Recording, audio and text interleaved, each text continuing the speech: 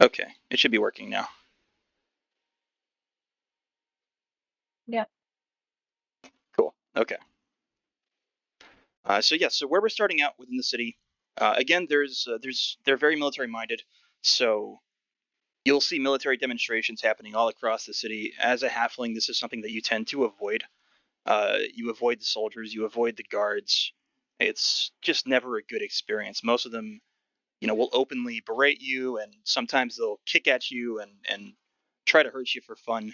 As a halfling, the city is very dangerous, and it's just something that you've learned to either avoid or put up with and move along the way as you can.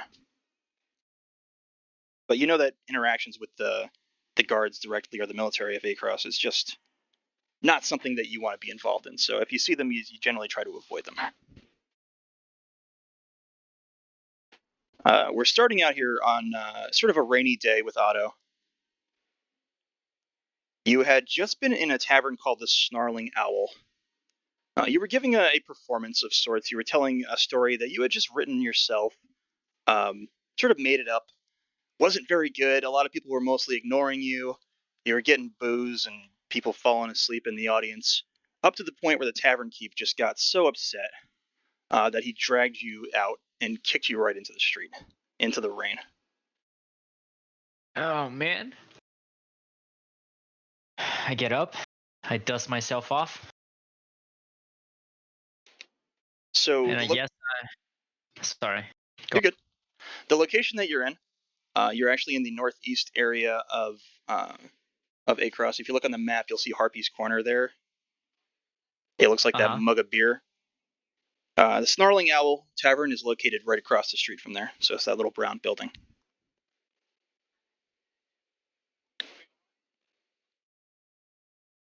So you've Oh, been it's kicked across out. that. Okay. Yeah, it's right across the street from it. So yeah, you're out there in the rain. For the most part, there's not a lot of people out here. It's getting later in the day. The sun's gone down already. Would you like to explore anywhere within the city? Yes. Uh, just for a reference, if I go from Happy's Corner towards either the Great Feeder or the Promenade of Champions. The Promenade of Champions is a place, or is it just that vicinity there? Uh, where are you looking? It's on the southwest corner, the sword icon. The AOS monument? No, the Promenade of Oh, the Champions. southeast. I gotcha. Oh, that's southeast. My bad. Yeah, you're My good. bad. Yeah, so the Promenade of Champions is mostly just a celebratory area. There's a lot of individuals who fight within the arena of Across that spend time there. Hmm. Yeah, I figured that I would either go to. Well, how far away is that from the Harpy's Corner? It would I probably swear. take you about 30, 40 minutes to walk down there if you'd like to walk through the city Okay. and head in that direction. Yeah, I would like to. And I swear to God, I read that as Happy Corner and not Harpy's Corner. Happy's Corner. Perfect. It's not happy at all. Yeah, no, nothing here is really happy, especially in Otto's perspective at this point.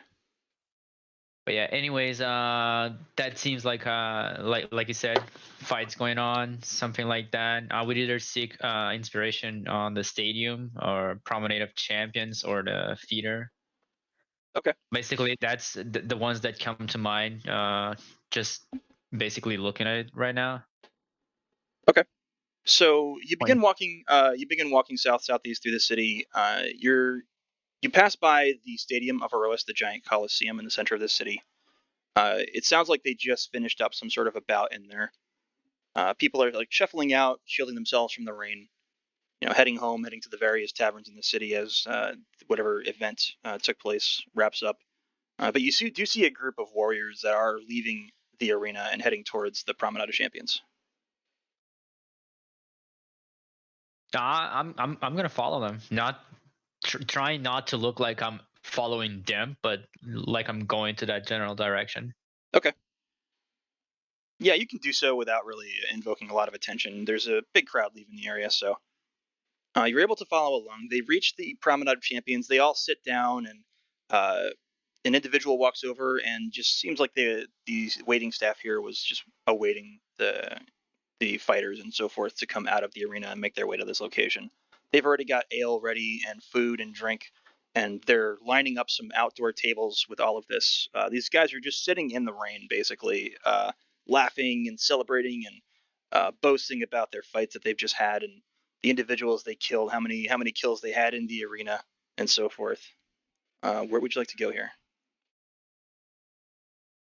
Are there any guards in that? Roll Since perception. I'm avoiding then. Perception 21. Okay, looking around, listening, trying to get an idea of who's in the vicinity in the area.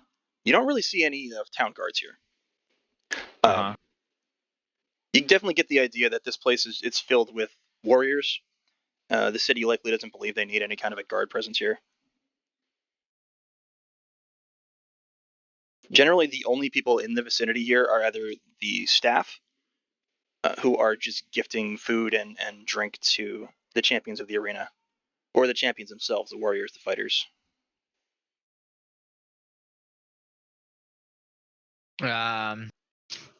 I would like to go to the staff, ask for an ale, and sit on a table.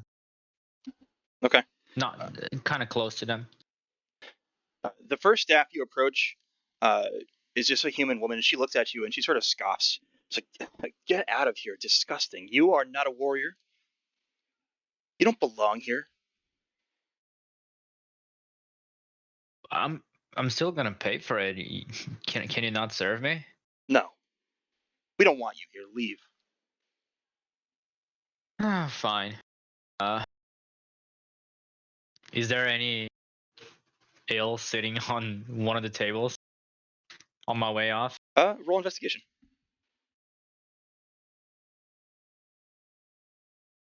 8. Looking around, you do see there is a maybe half drunk mug of ale sitting in the rain at the moment. I'm gonna pick it up. Guess Okay. I'll serve myself then. Are you gonna And sit down and drink, or what are you doing? is it? Yeah, I'm gonna sit down and drink. Why not? Okay. You sit down and drink. The waitstaff doesn't seem to notice you yet. They are all very busy dealing with the warriors and the champions. The table that you've sat on is more on the back corner, towards the southern street that moves along the area here. There's a bit of a garden. It's like a central area, and there's some benches and tables under the trees that there are what look to be artists sitting about sculpting and painting underneath some tents. But you are in the vicinity to sort of hear some of the conversations that these gladiators and such are having. Anything in particular that sparks my interest? Roll perception. 14. Okay.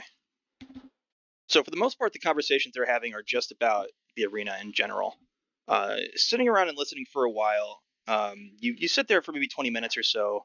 You're just generally ignored for the most part. But you do hear a conversation that sort of piques your interest. There's a sort of gruff looking gladiator. He's got just scars and still like open cuts all over him from the fights that he just took part in that he doesn't really seem to care about. He's not treating them. He's just letting them bleed and heal in the rain, basically. Um, but he's having a conversation with a younger gentleman who looks pretty new to the arena. You can see he doesn't have a lot of those scars, but you can also get the idea that he's sort of a skilled warrior because he doesn't have any cuts or bruises or wounds on him from whatever recent bout that took place. He's kind of dirty still from it. It's like washing off in the rain. But the young human individual talking to the older gruff individual, he says, "Hey, did you see Benjamin Atrokulos? That hero? He's a legend. Did you see him in the stands? I saw him in the audience." The older gentleman sort of scoffs. He's like, "That guy. Yeah, I saw him. He's comes and goes within the city. He's got his little adventures he's always on. I'm sure he's got something planned. The younger human sort of sits back. He's like, man, I would love to go on an adventure with that guy. He's the stuff of legend. I've heard some of the things that he's done. It's just incredible. You want to just sit and listen for a while, or you want to let me know if you want to make any moves here? I want to listen a little bit more if they're just gonna stay on that subject. Okay. So the older gentleman sort of scoffs again, and he seems like he doesn't really care very much for the conversation. I was like, I don't care what that idiot's doing. He's not a real warrior. He's just some adventurer, some glory-seeking idiot. If he was a real combatant, we'd see him fight in the arena. The younger man sort of is wide-eyed looking at this guy. He's like, but he's killed mighty creatures. He's faced armies alone by himself. You can't possibly not admire him. He's a legend here in the city and throughout the rest of the world.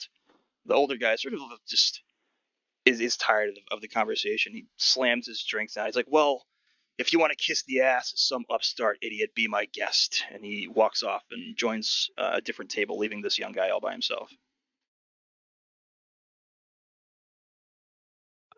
I am gonna go there and sit on the table with this young guy. Okay. What is his first reaction when he sees a halfling sitting across from him? Doesn't even seem to notice you. He's looking about, basically looking over you, sort of around at the rest of the individuals in the promenade. Can you type the name of the adventurer they mentioned? Yeah, I can give you that. I have a hard guess, but I'm pretty sure I butchered that. No worries, I got you. There you go. That wasn't far off from what I rolled. I rolled Benjamin with an O after the J. Oh, perfect. Oh, good. I'm gonna try to catch his attention, like snap my fingers in front of him. Hey. He looks around for a moment. It's like, what the hell? Doesn't seem to notice you. I know that big guy didn't. Hey, you. Look down here. He finally looks down. He's like, what are you? I'm a halfling. Got a problem with that too? What are you doing Get here? in line. Look. I'm interested in that adventure you were talking about. I know the other guy didn't give a shit about it, but I'm generally interested. Can you tell me a little bit more about it? What would you need Please? to know about Benjamin Atrogalos? He's a hero. You're a tiny creature, some animal. Get out of here. I am a tiny creature, I know, but I will be just as great as any hero who's ever stepped foot in this town. Mark my words. He sits silent, staring at you for a moment, then he just bursts out laughing. Like, you're gonna be what? You are an idiot. Oh my god. You're probably gonna die before you leave the city. Says the warrior that doesn't have a scratch on his face. Oh, it's because I'm one of the most skilled combatants in many battles. I've seen plenty. I am agile enough that I can avoid all of the attacks of my enemies. I've killed dozens of people in the arena. Yeah, just avoiding battle from sitting instead of participating. Would you like to fight me? Let's go right now. You know what? Let's go right now. Outside? No, right here. And he draws his sword and steps away from the table. If I win, will you tell me about the guy? You notice a lot of the other sort of combatants are looking about now and also sort of reaching for their weapons. This is a gentleman's battle. It's a duel. He looks at you and he looks at you and just almost like is just disgusted with your presence. He shoves the table aside very dramatically. Are you afraid to lose to a tiny halfling? I don't have to tell you anything, but I'm gonna kill you now anyway. Okay, this is getting too heavy right now. Some of these other warriors have all gotten up and they've drawn their weapons like they're approaching. I asked for a duel, not a gang fight. You hear some of them whispering to each other behind you. Like what It's a is? mano a mano. Are you guys gonna get in the middle of that? Where's the honor in that? Aren't you warriors, or are you rogues or something? You hear one of them whispering like, "Hey, if I get the kill, I want to eat it." You know what? I'm gonna get the fuck out of there then. Are you, are you gonna run? What are you doing? I just wanted to fight one guy, not an entire bar. Wait. I'm gonna cast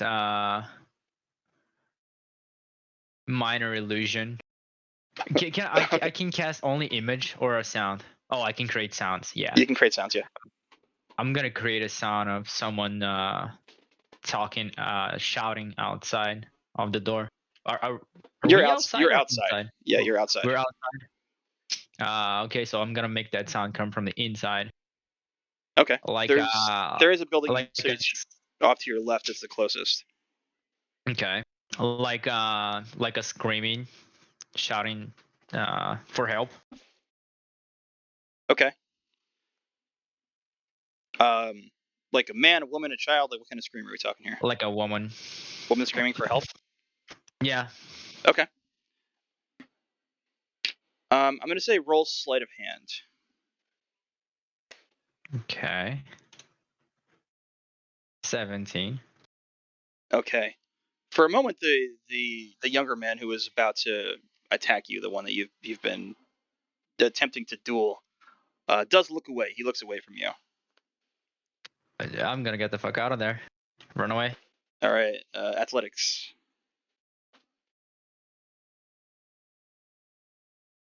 14. Okay.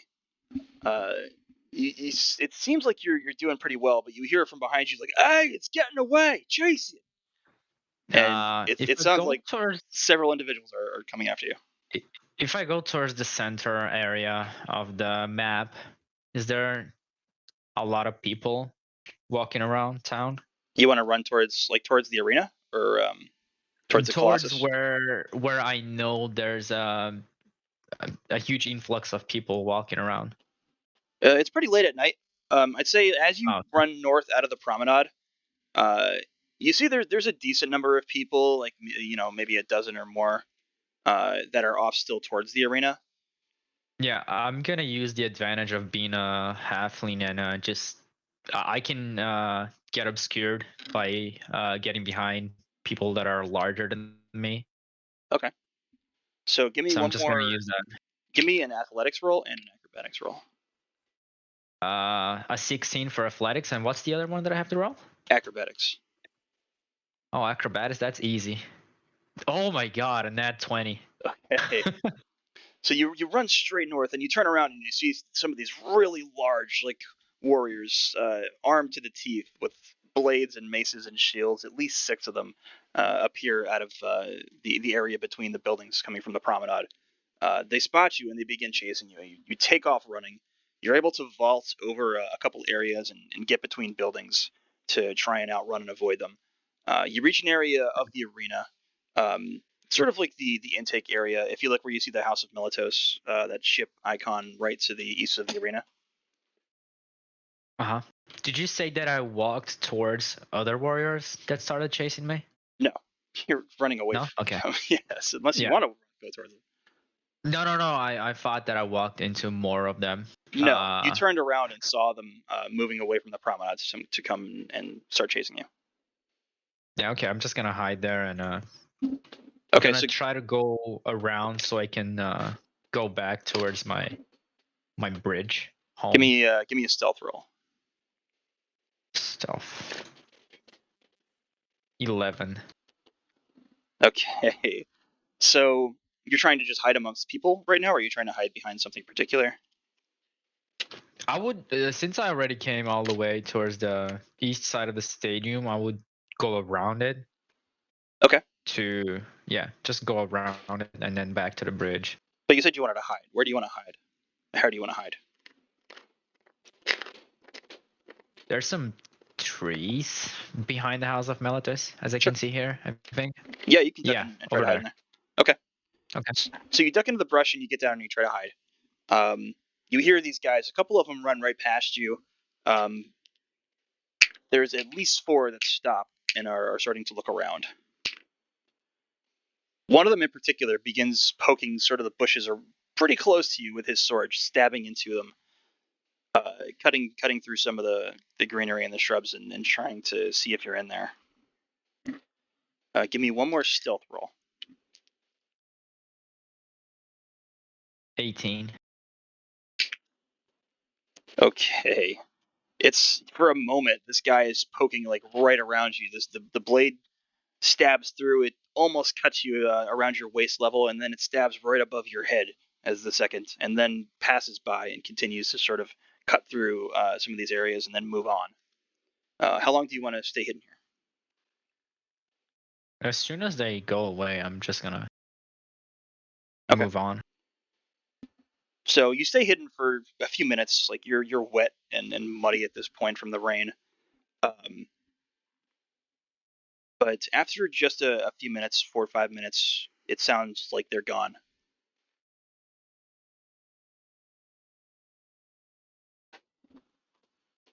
Okay, I'm gonna get off from the bush.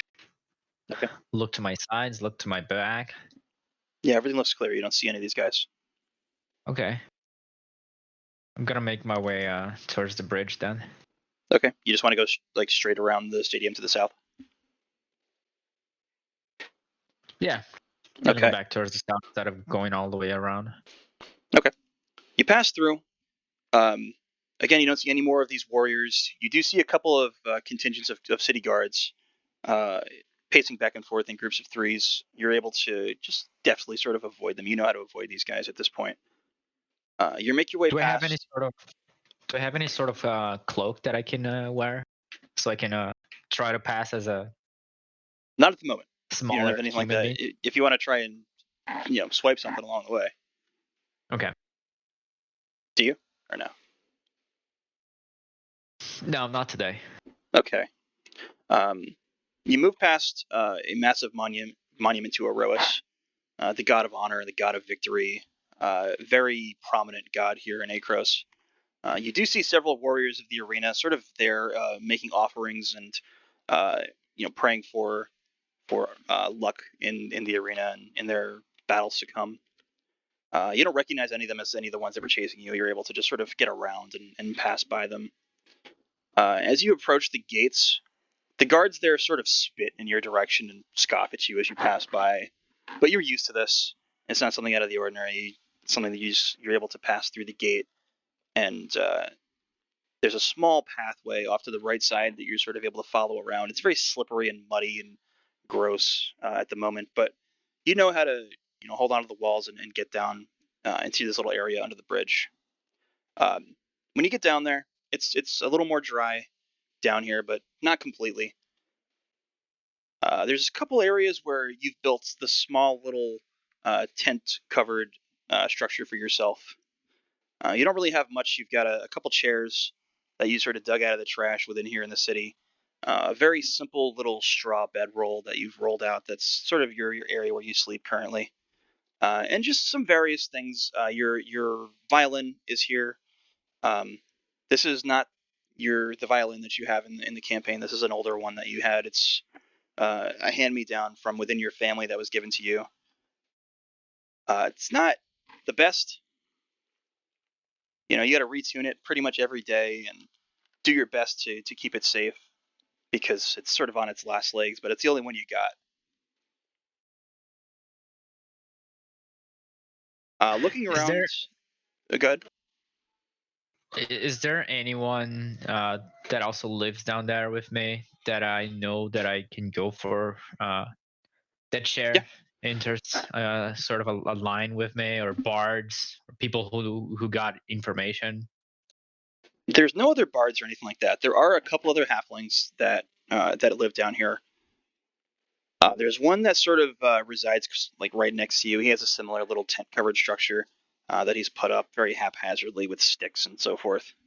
Um, There's a centaur as well that lives and sleeps down here. You don't really interact with him very much, but it's sort of a sad character. You notice looks always upset, like he's always exhausted and probably works somewhere in the city for one of the more prominent families, but you're not really sure what he is or what he does. There's also an orc that never seems to leave from under this bridge. You see him; he never goes into the city. He goes southwest into the woodland areas to sort of hunt and get himself enough sustenance to survive here. But he's almost always around. He doesn't really talk very much. You're not even sure if he can speak any language that you'd speak or understand, but you kind of avoid him. He's very dirty and gruff and nasty looking, and he smells really bad. So it's not a character that you've ever interacted with. You only really interact and speak with the other halflings down here. The one halfling that lives closest to you, his name is Agathon.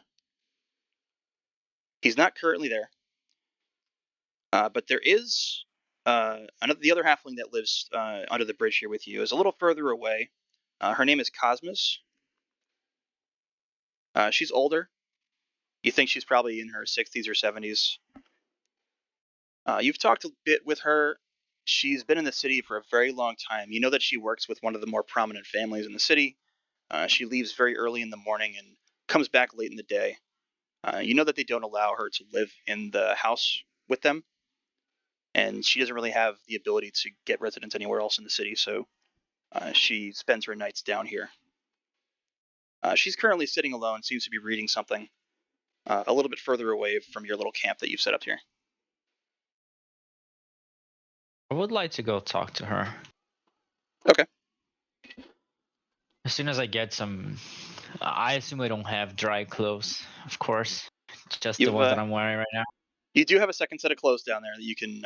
They're not really great, just rags, pretty much, but they're dry. I'm just gonna get changed before I go there then. Okay. Yep. You take your sort of soggy clothes off and wring them out, and you've got a little stick like setup that you've built, a little framework where you lay your clothes out when you wash them. So you're able to set your wet clothes there and replace them with the more dry, tattered rags that you've got. You don't have any shoes or anything of the like, so just a tattered old shirt, tattered pair of pants. Sounds good. I'm gonna walk towards her. So you approach Cosmos. She looks up from her reading. You know it's kind of dark where she's at. You've always gotten the idea that she's got pretty good vision for a woman of her age. She smiles at you. She sort of Hey, sees you're still a little bit out of breath. You getting into some trouble, eh? Well, this whole town is trouble. Unfortunately, for the likes of us, at least. Well, why do you still work with these people and still live here? Well, Isn't this a little bit unfair? I don't really have anywhere else to go, my friend Otto. I bet there's a really, really bigger world out there with much better places than this. I doubt I'd make the journey. I kind of agree, but I don't want to. I don't want to seem like I agree with her, but I do. Listen, I've heard a human today talking about some hero called Benjamin Atroculus. Have you ever heard of him? Of course I've heard of him. He's very prominent in the city. I know he has a residence here. I walked past it a couple times. Where is it? Oh, it's on the north side of the city. Uh, if you know the Alafis family, they have a pretty large, like multi-building structure over there, and he lives right next door to them. And I bet it's a human as well. Ah, yes, he's a human man.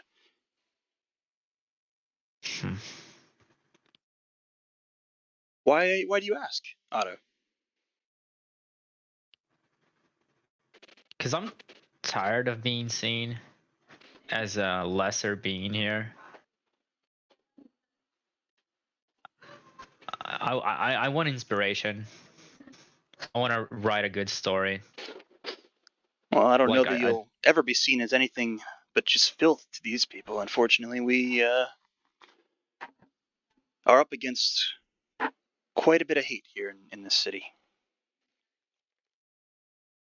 Well, I don't see maybe how so. this hero is going to help you. What would you like to do? Maybe get some inspiration, some story to tell. Maybe I'm not gonna tell it here. Maybe it's not gonna be today. But who knows? Gotta find it somewhere. Definitely couldn't gotten something from the promenade of champions. You were at the promenade? Yes, it's in Otto, I never London. know if you're brave or stupid. Where else would I go? I I, plan on going to the Great Theater next time, but how was your performance today? Did you get any money? Did you make any tips? Did they like your no, performance? no, they didn't. Oh, I'm sorry, Otto. It'll happen for you one of these days, I'm sure. Here? I don't think so. Well, I'm I, sorry. I wish there was more I could do for you. At least you're young. You still got time. I do. Well, thanks for being so nice. Of course. If you need Does anything does that I can help you with, does just let she me know. is the place that she works at, is it nearby? She said that she passes by Benjamin's house. You know that she works somewhere far up in the north of the city. There's a large castle that's like a main fortress area of the city in the north.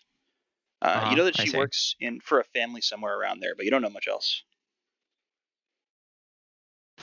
But Cosmos, do you by any chance pass by Benjamin's house on your way to work?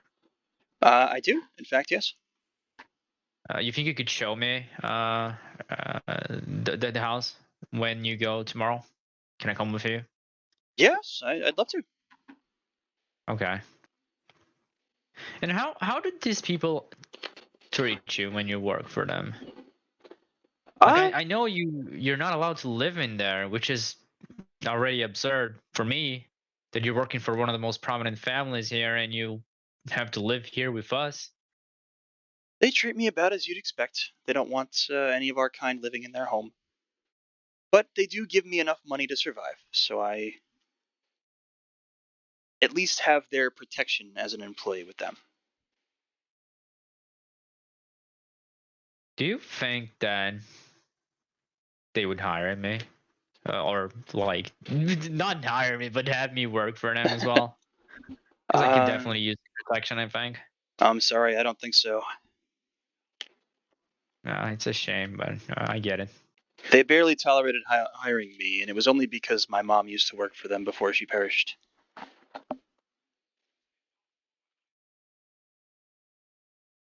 Okay, thank you. Anything else I can help you with tonight, Otto? No, that'll be it. Well, get some sleep if you want to join me in the morning. I start walking bright and early. Okay, I will.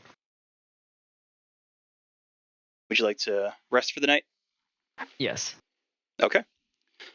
So you sleep through the storm. When you do awaken, the sun is just starting to come up. Uh, Rains have stopped. Uh, Looking across the way, you see Cosmos is already getting ready. I'm gonna get myself ready as well. Okay. She puts a few little items into a sack. You see a couple small pots and pans. Looks like different cooking materials that she's gathered. Puts them into a small sack and throws it over her shoulder. What's that? Oh, just various things I need for my job today. Oh, okay. Are you ready, Otto? Yes. All right, come along, come along. Okay. I will follow her. Okay. She moves up that same pathway that you had come down along the side that leads up to the gate. Walking through, they notice her. They sort of grimace at her, but they don't react at all. When they see you again, these guards again just spit in your direction. Clearly, just detest you, dislike the sight of you. Cosmos moves right past them, ignores, basically everything that they're doing, and continues walking towards the AOS monument that you passed last night. You both move past the public bath area along the western and southwestern area of the arena. You pass an area that you know to be a training gymnasium as well. There's a Temple of Glory that's sort of a celebration of not just fallen warriors in Akros, but current warriors that have seen enough victory that they've earned the right to sort of have their visages displayed here in the temple. You pass by there seems to be some sort of gathering in celebration for a prominent warrior who had fallen yesterday. They are erecting a monument to his glory in the arena. Cosmos is basically ignoring everybody, ignoring everything. She's moving along, continues walking north-northwest, past the Temple of Erebos. There's a mausoleum, a smaller mausoleum for some of the more wealthy families in this vicinity of the city. She points at a structure to you off to the left. It's like, that there? That's the man Benjen's house. What's your plan here, Otto? What do you want to do here? I just want to know who the guy is. Okay, well, See what they do. that's the home there. I just say be very careful. I don't know I what will. his opinions are of our kind, but best to avoid his kind in the city at all times. You know what I mean? Yes, unfortunately, I do. All right. Be careful, little friend Otto. I have to get to work. Okay. She smiles at you and she reaches into her bag, pulls a carrot out, and hands it to you. It's like, here's some breakfast. Thank you, Cosmos. You're welcome. She turns around and walks off towards the northern structures. Is there any place here that people from my kind usually go to? No, there's hardly any of your kind here in the city. What goes around in the slum of the orphans? It's still a mostly human-occupied area. Just the less wealthy individuals in Akros, orphan children, as well as just homeless men and women who are unable to fight. They're not combatants. Many of them have been injured or just don't serve any sort of militaristic purpose within the city. They reside And, here. and are they also really intolerant of my kind? Yeah, pretty much everybody here in the city is intolerant of your kind. Jesus Christ. Even the hobos hate us. Yes, you are less than. Less than a homeless. Yeah, Well, I mean, you're like less than the livestock here in the city as far as these people are concerned. yeah. I'm gonna go around Benjamin's house, just casually look towards the structure, see if there's people inside or coming in or out, if there's windows, places Sure. that someone can get in. You want to try and sneak in? No, I'm just generally looking at it, studying the structure a little bit. Okay.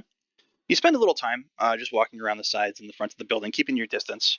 After a moment, you do see um, the first time you've ever seen anybody like this. There's a man in just beautiful gold and silver and blue metaled armor. Has a bright red cape, carries a large spear with him, and you can see portions of his body uh, are very galactic. They're blue and black, and they've got stars like the sky shimmering about. You've heard rumors of people like this having been born of a different realm almost, and you've heard legends about them, but you've never actually seen one. I'm going to give you an image of the individual here. Uh, Steps outside of the building with two other individuals that just immediately strike you as warriors. There's an older man in dark-colored armor with a large blade, and another man that's fully armored, basically from almost head to toe, in this sort of reddish, silverish sort of armor that you've never seen before. This last one looks like he came out straight from Mortal Kombat. They're both flanking the first individual, the more like golden armored man with the red cape. Are they walking out of the building? Yeah, they've just walked out of the structure, and they stopped just maybe 6 to 10 feet in front of the main entrance of the structure, and they've started talking to each other. From a considerable distance, I'm gonna be looking at the first guy like a child who's just seen their idol or something. Okay. Like, that guy seems like he has some really good stories, and it's totally obvious that I'm looking at them and staring, Okay. constantly staring. And you're just out in the open staring at them. Yes, Okay. with like really big eyes, like I'm seeing a god or something. They continue having a conversation. They don't seem to notice your presence. Can I hear what they're talking about? Not from the distance. You'd have Do to I get have? closer. I'm gonna get closer and still have that same look on my face. Okay. You just want to just walk like straight out in the open across the street towards them. Yeah, I don't really care if they see me looking. I'm used to being I'm kind of curious as to what reaction that guy would have, even if it despises me or something. Okay. At least I'm gonna know a little bit about how he feels about my kind. Okay. So as you get closer, you hear a bit of their conversation. Um, the main person who you've been sort of gawking at is speaking to the older gentleman. He says, I understand your concerns. Just get the ship ready. It's going to be fine. Just like every one of our journeys, we're going to go out there. We're gonna take care of it, and we're gonna acquire glory, and people will sing songs and tell tales of our exploits. I promise you." The older gentleman says, "Look, Benjamin, this time this is a little different. Okay, this creature is larger than anything we've faced before. The ship has recently taken damage on our last journey. I know they're working on the repairs, but are you sure that you want to go out here and do this now?" Uh, the other man, now that you've heard his name, Benjamin, sort of laughs like, "Oh, Arvin, you worry too much.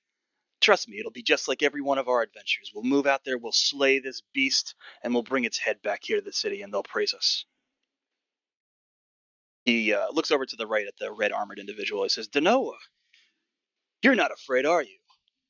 The red armored man sort of just shakes his head, doesn't say anything, but shakes his head no. Says, "You see, Arvin, why don't you just head for the ship, board the Daybreak? I believe Koldo and Gavak are on board already, and we can begin our journey soon." Arvin looks pretty disgruntled for a moment. "I feel like we're going to regret this one, but I'll meet you on board." He takes Danoa, the red armored individual, and they head off towards where you know the harbor to be. Do they take notice of me? No, the two of them don't. Benjamin stayed. Yeah, he stayed behind. I'm gonna slowly approach him. Okay. While still having the same look on my face. Okay. As he turns around, seems to be like he was going to move further into the city. He does finally take notice of you. It sort of raises an eyebrow as he makes eye contact with you. So, "Can I help you, little one?" Are you Benjamin? "So you've heard of me? Yes, I am the great Benjamin Atrogos." I've heard of you. Yes. Would you like an Otto autograph, looks. or I can sign something for you? You can be on your way. I'm quite busy. Can I come with you? I heard you saying that you want people to tell stories about your adventures. I'm a bard, and I'm You're a really bard. looking for a story. Yes. You don't And I really will be have the garb of a bard, I might say. well. It's not surprising, considering what I am, who I am, What sort of how a I look bard are like. you? I don't see an instrument of any kind. My instrument is being kept in my home because if I bring it here, I'm pretty sure people will break it when they try to kick at me, spit at me, or kill me, I'm sorry, which little friend. has If happened you join plenty us on times. our quest, you're probably going to end up dead. Have you Does ever that mean heard that of Titan's Bane? of what? Titan's Bane. No? Oh, Have I? Titan's Bane. Probably not. Titan's Bane is the great dragon turtle of the Siren Sea. Swoon thousands of ships over many, many, many generations. My scouts have spotted it, and I mean to sail out and slay the creature once and for all. Look, I might get killed, I know, but if you give me a chance, I can try to prove my worth.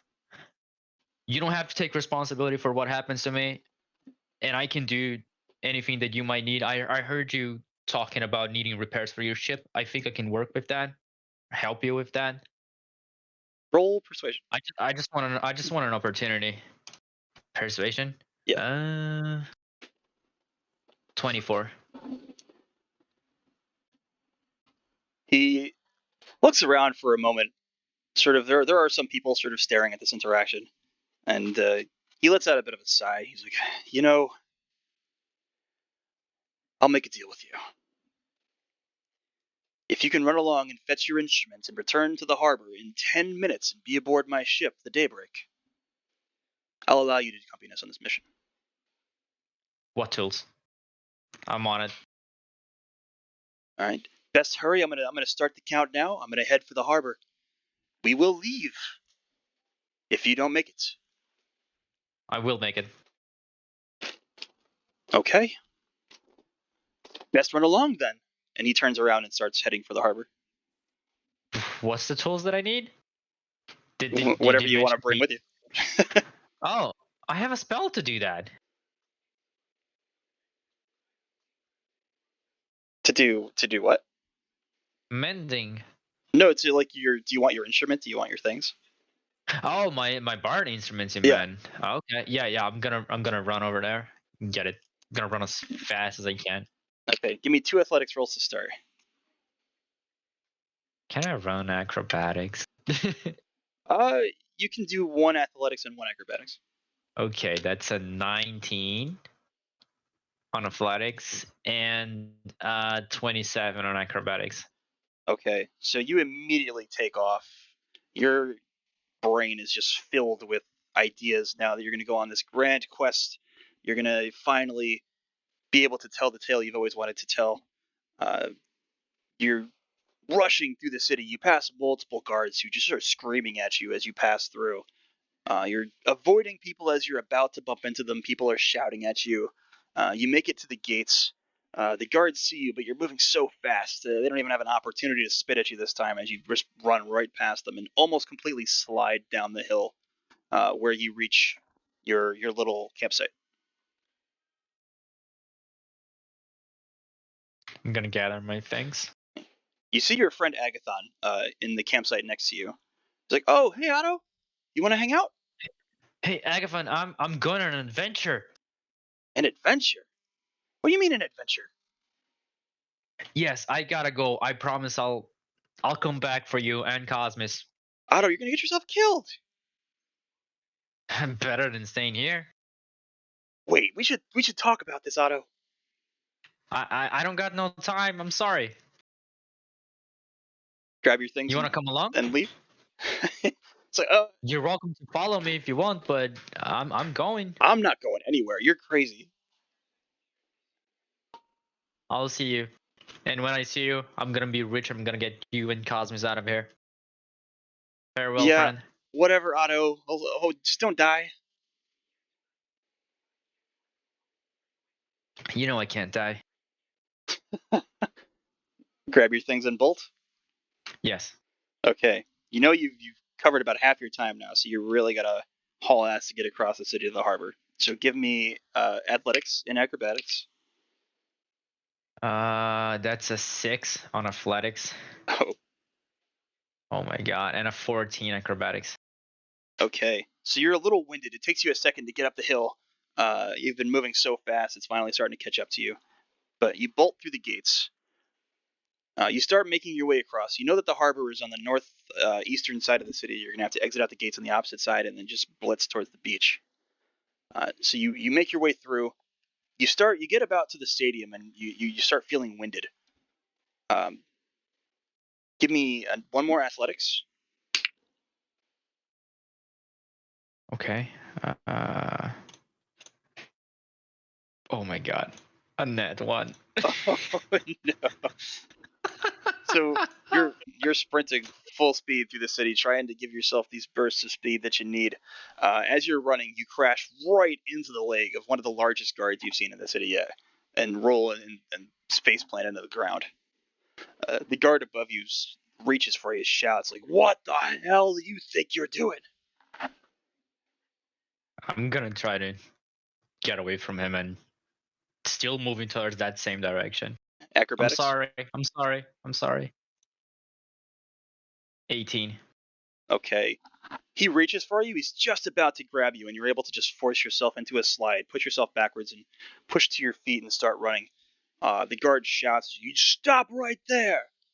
You see several other guards in the area now starting to see what's going on, see you running away from this guy, and they begin to chase you as well. Athletics, Otto. Oh my god. You know what? I just forgot that my racial feature of not being able to roll 1. 21 this time. Okay. Well, you're still a baby, so you forget things. Yeah. I get it. It's more fun this way. It's fine. Not having the possibility of running of rolling ones is not fun. All good. All good. So, you make it through. You're just dodging these guards as they're rushing through, trying to catch you. You see a couple guards that see you sort of rushing at them at the gates of Aratian on the east side of the city. You know you've got to get through these gates. How do you want to try and get past these guards? Is there any place I can climb to get through the gates? There's two sort of watchtower-like structures on both sides of the gate that you can attempt to Oh, climb. that would take too long. Yeah, To you know get you're to. running out of time. Mm-hmm. The gates are open or closed? They're open. They're wide open. Okay. Is there any way I can try to feint them so I can get around? Yeah. How do you want to do it? I'm gonna fake as I'm going turning to the side to a side like turning right instead of going through the gates. Okay. And then So can I sneak in or just jump it like between their legs or something? Just try to okay, do an acrobatics there. I'm gonna have you do 3 rolls. Do athletics first. Maybe a barrel roll. Okay. Just gonna try to fake. What do you want me to roll? Athletics first. Okay, that is a 17. Okay. Now roll sleight of hand for me. 21. Okay. So you burst through.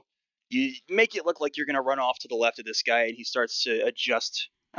This guard in front of you starts to adjust, pivots to intercept you, and you just sort of deftly, with your smaller size, are able to juke and avoid him and move off to the opposite side. Roll an acrobatics for me. 20. Okay, and you throw yourself into sort of a leaping roll.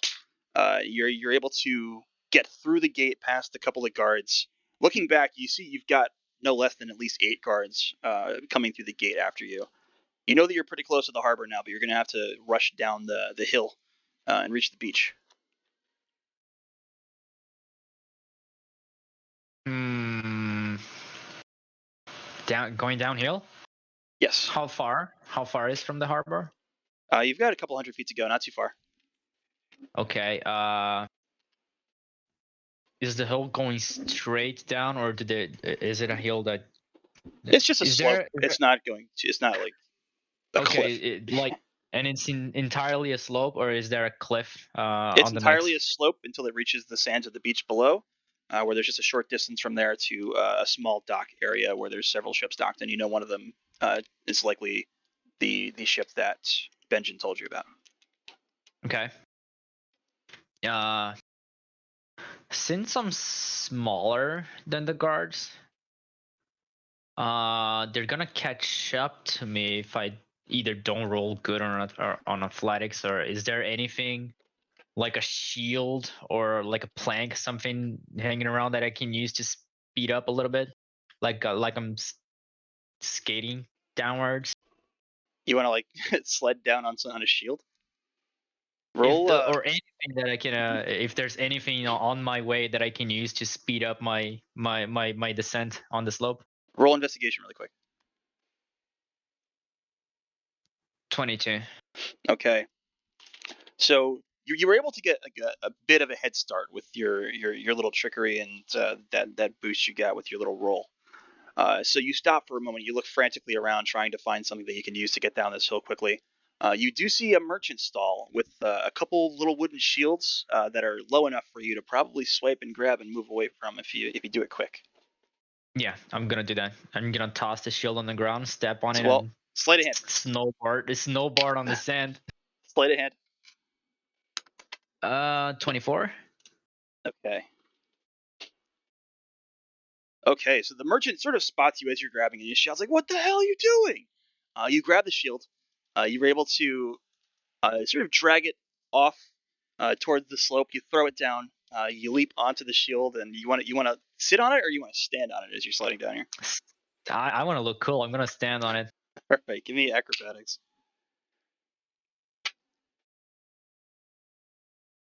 I am gonna use my halfling feet because I rolled a net 1. Of course you did.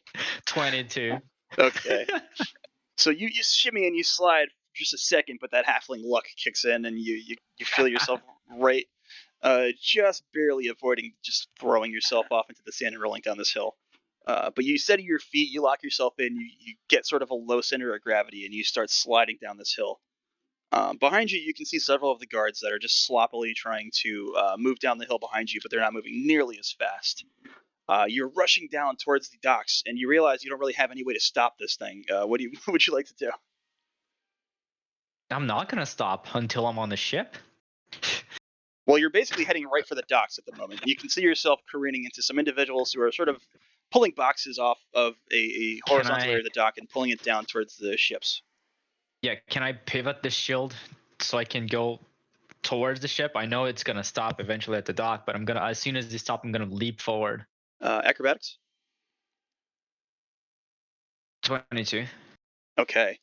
So you pivot the shield a little bit. You're able to sort of redirect. You rush onto the sand at the bottom of the slope. You keep going. You're sliding along. You're sliding along. You hit the wood of the dock. Make a dexterity saving throw for me. 20. Okay. You hit the wood of the dock and you feel the shield catch on the sort of just not very well made plank job down here and just pitch you forward into the air. You're able to, again, just like use that deft halfling acrobatics and land on your feet. You stumble forward a little bit. You roll. You get a couple cuts and bruises. But you're able to just use the momentum to steady yourself and get back up. There's 3 ships in the area. Give me an investigation roll really quick. 17. Okay. So looking at these 3 ships, you're not really sure. One of them has these large jaguar cats being loaded onto it. You assume it's like a merchant ship of some kind. It's probably not the one you need. You look to the one to the right. There's several soldiers being moved up onto it. They don't look like Acrossi soldiers. They think maybe they're diplomats from another city or settlement. You assume that's not the one. So you assume the one straight in the center is the ship you need. Is it departing? No. There doesn't seem to be anybody out in front of it at the moment. Are the guards still behind me? Yeah, they're still just running down the hill chasing after you. Looking at the ship, does it seem like there's a way that I can climb from the outside of it without going up the ramp? Obviously, You'd have to basically dive off the dock into the water and then climb up the side. I cannot see it from here. Then okay. Yeah, because I don't want to look like I'm going towards that ship because they're gonna catch me in the ship or it's gonna give me problem. So I'm going straight for the water. I'm gonna Okay. jump Running in that and swim. direction, you do see Benjen as you sort of round the corner. You see him at the top of the ship, like at the top of the ramp, basically standing there. He's standing there with another individual that you don't recognize. Looks to be a ranger of some kind in green and brown outfit with a very large longbow. I'll give you the image of this guy as well. And Discord is really fucking with me lately. There you go.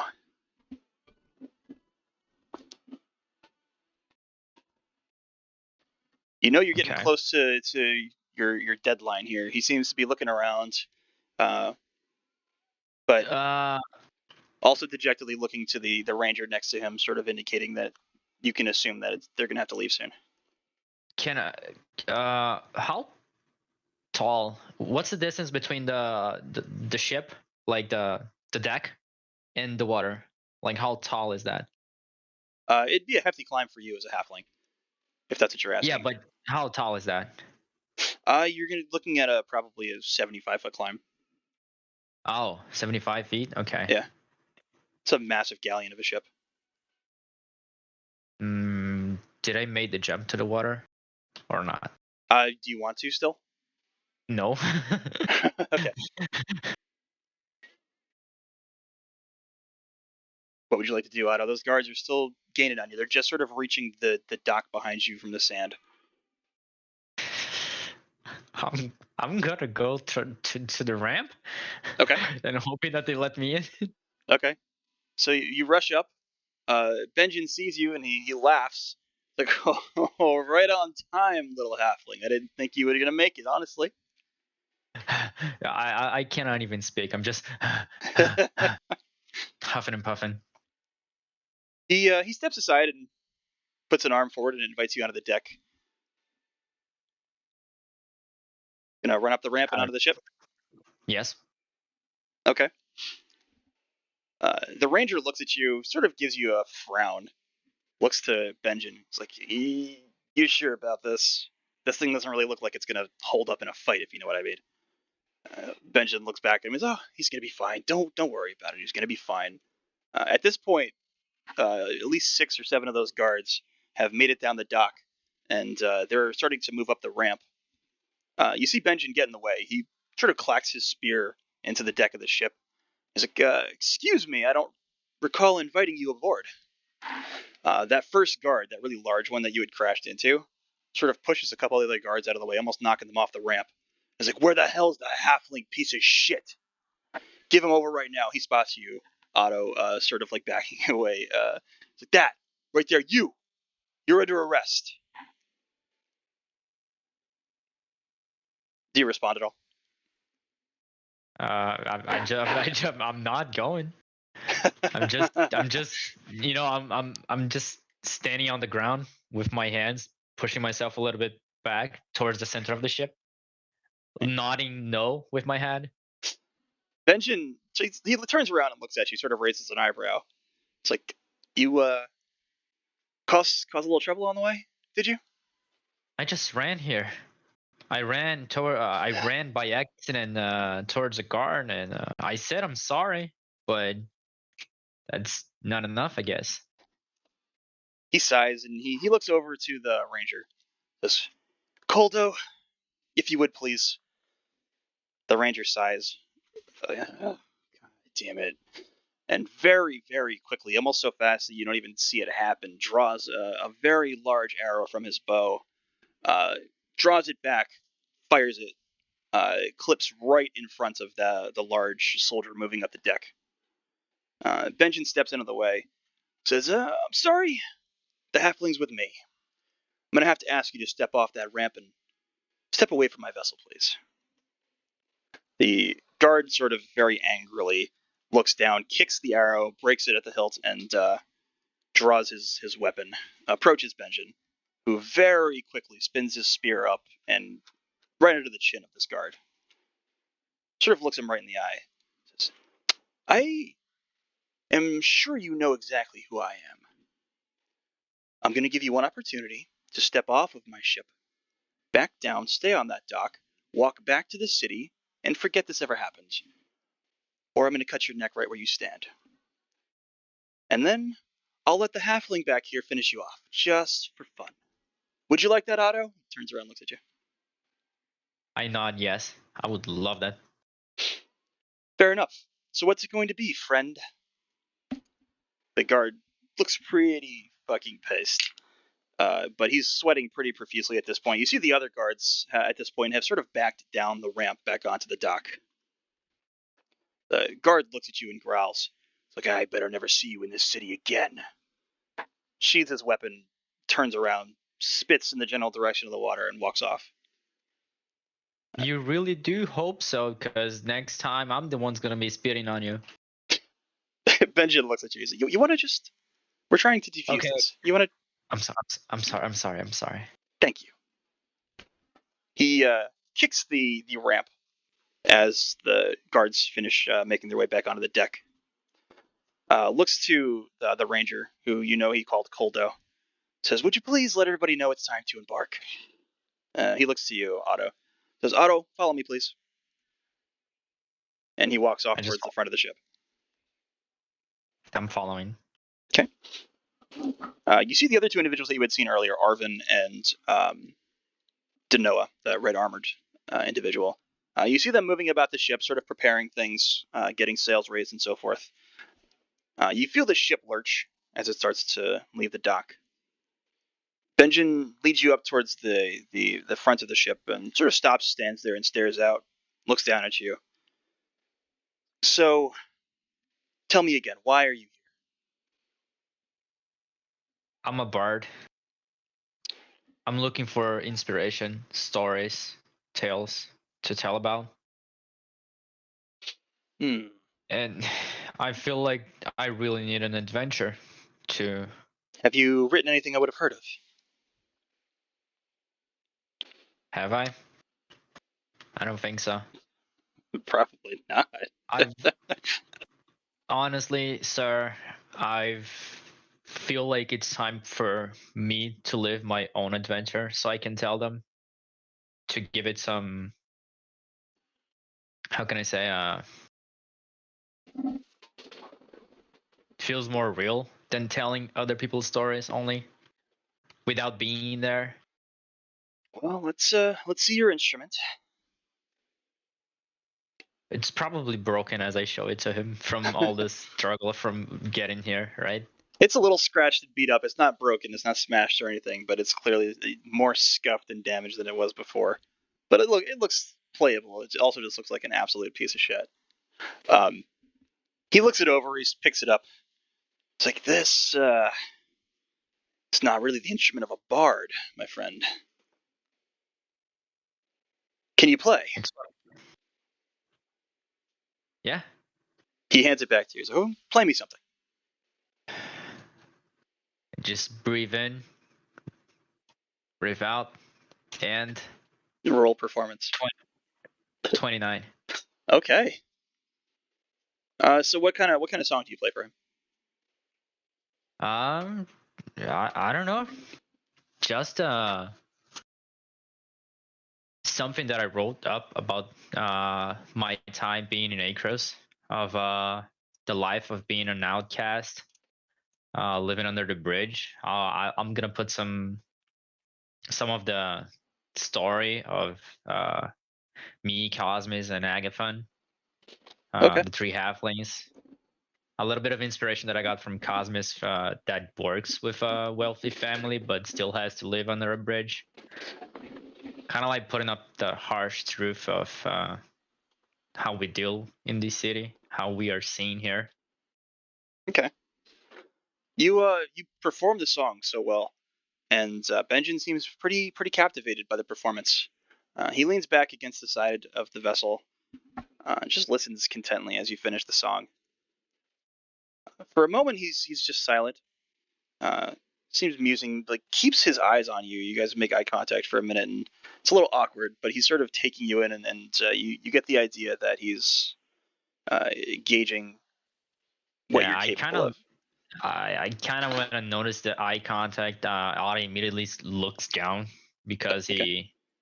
he's used to being looked down. So out of respect for people who are supposedly um, superior to him, he just doesn't keep eye contact that much. Okay. Kind of So like he's in shame or something. okay. Um, for a moment, nothing really goes down, but you feel the tip of Benjamin's spear sort of touch the underside of your chin, like lift your head back up so you could look at him. Startles you a bit, but you get the idea that he's not being malicious. Mm-hmm. When he is able to make eye contact with you again, says, "I'll make you a deal. We'll take you on this journey. I want you to stay out of trouble as best you can. The battle will be fierce. This creature is massive. Again, it's sunk hundreds, thousands of ships over many thousands of years. So it's possible we all sail to our death. I feel this way about every single quest that we take. But I have confidence that we'll slay the creature like we do every mythical beast that we've come across. But if you survive, write a song about me, write a song about my compatriots and our ship, sing it round the world, tell our story, and I will give you a brand new instrument worthy of your talents." My eyes are sparkling with that. That's all I want. Very well. He shouts to the back of the ship, "Gavak!" You hear very large, like thumping footsteps coming from below you and up the stairs and around to the top of the ship. And you see this massive Goliath basically overshadow you. You basically reach up to this guy's knees. You've never really seen a Goliath before. This is the first one you've seen, so you are in basic awe of this dude. Um, he looks down at you for a moment, looks up at Benjamin. It's like, "We picking up strays?" Benjamin laughs at him. He's like, "No, this is Otto. He's a very talented bard. He's going to tell our story. Isn't that right, Otto?" Yes, sir. "So, Gavak, would you please show our friend to his quarters?" Gavak looks over to him and says, "Sure. Come on, this way." Okay. As he leads you off, Benji says, "Otto, just you have free reign of the ship. Move about as you'd like. We have several days of a journey ahead of us. Take your time, study what you must. But once the battle starts, I request you just be safe. Stay safe. Stay away from the fighting, okay?" Okay. He turns around and just looks out towards the water as you sail off into the waters in the ocean. Gavak sort of looks down at you. Come on. Okay. He leads you back down the steps towards the center deck of the ship, around a corner, and into the lower decks. I have a picture of the vessel that I didn't send to you. This is your ship, the Daybreak. Nice. So he takes you down a flight of stairs into an area of lower cabins. There's a smaller one that he sort of pops the door open and leads you inside. He ducks his head down to fit into the doorway. Like, "Well, this one's yours." Looking around, this is like the nicest thing you've ever seen in your life. In reality, it's a very simple cabin. Just wooden walls, wooden floors. There's a simple desk, a chair, feather bed of some kind. But I mean, it's got bed sheets and pillows, and these things are luxuries that you've really never experienced. The chair looks very comfortable. You've got a window to look out on the water as you sail. Uh, he looks down at you. He's like, "Can I get you anything?" Uh, no, no, no. Thank you, thank you. Otto is really not used to hearing such words. Can I get you anything? I'm gonna show you around, stuff like that. So he's just really, he feels clumsy and just thank you, just saying thanks and thanks every time. He turns to leave. He's like, "Well, if you'd like anything along the way, just let us know." Where actually, where can I go for food? This nods his head off to the side, to the right hand side, exiting your chamber. Straight down there, you'll see a flight of stairs that goes down. You'll see some candlelight down there. There's plenty of food. Take what you'd like. We don't really have any cooks or anybody that's able to cook. We mostly just have dried jerky and things of that nature. But there's some fruits, some vegetables that we stock. Help yourself. Thank you, sir. He nods and ducks back under the doorway and moves off towards the front deck of the ship again.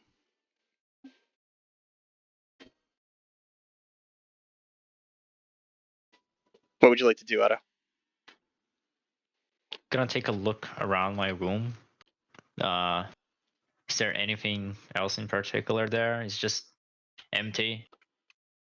Is there any? There's a small chest at the foot of the bed.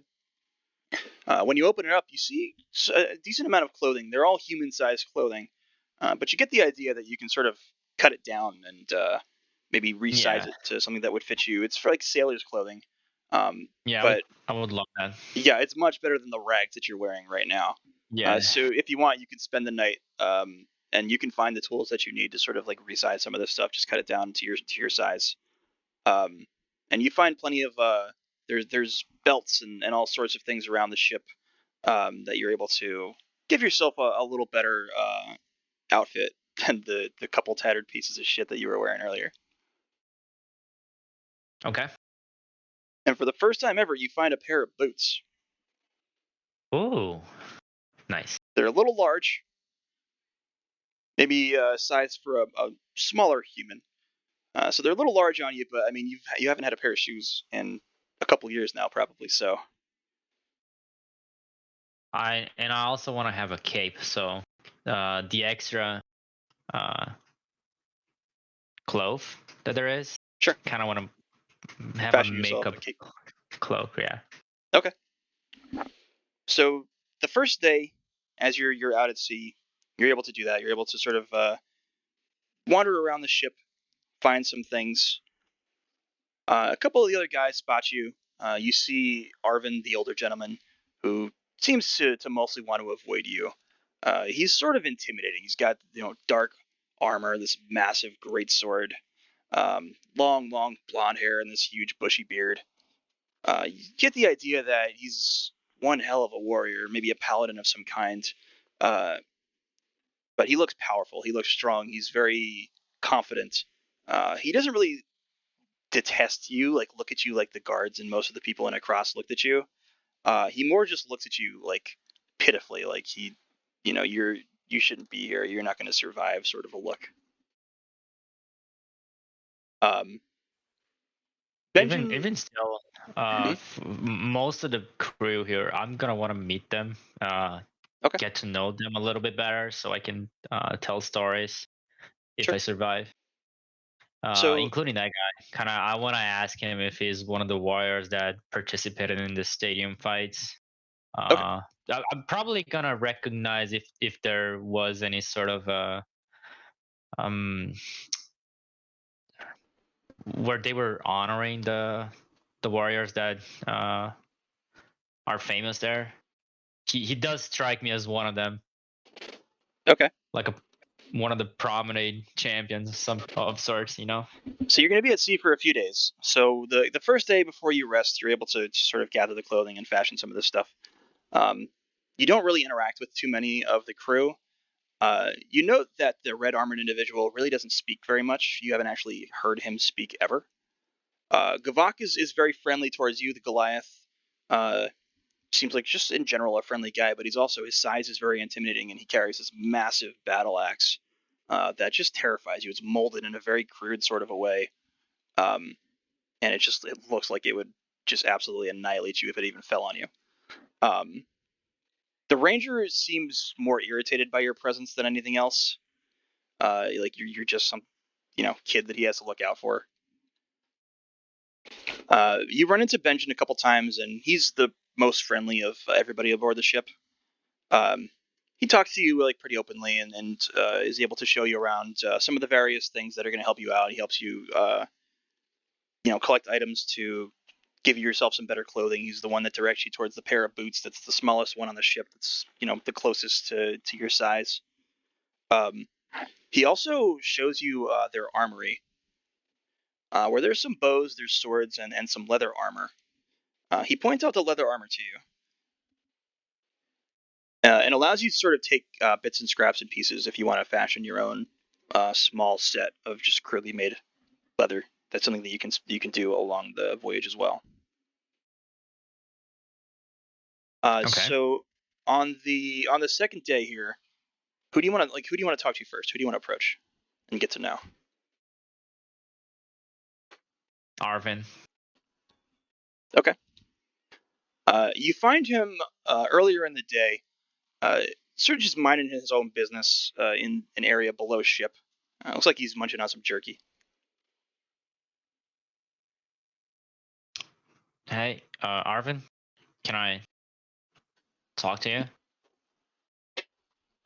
Sort of just maniacally chewing at this jerky. He looks over as you approach the table. Like, I guess. Are you one of the warriors that usually fight in the stadium of AOS? I wouldn't set foot in that stadium. Bunch of inglorious idiots, if you ask me. Well, not gonna argue with you on that one, cause what do you think of that? What's your take on people killing each other for glory? Stupidity. A bunch of wasted lives, pointless glory. There's no glory there. Now, Benjamin, he seeks glory.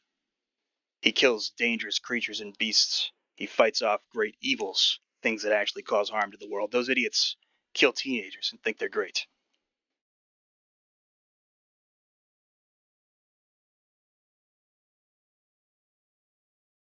How did you meet Benjamin? Well, he almost killed me, actually. How so? I was a mercenary for some time when I was younger.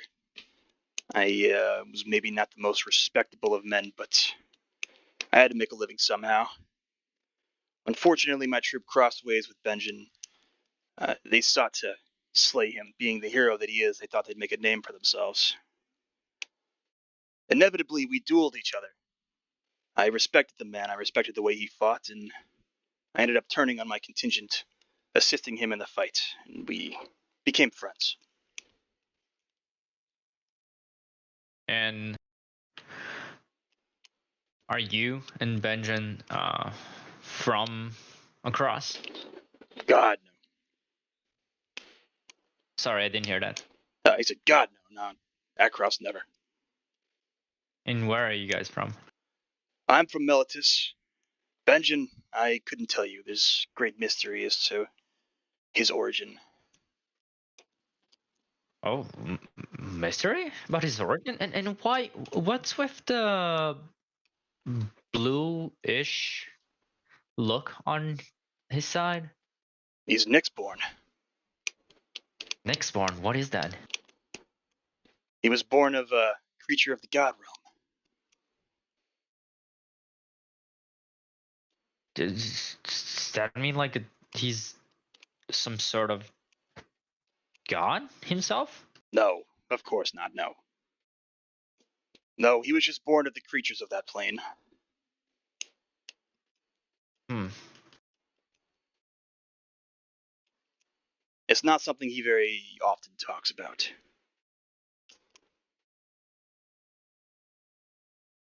Huh.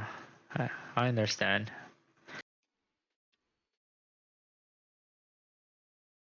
He continues sort of munching at his jerky. He looks at you. He's like, so what about you, Otto? What brings you here? You know you're likely going to die. on this quest. I might. I know that. But eventually I could have died in Acros. I almost died today. I almost died last night.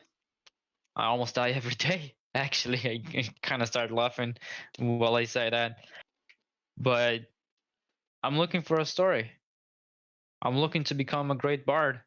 And once I've heard of Benjen and that, you know, sounded like I could actually find a story I could tell of a hero, one that is not made up, one that wouldn't get me kicked out of bars or taverns.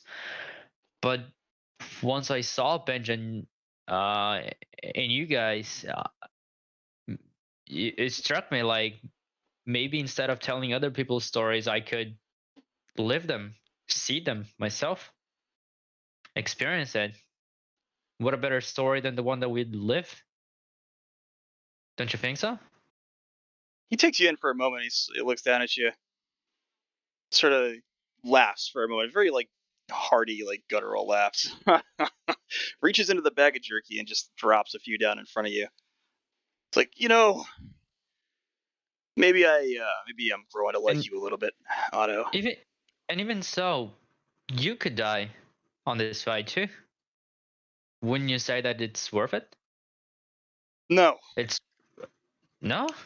no, we might die. We probably will die. This creature is massive. I But start sweating a little bit, but I try to keep my composure. like I'll follow Benjamin into death, should that be where it leads. And the other man that were with you is I've never seen him speak at all, and he has something covering his half of his face. The Noah, Uh, yes, can you no, tell me a little bit about him? he doesn't talk. Why? He was injured in a fight long time ago. Oh, so the mask is to cover that? It does cover his injuries below, yes. Most of the armor Oh. covers his injuries. They are violent and grave. Cover most of his body. Hmm. Okay. Well, it's nice knowing that. And what about the guy with bow and arrow? He he seems a little bit angry. Not angry, but annoyed with my presence. Coldo, Uh, was he everything annoys longer? Coldo. Was he here longer than you? No, no, he's worked with us for the last couple of years or so. He's joined us on quite the many adventure, but he's more And how long? just an irritable person. And how long have you met Benjamin for? Oh, 30 years?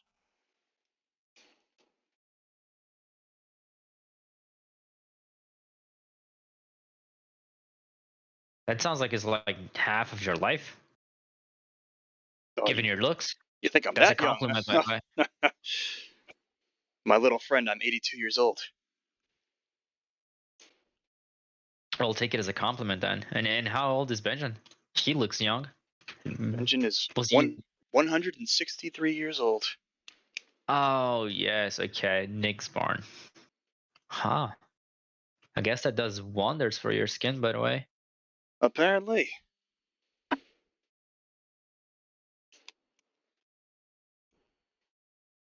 Um, well, being a Nick's born, does it have? Oh, you said that he never talks about it, right? So I guess you've never seen or known or heard anything about their parents.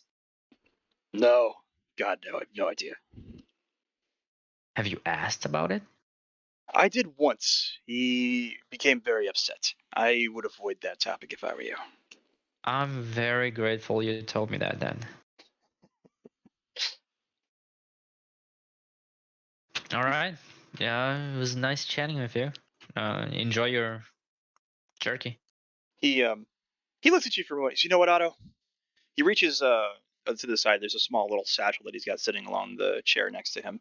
Reaches inside and pulls out, looks like a hilted dagger. Slams it down on the table in front of you. It's like, this is for you. I take it. It's a pretty nice looking dagger. It looks to be made of some sort of like really dark blackish metal. The hilt itself is just this beautiful black leather. It's very well made, very well designed. This is something I've carried for some time. I've used it to kill many beasts. I believe it might come in handy should you find yourself in danger. Okay. Thank you. Good luck. I will make good use of it if it needs be. And good luck to you as well. Where would you like to go next? Well, have I eaten something during this interaction? Sure, you've been munching on the jerky that he gave you. Okay. I'm gonna go above deck. Get it. I assume there's more people to meet around here, or is it just 6 of them? There's just 5 of them. 1, 2, 3, 4, 5. Oh yeah, there's 5. There's 6 with me now. Yes, you are number 6. And are there other crew members to operate the ship, or are they doing that? Yeah, it seems to be entirely done by Benjamin and his associates. Okay, I'm gonna go above deck and go see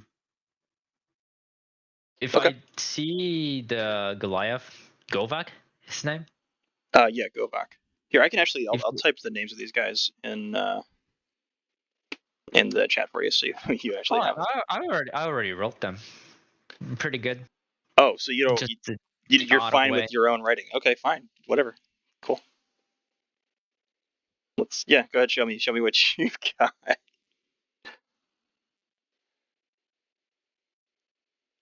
Well, actually, I mean, so Kolda was with a C.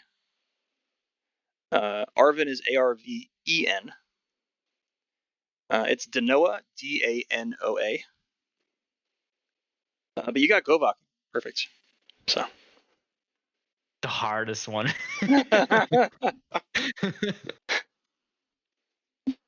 Is Govak above deck? Yeah, he's above deck. You do notice that he seems to be doing most of the legwork as far as getting the sails in order and a lot of the rigging and so forth. He seems to be doing most of the work above deck very effortlessly. Okay, so he's busy. He looks busy. He's just sort of slowly moving about the ship doing his day-to-days. I'm gonna offer some help. Can I help with something? I guess so. You know how to sail a ship? No, I've never been in a ship before. This is your first time at sea? Yes. Wow. You know we're going to fight a dragon turtle, yes? What? You know we're going to fight a dragon turtle. Well, no, but I don't care. Well, I'd say for your first time at sea, this is a hell of a thing to sail into. I'm probably gonna get sick in the middle of these days, but I'll get used to it. It's well, I mean, the bed is cozy. It's a really nice place, better than I've ever seen. He So he directs I'll be fine. a couple little tasks to you that you can sort of help him with as he's preparing and rigging up sails and so forth.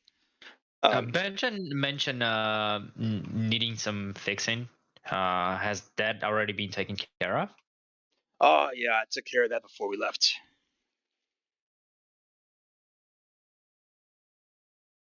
Okay. Was something broken? Yeah, we took a little damage from our last encounter.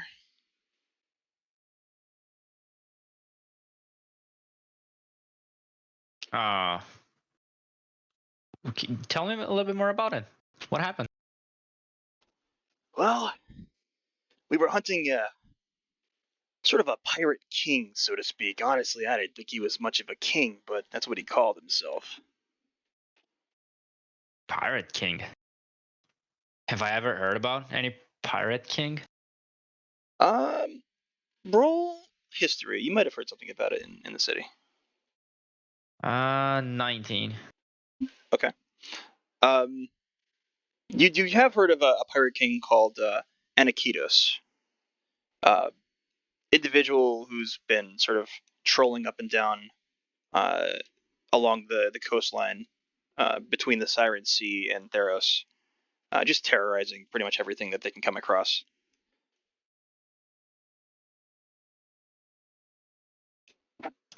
I've heard about this. Did you fight him? Oh, we sunk his ship and we took him hostage. Yes. Oh. What happened to him now? Well, we turned him over to the city of Across for trial and likely execution. Huh. And can I see the damage that was done to your ship? Oh, I've fixed everything now. You won't be able to see anything, but we took some cannon strikes. The ship was set aflame. We were actively sinking on the way back into port, but we got it all taken care of. It's nothing to worry about. Okay. Okay. Yeah. I can repair stuff. I'm good with that. So, if anything like that happens during our trip, you can come to me and I'll do my best to help. I'd honestly be surprised if there's anything left of this ship by the time we finish. We might all be swimming home. Oh, that okay. You don't know. Like yeah. My I guess friend, you're what are you right. doing on this ship if you don't understand what you're getting yourself into? Hey, I'm here for a story. I'm gonna Oh, get that, no matter what. you're gonna get a story if you live to tell it. That's a different story. I have my ways around. I'll All right. make I'll make my best so this ship walks out intact and Uh, we all get home. you don't lack for confidence. I can at least say that. Well, I have to. Living as a halfling in Akros. You know, they don't much like me either, but I'm also twice their size, so. Oh yeah, they cannot spit down on you, right? No. Though some have tried, I've mostly crushed their skulls. I like you. I kind of like you I, too. I wish I could do that. Well, maybe if you survive and you become this great bard that you seek, you'll have the power and the spell work to crush skulls as well. Hmm. You're right. Thank you. Thank you. I'm gonna stop talking and start doing the tasks. Okay. So yeah, you guys work for a few more hours. You reach a point where you're able to sort of separate from him if you want to move about the rest of the ship. Is there anybody else you wanted to talk to? Benjen, I think. Okay. Yeah, you find Benjamin up towards the front of the ship. He seems to be sharpening blades one after another. You see a barrel that he's sort of putting them into. Looks like he's sharpened maybe a dozen of them already, and he's got at least 2 dozen more. Okay. Uh, can can I offer some help? He looks over to you. He's, you ever sharpened a weapon before? No. No, I don't think you can help me. Okay. Then I'm gonna start tuning my is it violin Yes. while I start making some conversation. Okay. He does So slide a chair over with his foot and bids you to sit down. so what's the plan? Once you find the Titan? Titan's Bane, the great dragon turtle.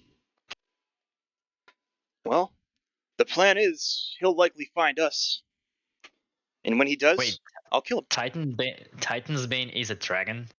It's a dragon turtle. Have you Dragon what? heard tale of dragon turtle? Dragon serpent? Dragon turtle. Oh, dragon turtle. Uh, No, I don't think I've did. well, they are fearsome beasts, massive and armored. It's said Titan's Bane himself lost his shell. I've not seen the creature personally, obviously, but His waters are very well known. Why is it called Titan's Bane? Well, he's slain titans. He does. In I've the never past, he even has killed many. a Titan already, seems incredible. Imagine someone who slays Titans. Oh, wow. This is a lot. I'm excited. A little bit afraid. I'm not gonna lie. Oh, But, you should be. well, so Titan's Bane, the Dragon Turtle, is gonna knows we're going there. Once He's we gonna enter his send her domain, presence. he'll know. Okay. And how do you plan to slay the beast? By any means necessary. Gotta say, I've never fought a dragon turtle before. And what kind of creatures have you fought before? The ones that struck us most. Oh, Formidable giants, foes. chimera, armies of minotaur. I've killed dragons. Dragons. Indeed. Wow. With that spear? Only? Oh, not this spear. This is new. New? So what's your weapon of choice? He reaches over sort of behind the barrel of blades that he's been sharpening, and he pulls out these two sort of translucent blue, almost crystalline blades. Hands one of them to you. Can I grab one of them?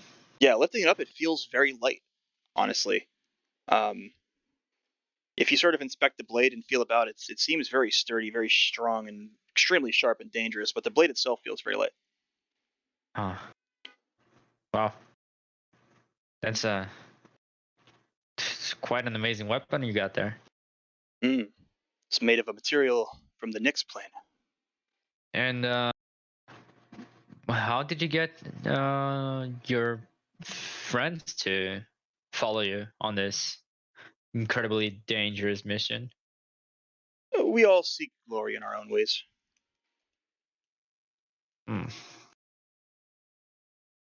Well, same for me here, though.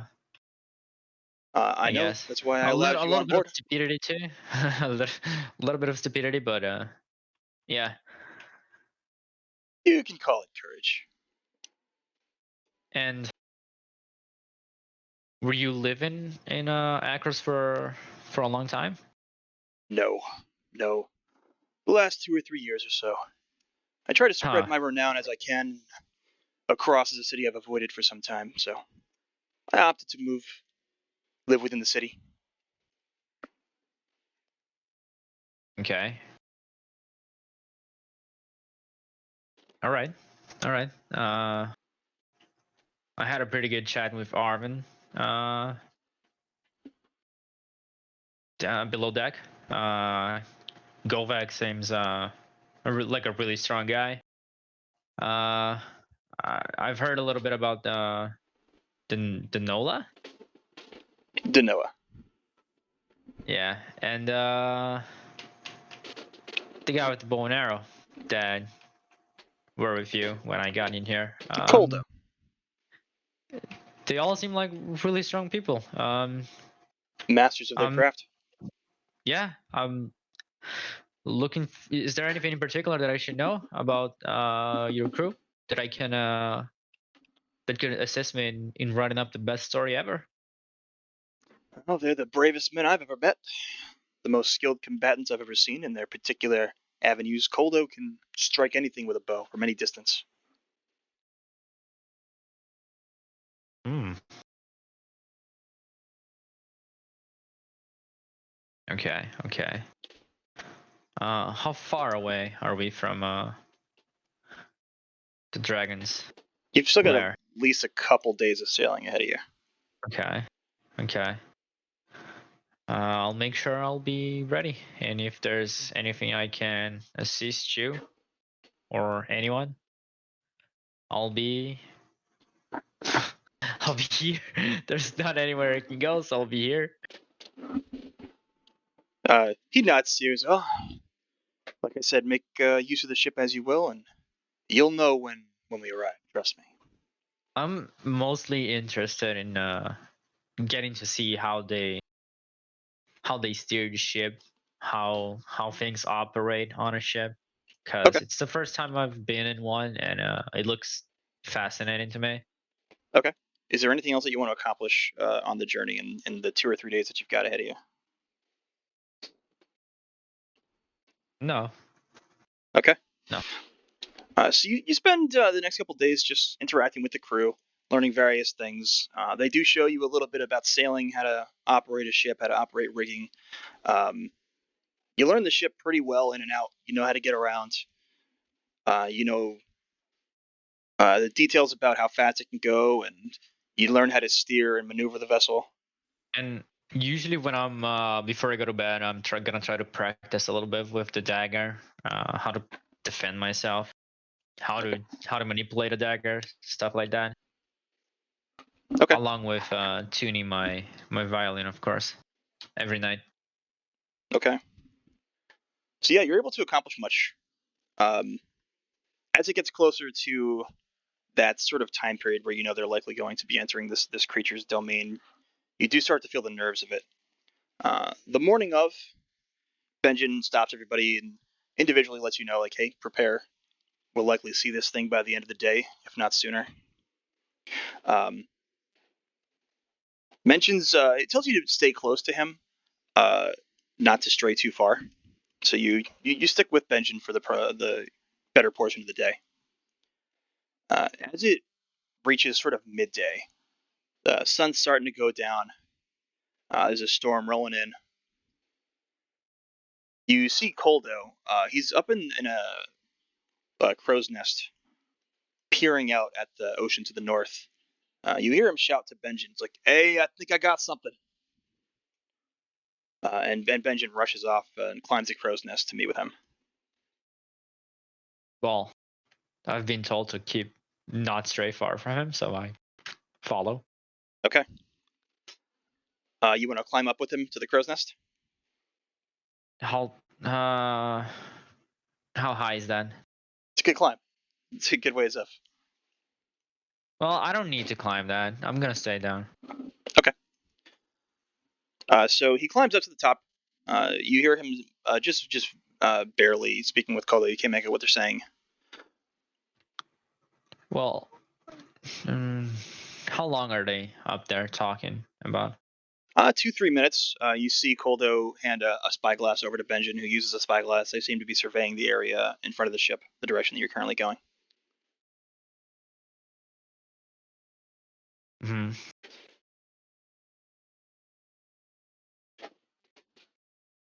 Is there enough space there for me to climb as well? Yeah, you can climb up. There's plenty of space up there. You're Okay, not very big. I'm gonna. Okay. Takes you a minute. You climb up. You reach the top.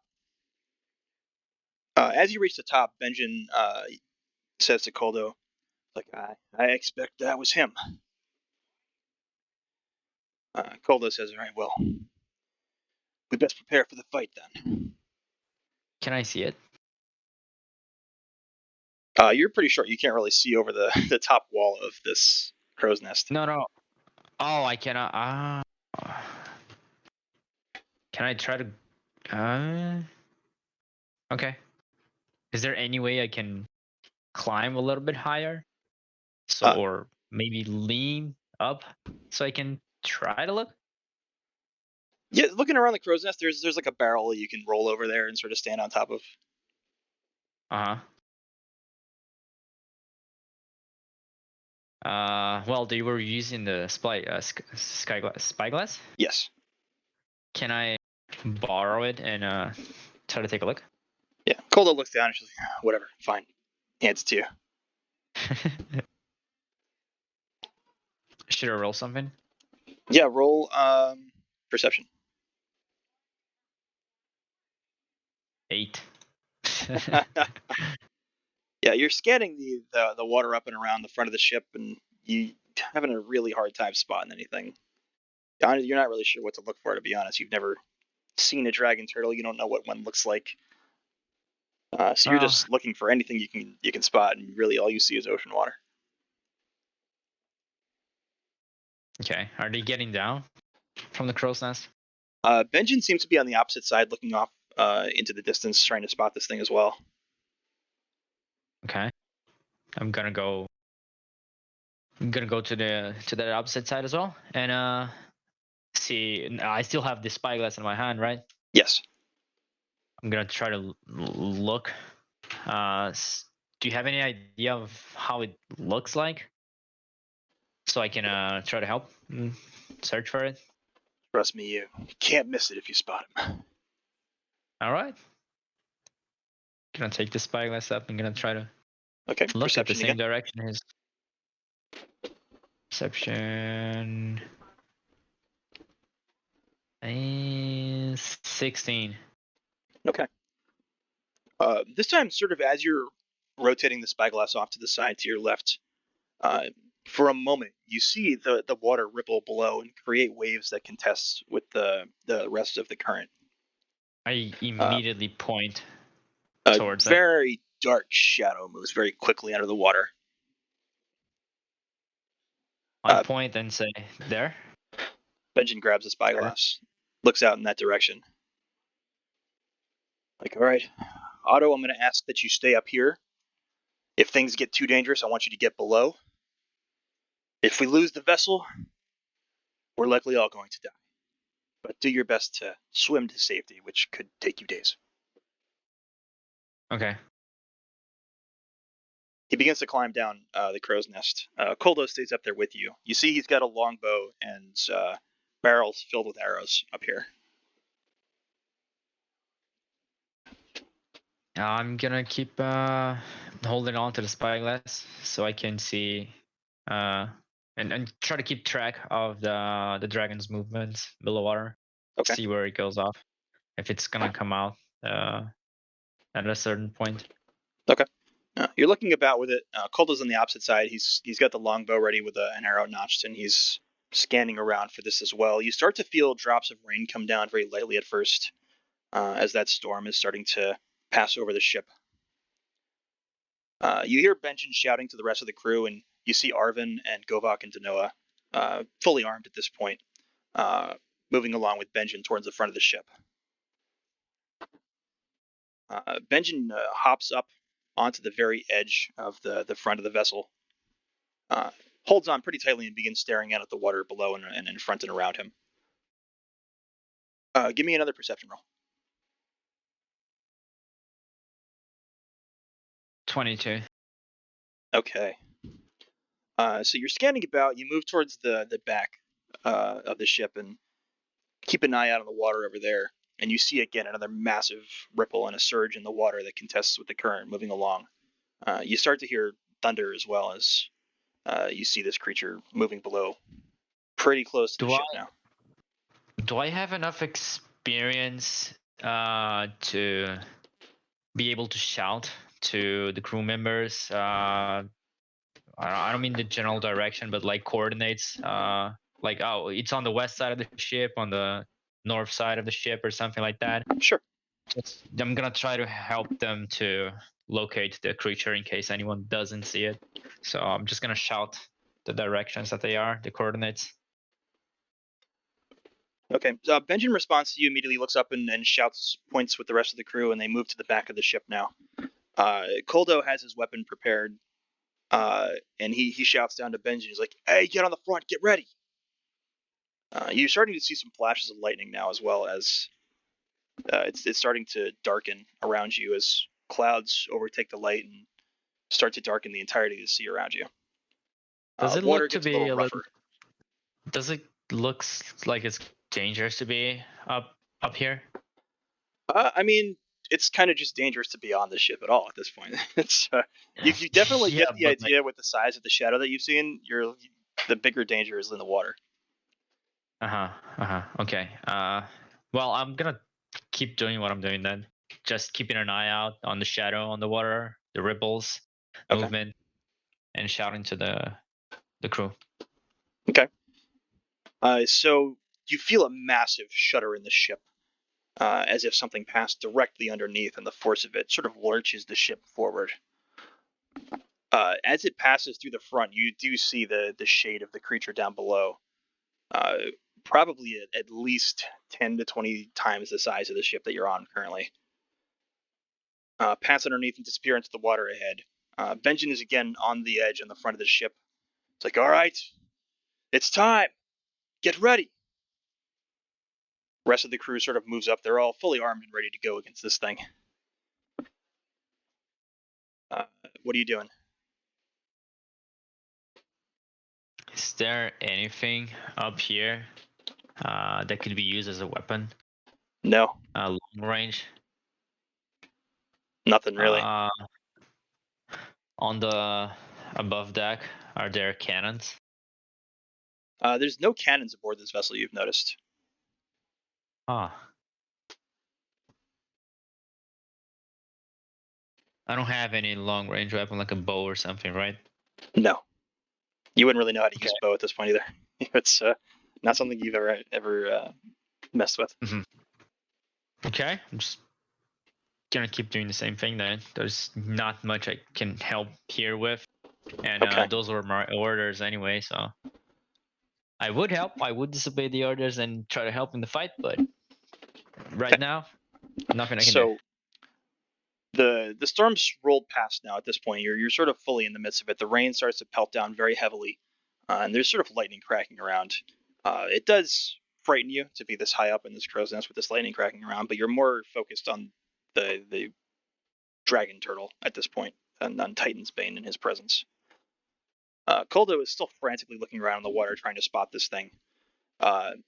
As you're looking about, you hear a shout at the front of the ship, and you see this massive rush of water moving directly towards the front of the vessel where Benjen and the rest of the crew are located. Koldo has an arrow drawn, headed directly in that direction, and for the first time, you see the massive head of this creature crash out of the water with its mouth wide open, arcing towards the ship directly. I dropped some art for you in tabletop chat. I see it. So you're seeing this thing for the first time. Basically, you can't even compare your own size to this creature. It's so large. It's 300 times bigger than me. It's thrown itself out of the water. You see down below, Benjen has stood up on the edge of the ship now as well, and he's got both of his blades drawn. Arvin has created some sort of dark-looking magic that frightens you when you look at it, but it glows with a bright blue. He begins firing spells at Titan's Bane as it looms up into the air and begins to attempt to crash down onto the ship. Benjen himself just stands his ground, steady.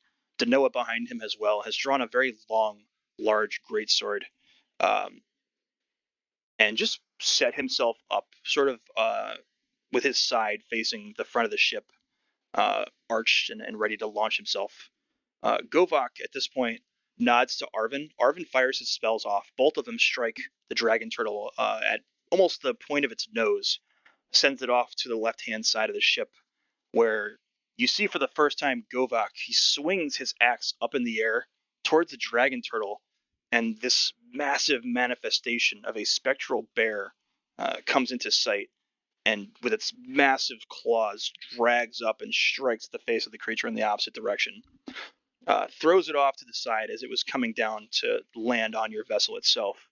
The impact of the waves in the water just throw the ship off to the side, and you're lurched. I need you to make a dexterity saving throw. Yeah, I was gonna say that I wanted to use one of my hands to hold on tightly to anything.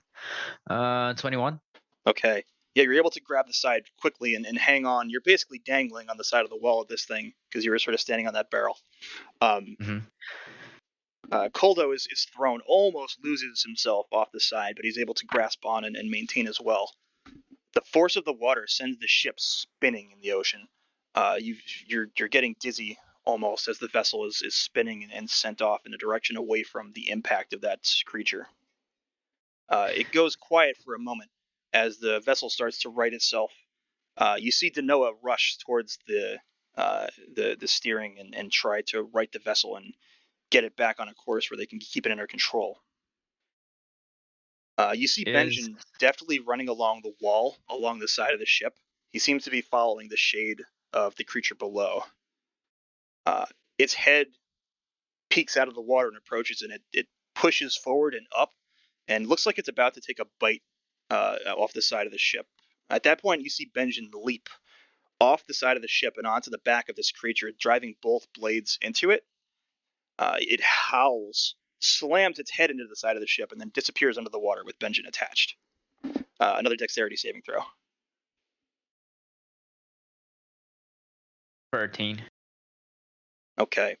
This time it lurches and you lose your footing and it throws you into the side of the wall of the crow's nest. Okay. You take 2 damage and it wins you. How much HP? You still have all your HP. You're not reduced at all. Full? Okay. Yep. You see Koldo sort of firing arrows into the water in the direction where that creature was. Okay. Can I? Well, I assume within 60 feet of me, the only person is Koldo. Yes. Okay, I'm gonna give Bardic Inspiration to Koldo. Okay. It's a 1d10, and you mentioned that Danola was steering the ship. Danoa, yes. Danoa, sorry. Granola. Oh my God. Yeah, he's steering currently, like wrestling with the steering, trying to get control. The ship is still in a bit of a spin. I think I should help with that. How far away is that from where I'm standing in the crow's nest right now? It's towards the rear of the ship, so you'd basically have to climb all the way down and then run about 40, 50 feet, climb that set of stairs in the back to reach it. Okay. Fuck it. I'm gonna go over there. I better free that guy so he can fight. He Okay. must be more useful in fight. And I've watched people do that in the last couple of days, so I should have a basic idea of how it operates. Yeah, you learned enough to be able to handle it. Okay, I'm gonna go over there, rush towards it. Okay, so as you're climbing down, I need you to make another dexterity saving throw. Oh. I don't need to climb down. I can jump off with Featherfall. Okay. So you cast Featherfall? Yeah, it's a reaction, so sure. I don't have to waste my entire action. I cast Featherfall, and immediately jump down. Okay. As you do, Koldo sort of shouts at you, "What the hell are you doing?" I'm gonna be useful. Then jump. Okay. So you hop down. You make it to the rear of the ship. The ship is in a spin, so you actually, like, as you're landing, you almost miss and go into the water, but you're able to sort of stumble into the wall and keep yourself on deck.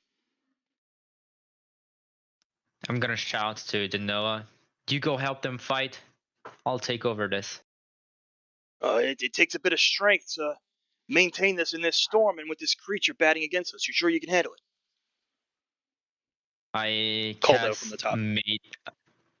I'm gonna cast Mage Hand and have it assist me. Okay. If that's possible. Danoa looks at Koldo. Koldo looks down and is like, all right. If that's what he wants to do, let him do it. Danoa nods.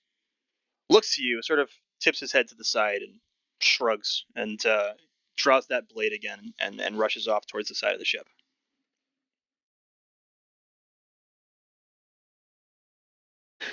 Okay. So give me just do a straight strength check for now. You can do it at advantage with the assistance of the mage hand. All right. 18. Okay. So you feel another lurch. The ship again is still in a spin. You're rushing the wheel in the opposite direction, sort of taking over what Danoa was trying to accomplish. As you're forcing it back, trying to at least maintain just a steady course. Finally, you see the creature bursts out of the water again, off on the right hand side of the ship. You just get a glance of it for a second or two, as the ship is still in a spin, and you lose sight of it. But you still see Benjen attached, now soaking wet, still driving his blades into the back of this thing. as it crashes back down into the water on its back directly on top of Benjamin, and it sinks below again. You see Arvin rushing around the side of the ship, dropping what look to be arcane spells from the air towards the Titan's Bane every time that he can as it surfaces, and sort of firing them down in the direction that he believes it is as it disappears under the water. You also see that spectral bear, that manifestation of Govok, running along the opposite side of the ship with the bear on the water, running along the surface of the water, driving its claws and paws down into the water, attempting to hit this thing, make contact with it. Give me another strength check at advantage again. 18 again. Okay. And give me a perception roll as well. 10. Okay.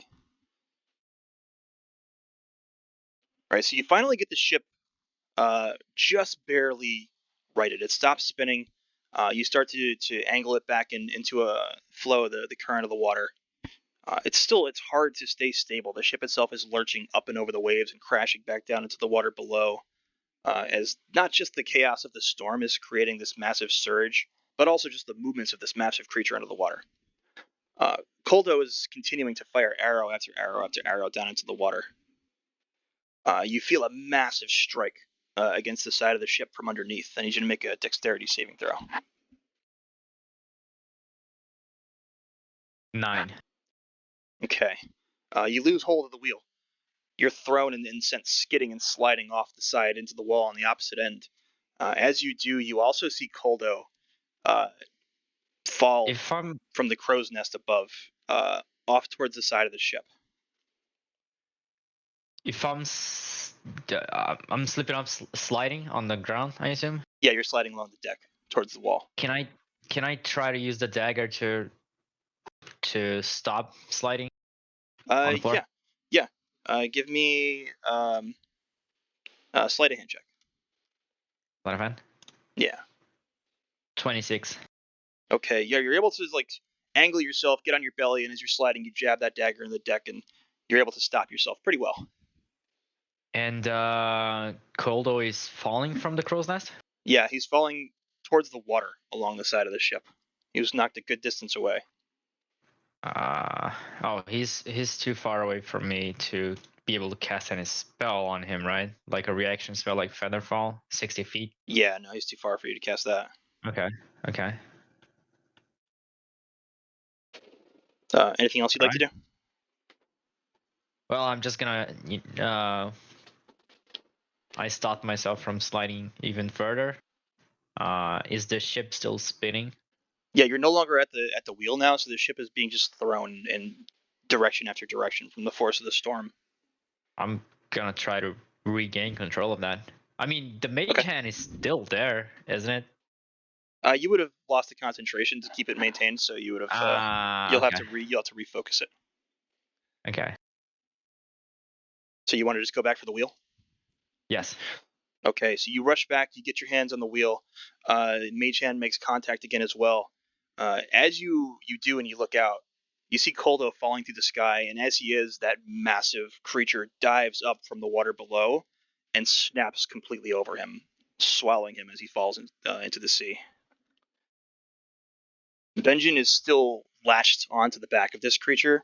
Seems like he's having trouble holding on. He's just got one blade into the back of it as he's struggling to maintain his hold on that, as it then crashes back into the water in a dive and disappears. Can I try to prepare? If I see the creature coming out of the water again, and I assume its mouth is still open, trying to bite at something, I'm gonna try to aim a fireball.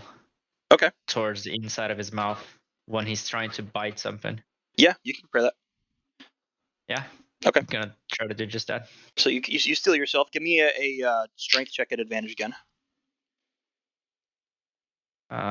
14.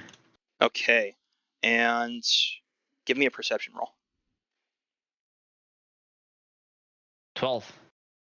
Okay.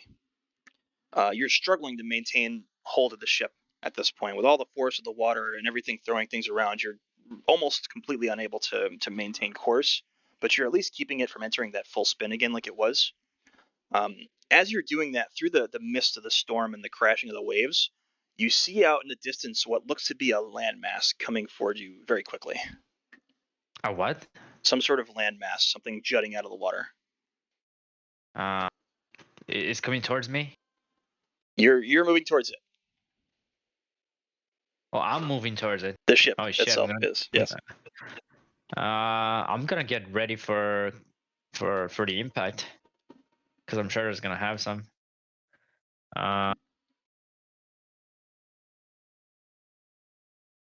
Is there any rope? Rope? But what do you want to do with some rope? Hold on to it so I don't get thrown away with the impact of that. Hold on to a rope. You're probably better off just holding onto the wheel than trying to let go and look for some rope. But if you want to let go and look for some rope, I was thinking of the ropes that are keeping the flags up. I don't know what the names of that are. So you want to like hold onto the rigging? Yeah, that Okay. looks a little bit safer than the wheel to me. So you want to let go of the wheel and hold onto the rigging?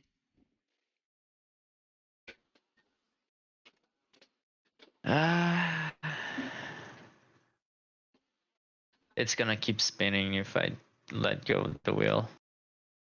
Well, Just you're not in gonna a spin anymore, but the ship you'll like lose control of it basically. Like at the moment, you can try and steer it still, but if you let go of that Yeah, wheel, I'm not gonna let go now, but I'm just gonna keep the general direction of where those dragons are. Because if I get struck, I'm gonna try to jump over there to hold on something that seems a little bit safer to me than the Okay. wheel actually seems to me. But for now, I'm gonna keep holding. Okay. And still keeping prepared the fireball that I told you about. One more strength check, please, at advantage. 12 and yeah, 12. Okay. So you're still struggling to maintain any sort of control of this ship. You're doing your best, but you're small. Even with the assistance of the mage hand, the force of this storm, and everything that's happening, it's too much. The creature, you again see it dive from the water at the front of the ship this time. It looks like it's angled to land on the front of the ship if it continues its fall. Do you want to cast that fireball? Yes. Okay. In the situation where you're trying to aim it so specifically, I'm going to have you make a ranged spell attack. Okay. Okay. Wait. Where do I go? Action. I don't have any attack spell actually, so I can use the attack roll. You don't have it on your The character attack sheet. roll will be. Where would I have Just that? so roll and add your intelligence bonus. It's a charisma. It's a 5 plus 4. It's a 9. I'm gonna use my attack that is a 7 and I just add 2. That's okay. Sure. Okay. 19. Okay. So you spot the creature. It's lurched out of the water. You see that it's probably going to crush the front of the ship if it lands the way it's going, and you're able to steel yourself as you had prepared this fireball. You use the instant that you sort of have the right trajectory to fire the spell, and it makes contact right with the lower portion of the mouth of this thing as it's coming down. Roll your damage.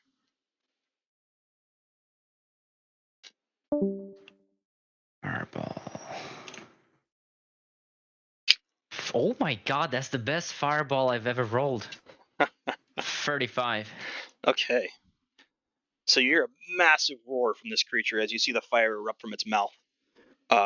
It pushes it down, and you're able to keep it from landing on the front of the ship as it lands right in front of the ship, but it sends the ship up almost completely into the air out of the water for a moment with the eruption and the force of the impact. Can I Make a strength saving throw to hold on to that wheel. strength saving throw 6. Okay, so you lose hold of it. You're sent sort of skidding back. The ship is thrown off to the left and begins to sort of just blow through the water on its side, and you feel like it's about to roll. What would you like to do? I'm probably far away from the wheel now as I'm falling. Yeah, you're a good ways away. You're towards the back of the ship, and it's on its side, basically sliding towards that land mass ahead. Do I feel like I have enough time to get to the wheel and prevent that? You can roll athletics or acrobatics. Acrobatics. Okay. Always. 24. Okay. So you drive that dagger into the deck again. You're able to stop yourself and then throw yourself forward with as much force as you can and grab onto the wheel. Roll strength. With advantage? Yes, you can glitch your mage hand for that, sure. Oh, thank God. 18. Okay. You wrench the wheel as hard as you can, trying to turn into the spin and just angle the ship so it moves away from that landmass. Make a dexterity saving throw. 17. Okay. So as you do, you see the dragon turtle emerge from the water again. You have turned the ship to the point where its back is facing that landmass, but that dragon turtle comes out and careens right into the front of the ship, its head striking, doing massive damage. You're a good distance away at the back, but you feel the lurch. You're able to grab and hold yourself onto the wheel, but you also feel and hear the screech and the groan of the wood of the ship being ripped apart as it strikes a land somewhere behind you. You want to just hold on for dear life? What are you doing? Is anyone still on the ship, or is everyone at sea at the creature? Roll perception. 10. You're just looking around frantically as this is all happening.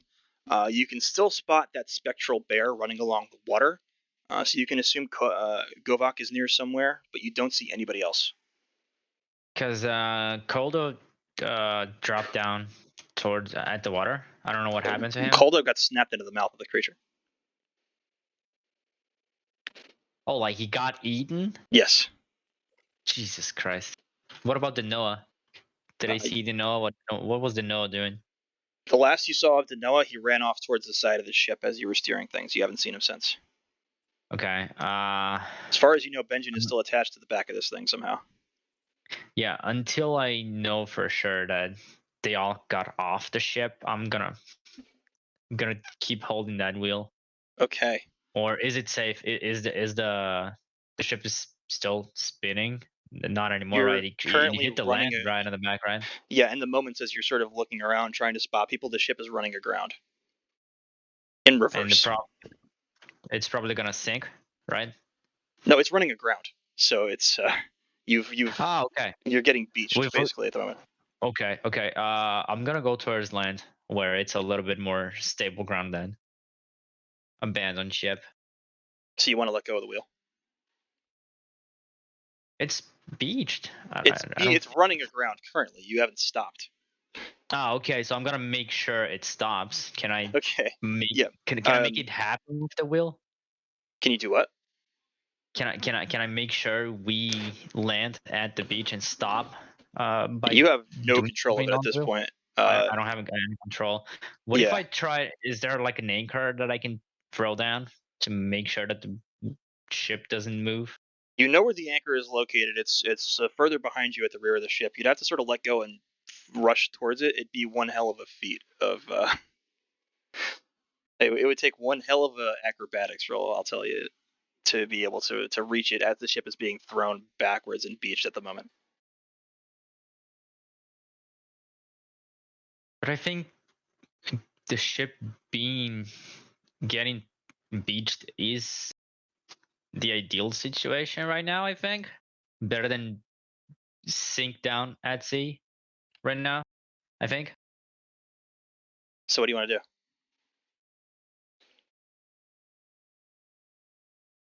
I want to do that. Yeah. I feel like getting to stable land and making sure the ship stays there It's as the happening. best Again, option. So you have no control of what the ship is doing anymore. It is yeah, in so letting go reverse, of the being wheel thrown onto the beach, being grounded. yes. So holding down to the wheel or not is not gonna change anything. Well, I'm just gonna ask you: do you want to hold the wheel or not? No, I'm gonna try to make sure go for what I said. You want to go for the anchor? Commitment. Yes. Okay, so you let go. I need you to roll acrobatics at disadvantage.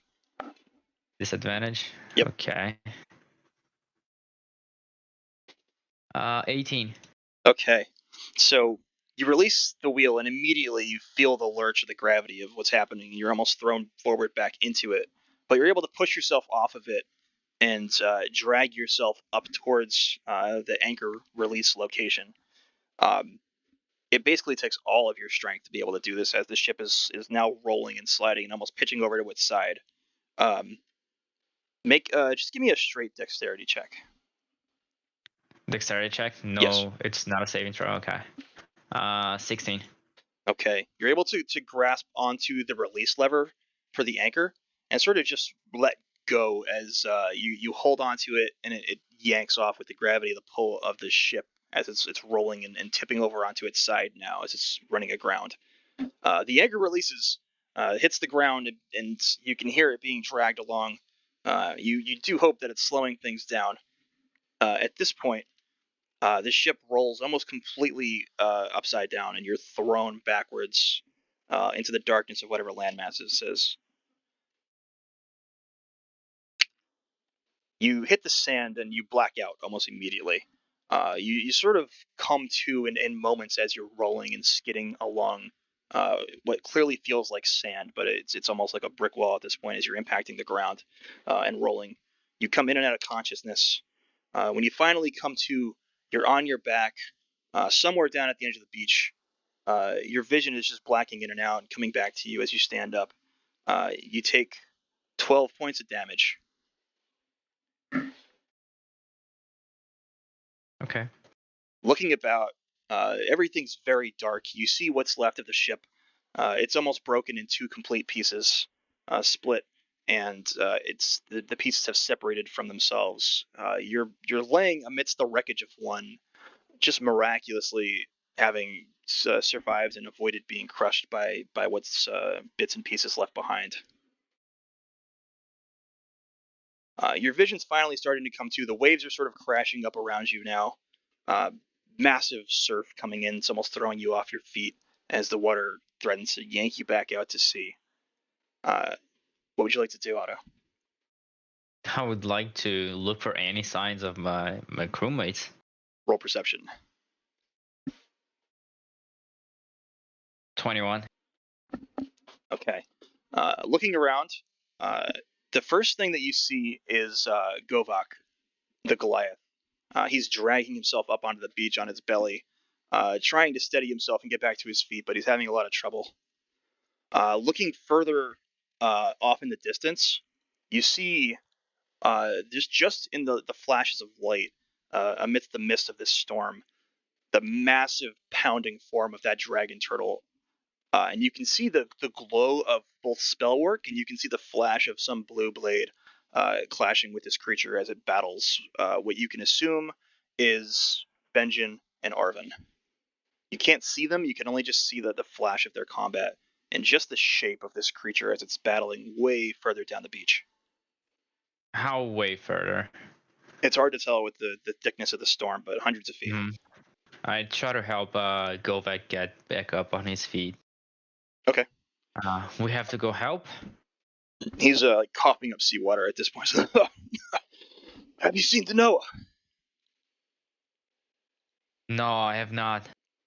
I've cleared him of the wheel, taking care of the wheel duty, and he went off to the side of the ship to try and help you guys. But I haven't seen him since then. And Koldo, I kind of hesitate for a moment. I just motion with my head. I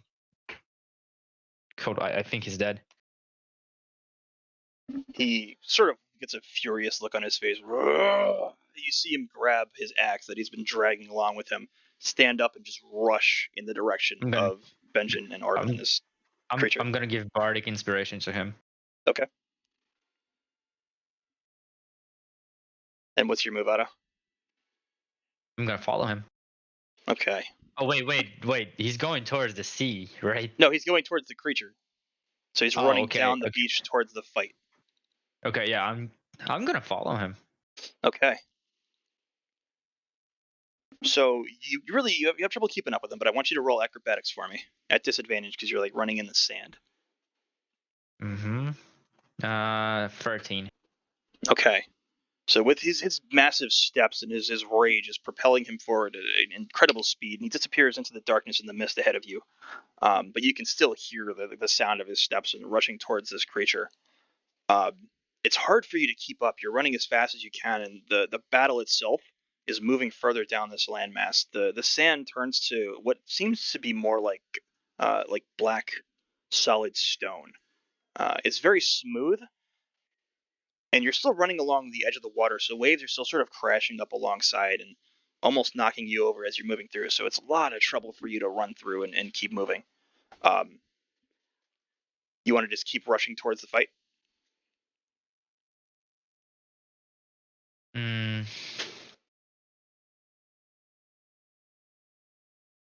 Yes. Okay. I'm gonna be a little bit careful with the terrain in Okay. case I don't know it. I'm walking towards the water or something. Okay. And roll So- perception for me as you're running along. 10. Okay. So you make it a good distance towards this battle. You can hear the sounds of it getting closer. You look off to the side and you notice the terrain slopes up. Uh, the island that you've struck looks to be at least mountainous in some kind, and there's an orange reddish glow up towards the top.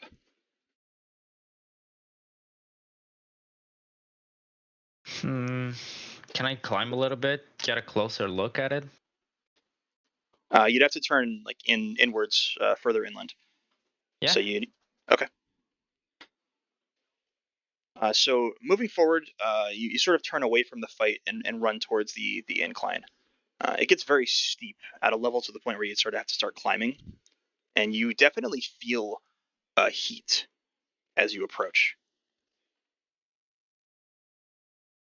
Is it like an unbearable heat, or can I? Not unbearable, but you get sort of an unnatural scent, something that you've never smelled before. It smells terrible, and you're feeling it actively getting hotter. And the stone below, as you sort of feel into it, you can feel there's heat beneath you. Can I get closer to identify what that orange glow is? You'd have to climb, and it's Yeah. far Is up. it like a volcano, or am I in a volcano or something? You can assume that for sure. Yeah, I'm gonna climb a little bit closer. It's a long climb. There's it's very very very high up, and it disappears into the mist. So you're not even sure how high you have to climb. And if I look back towards where I hear the fight coming from, can I try to make up of how far am I from it right now? You're still at least 200-300 feet away.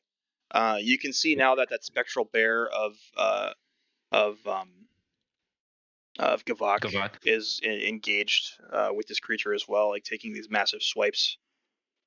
And you can still see the spellwork of Arvin sort of firing off one after another after another. Okay.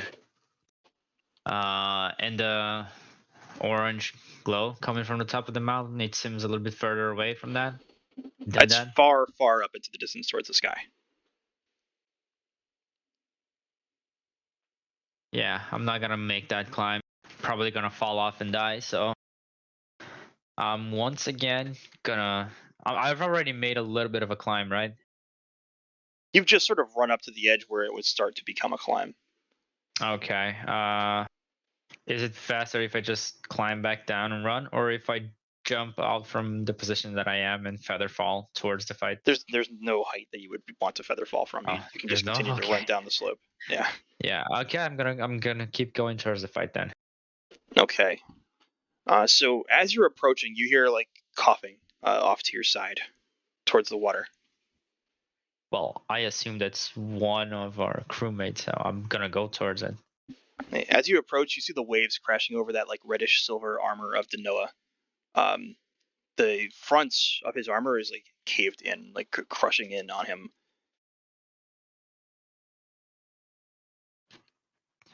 I'm gonna try to help him get up. Can I give him a medicine check? Try to lightly not cure his wounds, but try to tend to it so he can get back on his feet or something. Or does he look like he's dying? As you approach him, you see that armor is like completely caved in, like his chest is completely caved in.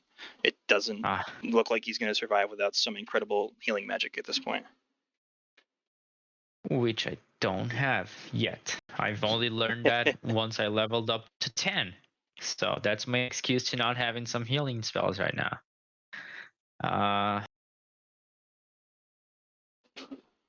Still, I'm gonna try to make my best to make him get up. Hey, Danoa, we need your help. We need you. Don't die on us. Please. He's just coughing at this point, and you see there's blood along his face. The face mask itself is damaged and cracked. He looks at you, and you see him grab off in the distance in the water and pull his blade off out of the water and hand it towards you.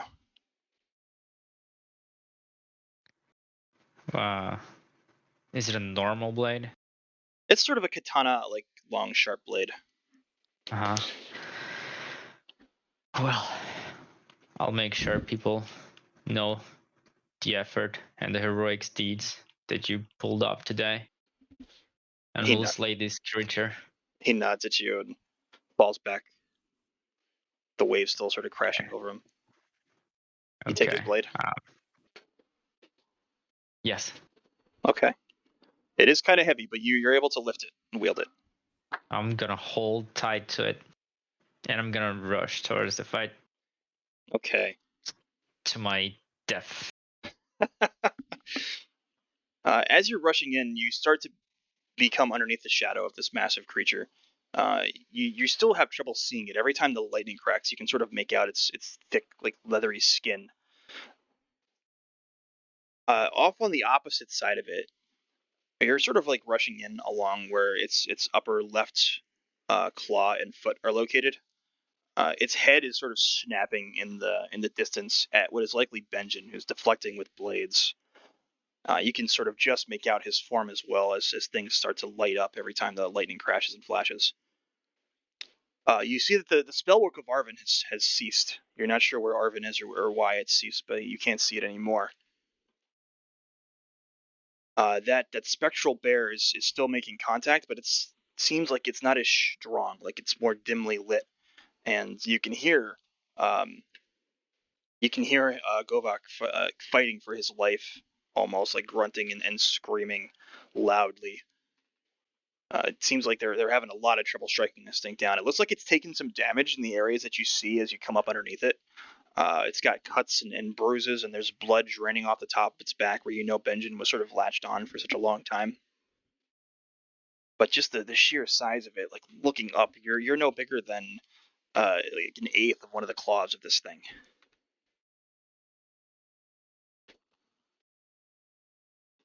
What's your move, Otto? I'm gonna cast a fireball. Okay. Just at the top of it, or where do you want to hit? One of his claws. Okay. You said one of them was lifting up to hit something? Or are they both You can wait for it to lift one if you'd like. No, I'm not gonna wait. I'm just gonna blast it on his belly or something. On a place that seems a little bit more. It'd be an attack from above, so you'd have to sort of like you can aim it at hit his leg or something. I'm above it. Okay. Yeah, I'm gonna hit it in the head then. I thought it was below it, not above it. You're below it, but you can't like you have to sort of like bring it down. There's no safe way that you can just launch the fireball from where you are and not. Yeah. Yep. So you want to bring it down on his head? I'm just gonna try not to hit any of the crewmates. If I hit it on the head, am I gonna hit someone? No. That's what I'm saying. Yeah. Firing from above is your safest option at the moment. Yeah. That's exactly what I'm gonna do then. And if I see someone within 60 feet, I'm gonna use Bardic Inspiration. Okay. And I'm also gonna shout. I think we're in a volcano. There's a really strange orange glow all the way up in the sky. And as I cast my fireball. Roll your damage. 30. Okay. Yeah, fireball strikes it in the head and forces its head down almost completely into the sand. You hear it roar and shout, and it turns its face towards you. But as it does, you see those blades from Benjen just ring forward and collide with the opposite side of its head, and it whips back. Sand just sort of sprays across you. Are you still just rushing? Like, where are you trying to go at the moment? I'm gonna stay in the distance that I am right now, with where I can attack and provide some support for Okay. for the party members. Okay, the only one that you can clearly see at the moment is Benjen. You can hear Gavok somewhere on the opposite side of the creature, but you can't spot him through just the massive sheer size of this thing. I can throw a fireball from 150 feet away, and I can toss Bardic Inspiration from 60 feet away. Am I within 60 feet away from Benjen? You can, you can get towards him if you'd like. You can use some movement to reach that distance. And where I'm standing right now, do I still have some cover from the monster? Or You don't not? have any cover. You're running along the beach. There's really not anywhere to have cover out here. Okay. So yeah, I'm gonna get a little bit closer to Benjen so I can give that inspiration. Okay. Probably gonna get smacked. Well, make a dexterity saving throw. Oh, okay. 22. Okay. So as you're moving forward, the arm of the thing sort of rushes forward and stomps down directly in front of you, just blasting with sand. You're able to sort of duck to one knee and get low and cover yourself, and you feel the force of it sort of blast into you as that sand just collides with you and almost throws you back, but you're able to maintain your footing and hold as you cast the inspiration towards Benjen.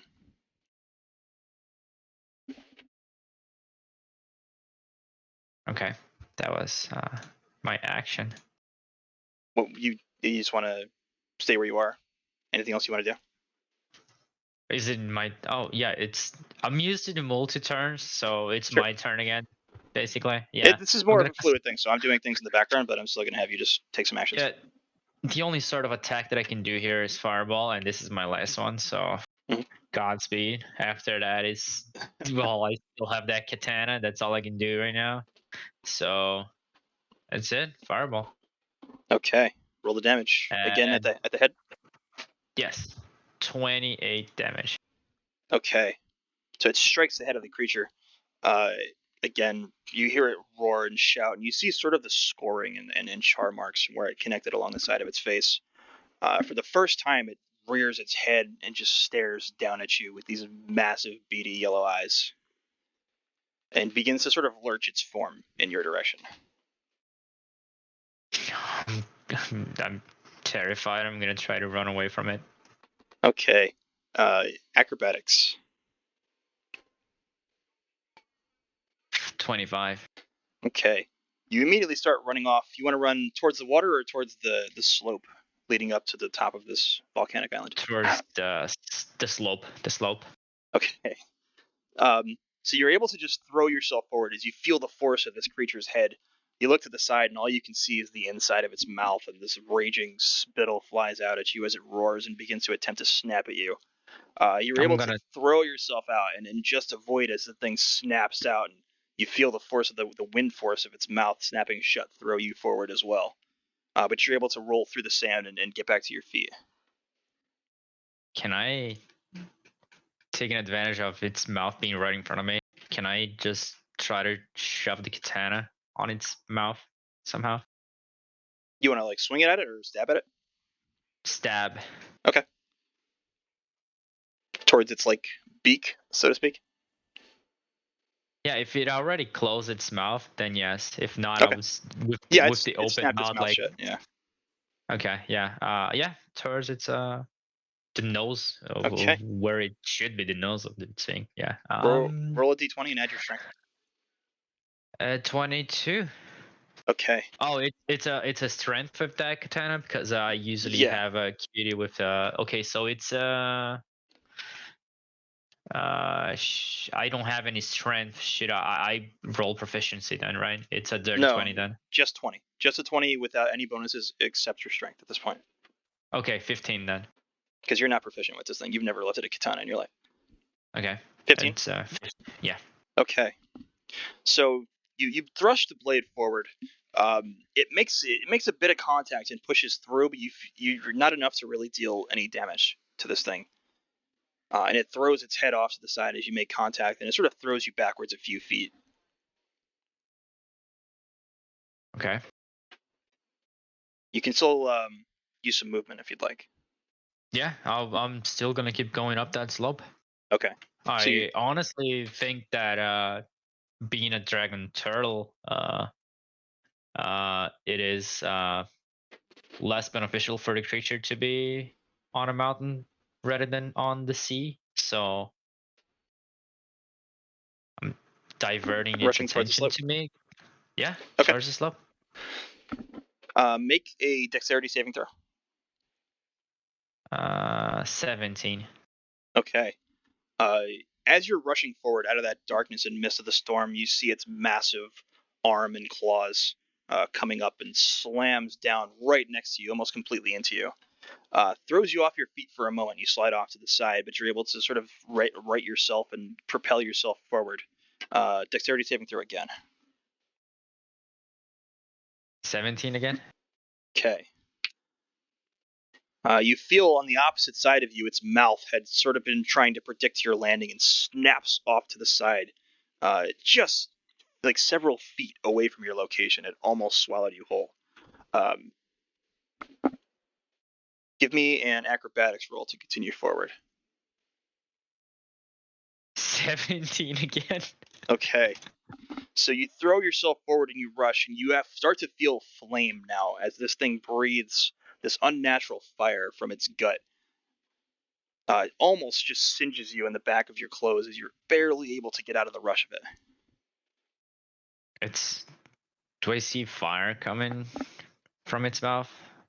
Like all the way in the back of its throat or something? Like, is it gonna breathe fire on me? It just breathed fire at you. Oh, it missed though? Yes. Oh, thank God. Can I That's how I said. It try just another? singed the back of you, basically. Yeah. Can I try to pull up that dagger and stab him as he does that? Sure. Sleight of hand. 19. You want to turn around and try to stab it in the face? Is that what's going on? How far away is it from me right now? You got about 30 feet ahead of the blast. Oh no. Yeah. I thought it was like face to face with it. It breathed Kinda. fire So at you, and you barely avoided the blast of it. But yeah, I'm gonna pull up the dagger, but I'm not gonna attack it now. I'm only gonna attack it if it tries to bite me again and gets like real close within attack range. I'm not gonna go towards it. Okay. You can tell you're So reaching a portion of this slope now that's sort of angled where you're gonna have to start climbing if you want to continue.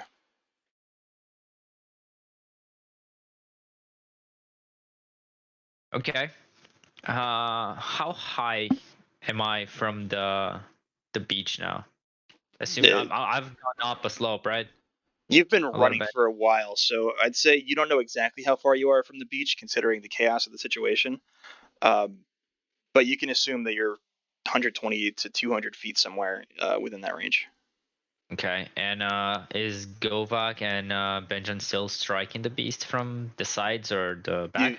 You've lost sight of them at this point, with how close you are to the massiveness of this creature, and with it sort of making its focus you.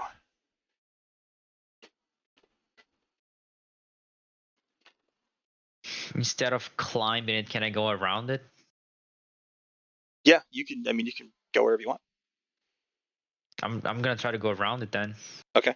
Buy some more time, because if I try to climb, I'm gonna slow down and be an easy prey. So you want to run off to your left or to your right? To the right. Okay. Athletics or acrobatics? Acrobatics. Oh my God. 13. Okay. So you run off to the right. As you're pushing through, you make it a good distance away, but the left leg of the creature thrusts forward through the darkness and slams down in front of you, sort of blocking your path.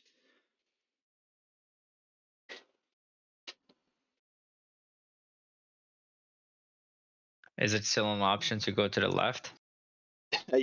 If you turn around and you look and you see the face of the creature sort of rolling in and attempting to get another snap at you. Well, it's the claw is right in front of me right now. Is Yes. it? I'm gonna stab it. Okay. With the dagger or the katana? The dagger. Okay. That's 20.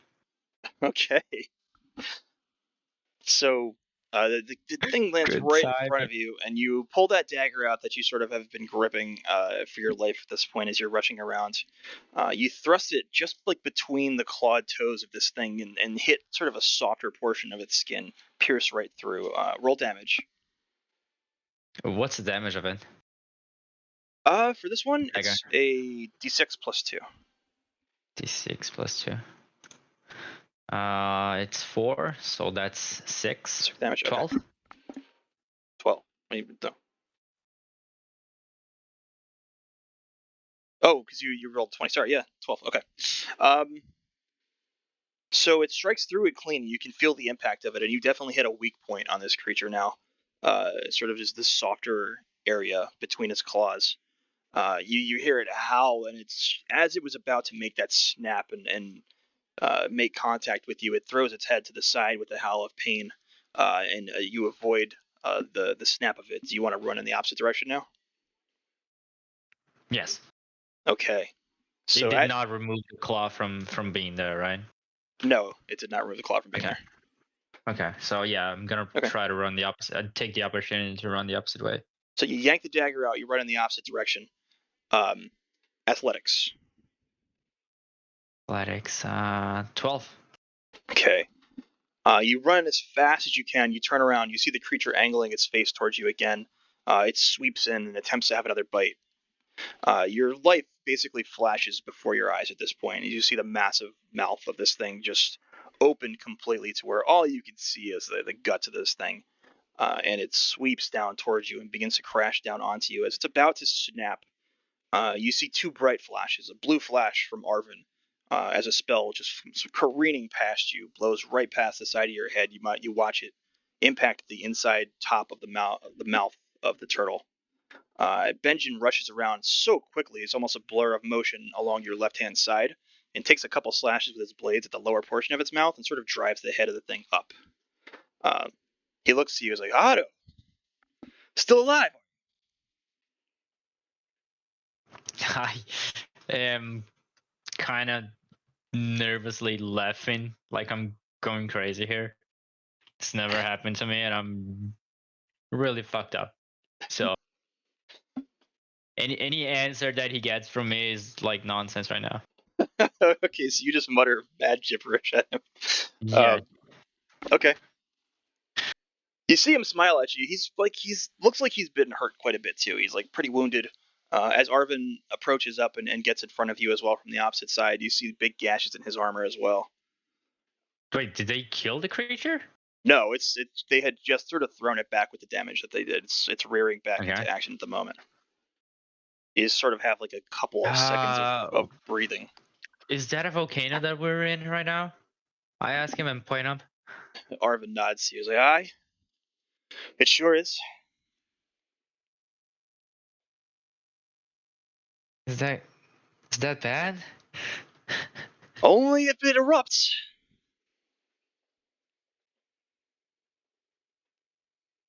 How are we gonna get out of here? And oh yes, I pull the nose katana from my bag and hand it over to him. He pushes it back to you. He says, "You better hold on to that. I assume he didn't make it." I just motions no. As you do that, he looks to the side, and you feel him just forcibly like push you in the chest and throw you backwards, and cast another spell as the face of this creature just rushes forward and snaps again, trying to attack. Benjamin just dives to the side, is able to avoid the snap of the turtle. Arvin sort of takes the brunt of it. The spellcast that he threw made contact, but he sort of pushed you and threw himself in front, and it strikes the front of his armor. He's able to avoid getting actually snapped up into the mouth of the thing, but you see him sort of get thrown backwards from the force of the attack. Can I give a bardic inspiration to him? To Arvin? Yes. Sure. Yep, he sort of got thrown onto his back. He's probably 15 feet behind now. Yeah. Okay. What else I'm would you gonna like do to do? that. How close am I to the creature right now? Its face just almost snapped you in a million pieces. Like almost crushed you. You're just 5 feet from the side of its head at this point. I'm gonna try to slash it. Well, can I try to slash it with the katana? Because Yeah. I assume the dagger doesn't have that reach, but the katana does. Sure. D20 plus your strength. Just a d20 then. 8. Okay. And you swing the katana, but it's just not something you've ever really used, and it's kind of heavy for you still too. Just impacts the side of the head of the dragon turtle and rebounds off, throwing you backwards just a bit. Okay. Gonna keep moving back and towards up the climb, I guess. Well, its Does head that- is basically it- between you and the slope at this point. Okay. I'm gonna try to go a little bit around it then, so Okay. I can find another angle to go up. And that orange glow, does that seem some sort of unnatural glow, or is it just like hot lava or something? You can assume it's just hot lava. It doesn't seem unnatural or Okay. magical or anything like that. Well, we could kill it with it, but we would also die with it. What would you like to do? What I said I would do: go a little bit around, try to find another angle to climb up. You want to go around its face? Away from it. So you, The face is above me, right? it's like right in front of you. It just snapped and collided with Arvin and threw him backwards. Oh, And the he opposite sort way of, then. yeah, he sort of threw you out of its way. Okay, the opposite way then. Yeah, you're closer to the beach now. Well, you're on the beach side of its face, I should say. You're not closer to the beach. Okay. Yeah, going the opposite way. Does that mean that I'm going back down the slope? So turning around, you see one of his massive arms like lurching forward and stepping over you. If you continue running in that direction, you would move towards the water. So that's the way to go away from the monster, right? Yes. Yeah. Okay, that's what I'm gonna do for now then. Yeah. Okay. Athletics. Oh no. Natural 20. Okay.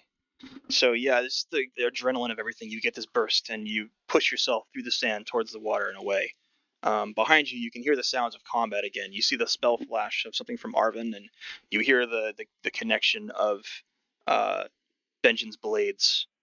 As you're running, you see the form of Govak just getting himself to his feet, just lunges forward and rushes past you, and you see that spectral form of the bear take shape again as he gets himself back to his feet and begin rushing in behind him.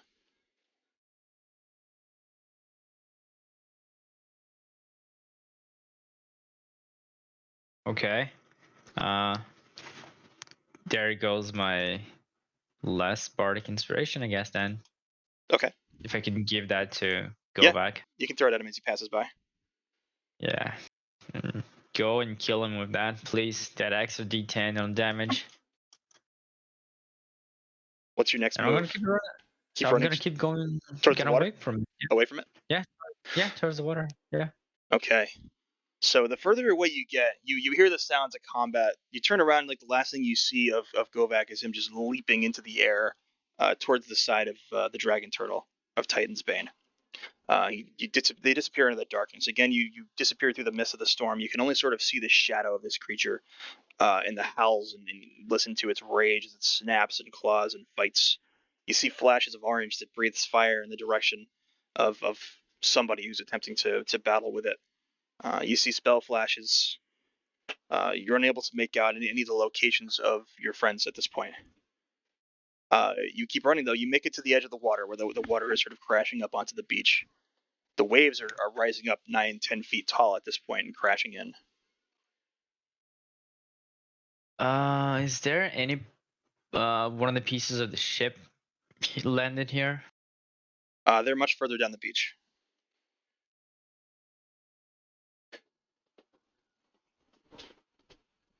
I don't have a useful weapon for this battle. I don't know if there's anything on the ship that can help me, but at battle now, there's not much I can do. So what's your move, little Otto?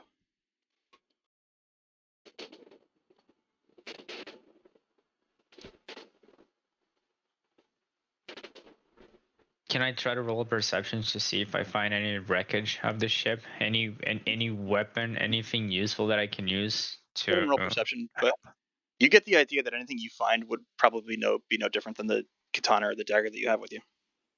Mm-hmm. And do I recall of anything on the ship right now that could be of use? If there was, you have no idea how to find it, and you're really not sure if there was. Okay, so I guess I'm gonna kill this monster. Sheer vicious mockery then. You ugly turtle. Are you out of spell spots completely? I mean, the only attack spells that I had were Fireball. Mhm.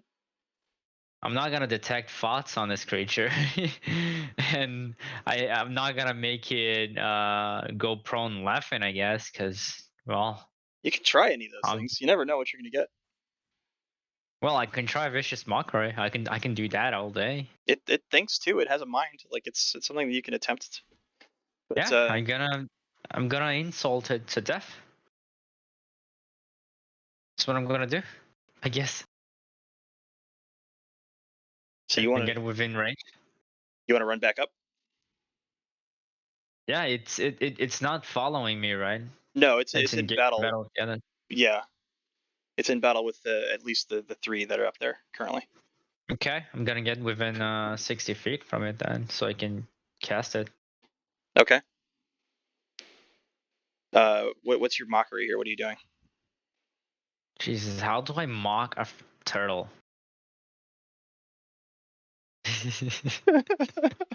A valid question. Huh? A very valid question. How do you mock this massive dragon's turtle?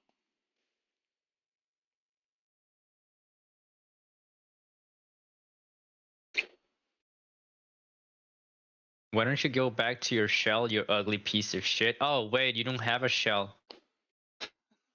Okay. Even that has left you now. You gotta admit, that was a good one coming on the fly, right? That was pretty good. Yeah, it's not bad, not bad. You shout it into the storm and cast the spell. Attempt to draw the ire of this thing and utilize it to your advantage, but you don't get any reaction from it. It continues just slashing and battling with what looks to be just Benjin at this point. You don't see that spectral bear anymore. If it is there, it might be lost in the storm, but you also don't see the spellcast of Arvin anymore either. Oh, God. Oh, God. Would you like to try anything else?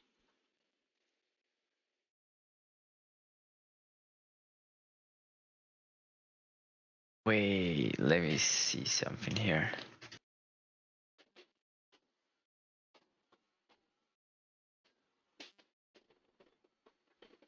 I'm gonna cast Detect Thoughts. Okay. Since I don't see any of the magics from Govak and Arven, I'm not gonna use it on a creature, but I can use that to detect the presence of thinking creatures that I cannot see within 30 feet. So I'm gonna get a little bit closer and cast that. So what thoughts are you trying to detect here? Just detecting the presence of thinking creatures, not thoughts per se. I can use that. You can also use this spell to detect the presence of thinking creatures you cannot see. So, just detecting the presence of thinking creatures within the range of the spell, just The to see if only there's yeah, life there. the only thoughts that you are detecting are that of the creature, the massive creature, and Benjen at the moment. I'm detecting thoughts from the creature. Yes. Can I delve into it and detect what it's thinking? Yeah. What's the DC for that? 17 wisdom. Okay. Yeah, you delve deeper and you focus in on something.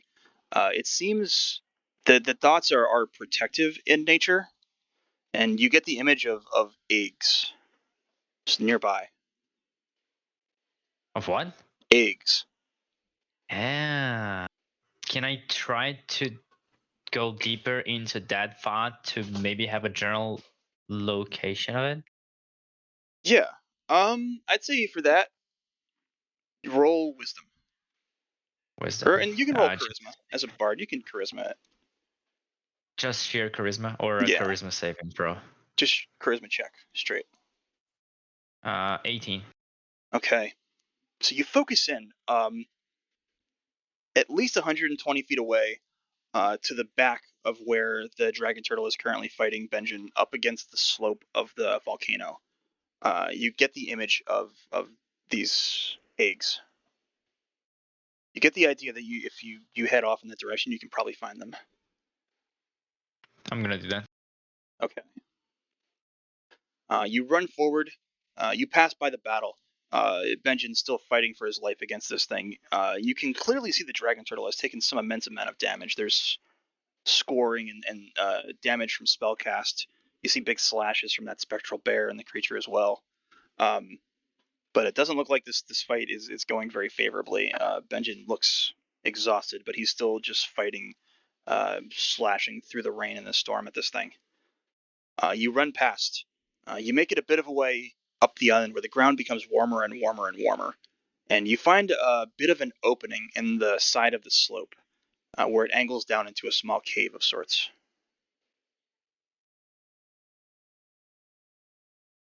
Can I get in there? Yeah. Yep. Moving inside, you find a circle of eggs. There looks to be maybe 12 or 13 of them. I assume each egg is double the size of me. They're about your size, not double, but they're about your size. And roll perception for me. Oh my god, the father is there. Or mother. Oh Jesus. 13. Okay. So you hear sort of like clicking and dragging of like shell against stone, and you look to the side, and just in the darkness you see these like inky eyes of what is apparently a baby dragon turtle. What's the size of that thing? It's about your size. Oh my god.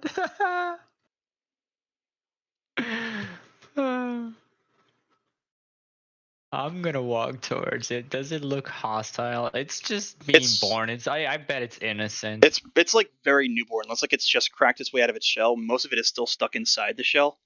It's just I'm sort of like gonna dragged its very lightly winged arms out at the moment. It doesn't seem like it's hostile. It's sort of tilting its head, dragging itself towards you, but it doesn't look like it's dangerous at all. I'm gonna help it get out of its shell. Okay. You want to just how do you want to do that? Just gonna as you're showing the picture here, I'm just gonna Mm. grab on the edges of where it's coming out of and just crack it open so Okay. it has an easier time getting out. Roll strength. But I have to roll strength for that? Yeah. It's a dragon turtle egg. It's a 2. You know, it's better for me if I roll a 1 than it is a 2. So the game knows now that I have that Yep. ability. Yep. Yep. Yeah. So you get your hands in there and you try to pry the shell open, but it's so strong. It's like it feels like it's solid stone. At You know, least it try knows something else. I'm trying to help. Uh, First I'm gonna look to the other eggs. Is any of the other ones also hatching? No, this seems to be the only one that's actually hatched at the moment. The rest of them are sitting very still, silently. I'm gonna gently try to smack the upper portion of that egg to crack it open with the dagger, but not with the pointy end of the dagger, The but the blunt end? back side of it. Okay, just roll a melee attack.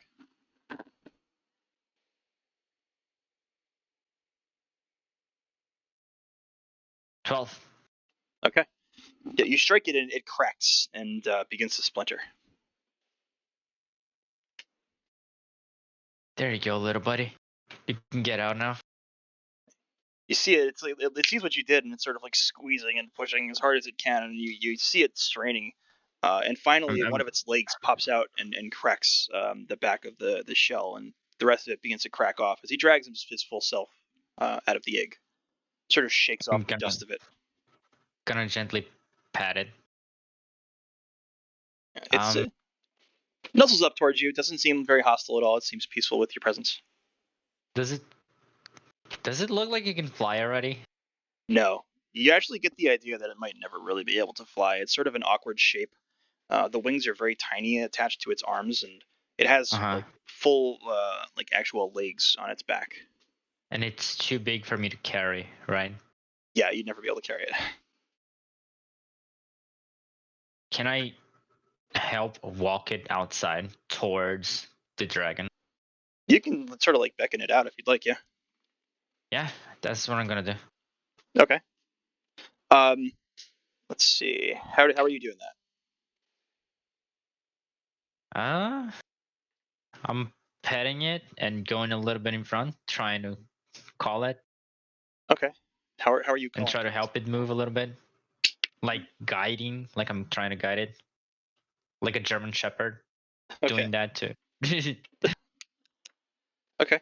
So yeah, it's sort of like looks at you like you're just crazy at first, wondering what the hell no you're trying. idea what it's gonna do to the mother or father dragon, but it's gonna distract it, and I have no idea what the outcome of that is gonna be. And just recklessly doing that. It does start following you. It's still sort of like learning to move at this point, so it stumbles every now and then, loses its footing. Yeah, I But try to help it a little bit with that. Okay. Like if it seems like it's falling off, I'm gonna try to hold it. It's sort of getting more excited, and as it's gets better footing and starts to figure things out for itself, it moves a little faster and starts to like hop and bound. As you reach the outside of the cave into the storm, it looks a little scared. It's okay. It's okay. You're. Did I ever see if that looks like a? There's no way I can tell if it's a female or male dragon, right? No, you didn't really get a good look. Down okay. And well, probably the thing won't even understand me. So why am I even trying to talk to it? Would animal handling actually work on that scenario? You can try it. What are you trying? What are you're trying to calm it down? Yeah, try to calm it down to make it feel like it's okay. Sure. Yeah, animal handling. 12. Right. It's still like it backs up back into the cave a little further, but it seems like it's starting to trust you a little more. And it does sort of like stumble out and slowly take things in. The gusting wind sort of frightens it a little bit still too, but it's gathering enough courage that it starts to move outside of the cave further. Okay. How far away are we from Benjen again? Is he there? He's at least 150 feet or so away, still like getting pushed further down the beach. 150 feet away? Is that enough range for someone to hear a shout? I think it is. You can try. I'm gonna try to shout, Benjen, can you hear me? Let's see. You can see just the shade, the back of the Titan's Bane fighting against Benjen. You can't see Benjen at all, and you don't get any response. The baby sort of stumbles up to your side and is looking around. I found its children. I'm gonna shout. See if he has any reaction to it. No reaction, but you can see that he's the movements of the Titan, he's probably fighting for his life at the moment. Oh my god. I am so useless.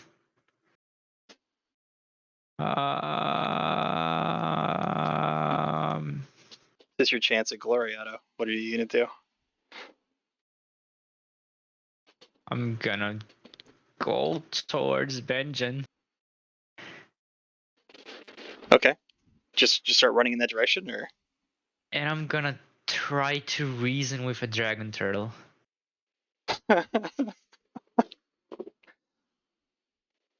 so you want to just run off in that direction, or yeah, I'm gonna shout, "Stop! I know where your children are." in like a threatening manner, or like a No, not in a threatening manner. More as in like, we can try to stop this violence and no more blood should be spilled here.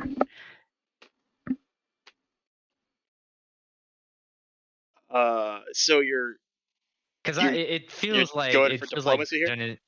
it feels like Benjamin is taking a fall here, right? You have no idea. You can't really see him. I'm gonna get a little bit closer then, so I can take a look on the situation. You'd have to basically like run all the way around the massive creature and sort of reach the front of it to even. I will do that. Okay. Are you waiting to see if the baby is following you, or are you just leaving it behind? I really hope that he follows me. Okay. So you're just running full speed then. Yes, and we Okay. need to get there faster before Benjamin also dies. So you hear it like mew, like almost start to yell at you as best it can. It really doesn't have much of a voice at this point. But you hear like little mews from the baby as you run away from it. You lose sight of it as you disappear into the storm. You run further up along the side of the dragon turtle. You keep your distance as its stomping legs and tail is swinging around and crashing into the sand and shaking the ground around you as you move forward. As you sort of reach the front, the creature itself looks almost exhausted at this point, and you see Benjen as well, holding his ground. He seems to have just deflected another lunge from the turtle, but you can see him as well. His armor is damaged and cracked and broken, and he's cut up and bleeding in multiple places, and he looks exhausted as well. Does the creature are they sort of below me? Am I up You're above this moving level? along. No, you're moving along the right side of them, so you're like further down the beach towards the water Same. from them. Oh, okay. I'm a little bit below them. Then. Yes. All right. I'm gonna get closer and shout again to Benjamin. I found his children on the cave.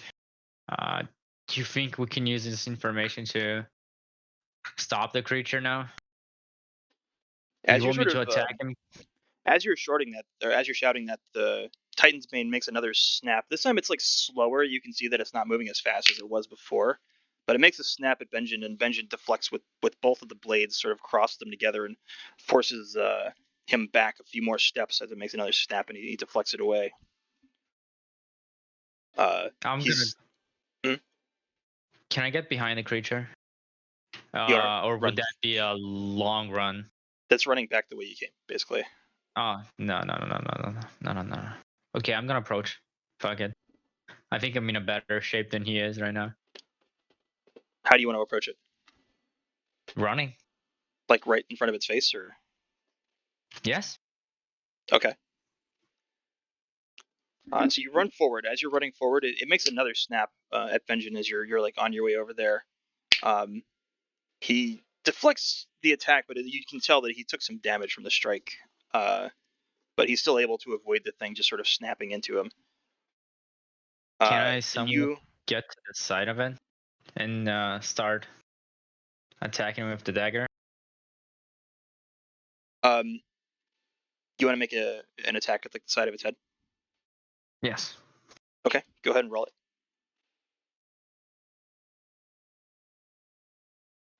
18. Okay. So you rush forward and you strike through. You stab into the side of the head. Go ahead and roll a D6 plus 2, or D8 plus 2, sorry. It was a D6 before. Yeah, this time I'm going to give you D8. Okay. D8. Roll. It's a 10. Okay. So you strike through. The creature's a bit wounded on the side of its head, and you sort of aim for that area and strike to the side. You hear it howl again. As you do so, you hear the mewling of that baby again, like rushing through. It's like frantically looking for you. You get the idea. Does it see me as its mom now? You don't know, but it seems to be looking frantically around for you.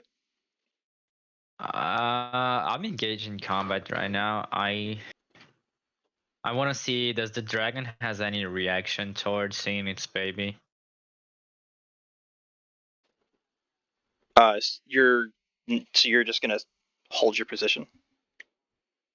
I want to climb on top of the dragon. If I've already made contact, can I use that to climb on top of it and keep stabbing it? Like I'm climbing a mountain with the dagger, stabbing and going up, something like that. Um, roll acrobatics. Acrobatics? Sure. Natural 20. Okay. So yeah, you sort of scramble up the side of its head and make a few stabbing attacks at it. Um, roll 3d8 for me. 3d8 plus 6? Just 3d8.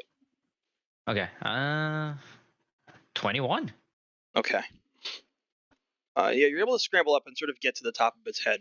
Make a dexterity saving throw. 25. Okay. Its head like throws up Ah. into the air, and you're able to just barely like grasp onto the leathery skin of it and hold yourself in place. I'm desperately gonna stab this motherfucker. Okay. Make 3 attacks. 23, 21, and 10. Okay. Roll 2d8. Just 2d8s? Yep. 15. Okay. I'm rolling good on damage today. Make another dexterity saving throw. Okay. 11. Okay. The head lunges forward. You feel like it's probably making an attack at Benjamin at this point.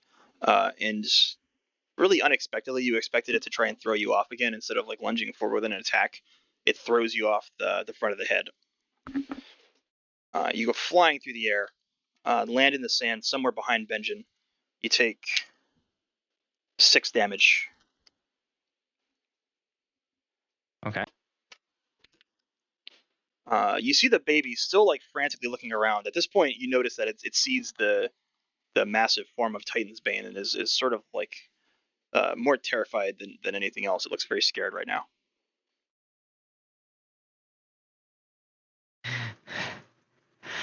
I don't know what to do with that situation. I cannot force this baby to attack its mama, but I kind of want to do that. And I mean, I don't know. Well, I'm not going to say anything. It's your call. What would you like to do? I don't know what I can do with it. I'm definitely not gonna murder the baby, but what the hell? I don't have anything that I can do with it. Did it look like I hurt the dragon at all with those attacks, or does it look like it barely scratched him? I mean, you have no idea, but it looks like it's taken some severe damage. Like it looks exhausted, and it's got wounds all over the place. It's bleeding in multiple locations. Because my only idea right now is to keep going at it.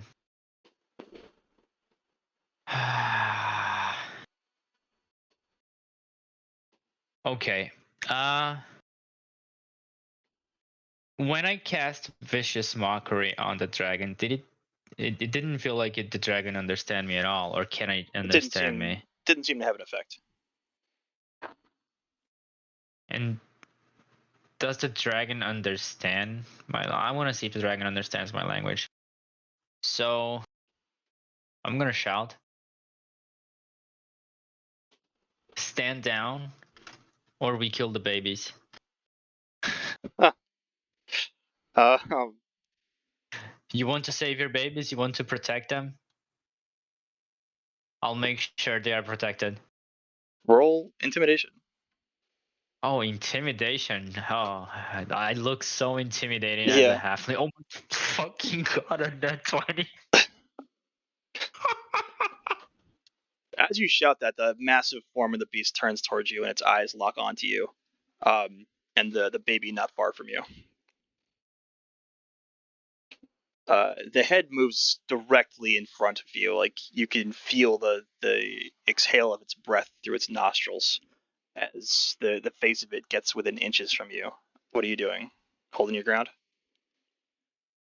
The same thing when Benjen had eye contact with me, my first instinct is to look down to a superior creature, but then I remember that he made me look up, and then I look straight to its eyes as well, standing my position. And well, if Benjen wants to attack it, now it's the time, or otherwise I'm gonna wait for whatever response I get from this interaction. Okay. You're just gonna stand there. You're not like making any sort of threatening gestures towards the baby or anything like that. You're just No, okay. no. I'm not making threatening gestures towards the baby at all. Okay. That's not what Otto would do. And mostly it would be a bluff, me saying that I wouldn't hurt the babies. I wouldn't do Sure. that. Okay. So it seems to like it just peers at you. You're not even sure how long it's been at this point. You're mostly abjectly terrified as you stare into the eyes of this massive beast, and it stares back down at you. You feel sort of a push from the side as the baby sort of pushes in and like nuzzles against you. It more like or less hides behind you, sort of terrified at the sight of the massive turtle. You see Titan's Bane at I'm this point. What's up? I'm kind of making a motion as if I'm protecting the baby from it, because it does look terrifying. Okay. So it begins to back away from you. You slowly, the massive face begins to back away, and you can hear like the thumping, lumbering of its steps. If it goes away back to the water, I'm fine with it. It's moving If closer to Benjen the kill, interior of the island. if Benjen kills it, I'm also fine with it. But right now, I'm not doing anything. Okay. So about like 20, 30 seconds go by. Uh, the Titan's Bane still glares at you, like not really at this point. It seems more holding itself back. You're not really What sure if it's going to make any moves. You just want to hold your ground. what is Benjen doing in this 20 to 30 seconds? Roll perception. 9. You can't see him. I roll really bad on perception. I'm gonna shout for him. Do I get a response? You don't get any response, but the Titan's Bane sort of at your shout like begins to turn its head to the left and to the right, looking about.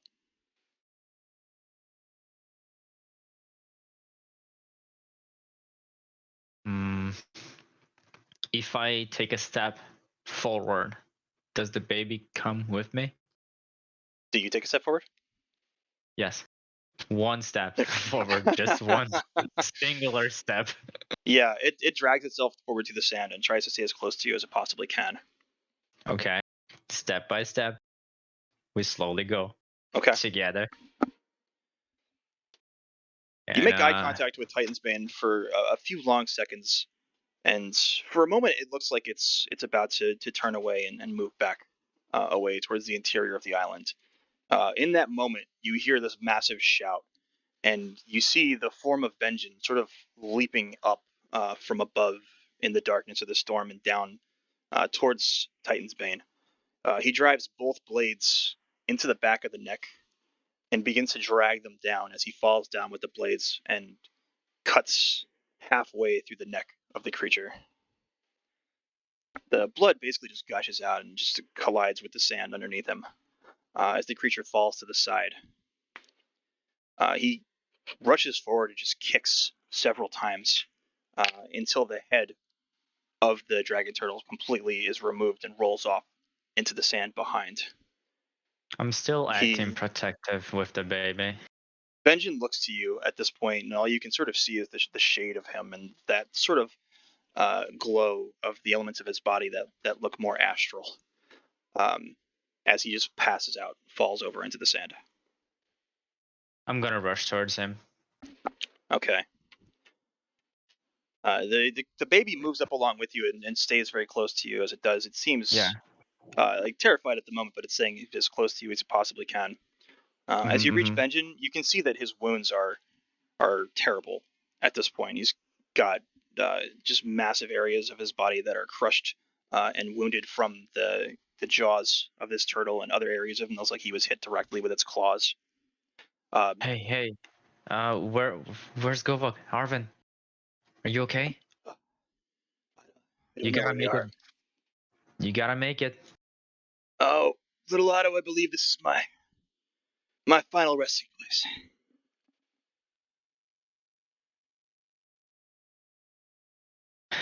I can't go back without you. I can't get off this island. I'm useless alone. It's fine. It's fine. You'll make it. You'll make it. Take this. And he reaches into his portion of his armor on the left side and hands you this big steel key. It's like I said, we had a deal. Go into my home, you'll find many instruments, many things that might assist you. Take what you need. Just make sure you write that song and tell this story, yes? I promise.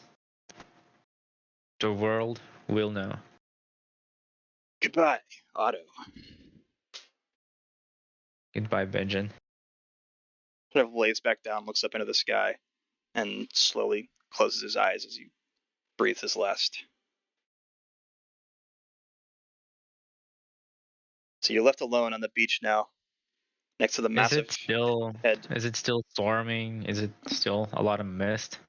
Storm is starting to quiet down. The lightning's still crashing, but you can feel the storm sort of moving past off into the distance. Can I find Govak, Arvin now? So moving around the beach, the baby still follows you and stays pretty close. You find Arvin, who has fallen, no longer breathing, several massive wounds. A little further along the beach, you find Govak, and you're able to sort of just wake him up. He was unconscious, wounded, but still alive. He struggles and pulls himself to his feet. Seeing you and the baby. And Benjen? No. He killed the dragon, but his wounds were fatal. He nods to you. It's like, well, you made a friend here, I see. Yes, there are several eggs on a cave. I don't know what I should do now. How do we get back? The ship is destroyed. So it takes you guys a few days to gather enough materials, but Govak assists you, and you build sort of a makeshift ship, so to speak, out of the wreckage. He collects tools and things of that nature along in what's left of the ship's wreckage, and drags the head of the dragon turtle onto this as well. And the two of you spend several weeks at sea. You do bid farewell to the baby, the creature. I cannot take it with us? Oh. No, you do argue to bring it with, but Govak assures you that if it were to return to anywhere along Theros, it would likely be killed. There was no one that would let it survive. That it's better here I'm to grow. likely to be killed with Nacros. Honestly. You spend several days at sea. Govak uses that spectral force that he has with the bear to keep you guys protected and propel this sort of makeshift ship that you've created. You finally reach the beaches of Theros across. Sort of return into Akros through the gates, with Govak dragging the head of the dragon turtle Titan's Bane behind. He takes you first to Benjen's house, where you go inside and you find several things. You find a beautiful violin, and this is the same violin that you are using in our campaign currently. Something very meaningful to you at this point. Mm-hmm. Did we also carry, since we're being able to carry the dragon's head, I assume we're also able to carry the dead bodies with us? Yeah, to have a proper. everything was returned. Benjen requested to be buried and left at his point of death, and Govek Mhm. did that. So you did a service for Benjen and left him there, buried on the beach, next Yeah, the only to one who cannot get a his proper last kill. burial is Koldo, right? He's Right, the only one who died. somewhere inside that creature. Yeah, Yeah. but you're able to spend some time within Benjen's home. You're able to write songs and stories about what happened. Can Uh, I take my friends into Benjen's home? yeah, yep, I and also want to do that. Give them a proper house. yeah, you're able to do that. Govak is able to provide you guys some assistance as well. Um, most of the city sort of leaves you alone at this point. They've watched you march in with this Goliath and dragging the head of a massive dragon turtle at this point. Um, people have sort of begun talking about you and telling stories about you, and that's the great Benjen Atroculus did battle with this creature and did not return, but you and this Goliath did. And your name is sort of whispered and spoken. Uh, the city itself more or less detests it, but they do sort of fear you in a way, and you don't really get any contention. But Govak, over time, lets you know that it's probably best that you leave the city. He makes arrangements for you and your friends, for Cosmos and Agathan to leave the city and make way further to Militus, where it's likely you'll be safer. Okay. Is there anything that you wanted to do here in your time, your final days here in Akros? Not no. There's nothing that Otto would like to do in Akros now, but he only wants to return to this place once he finally feels like he deserves the same level of uh he has made such heroic deeds such as Benjamin has done, and so far he's only been there and survived. He hasn't been a hero or anything. So he doesn't feel like he deserved to its name being whispered or anything like that. Not yet. Mm. Okay. So there's nothing I can do here. Just get the violin that was promised to me, and nothing else. Okay. So you spend your last days. You finish writing the story and the songs, which you call the Ballad of Daybreak. It becomes a Can very I popular thing in Across. just once before we leave, just play this Ballad of the Daybreak in that same tavern that I've got kicked out Yeah, one last time? yeah. So And you that return to the Snarling Owl. Uh, everybody they recognize you. They know you as the halfling, the Slayer of Titan's Bane. At this point, people have been whispering and talking of you. Nobody gets in your way. Nobody stops you. The owner sort of scowls, but leaves you alone. Um, but yeah, you go in there and you tell the story and you perform the song, and you get a positive response. People cheer. Um, several people buy you drink and ale and food and offer you thanks and praise for the work.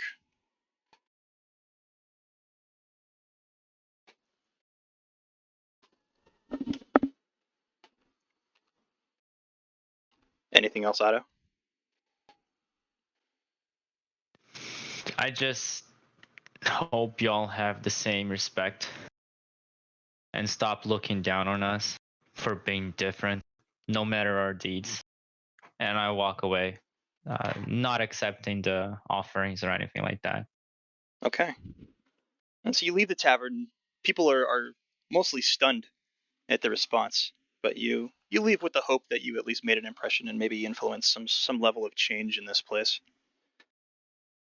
You make your way back to Govak, who you remain friends with far into the future, and you resettle your friends in Melitus.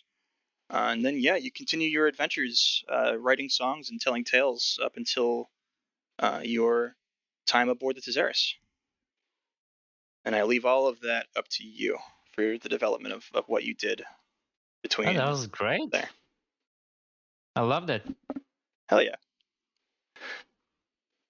You did good. You made friends with a baby. You fought a Titan killer.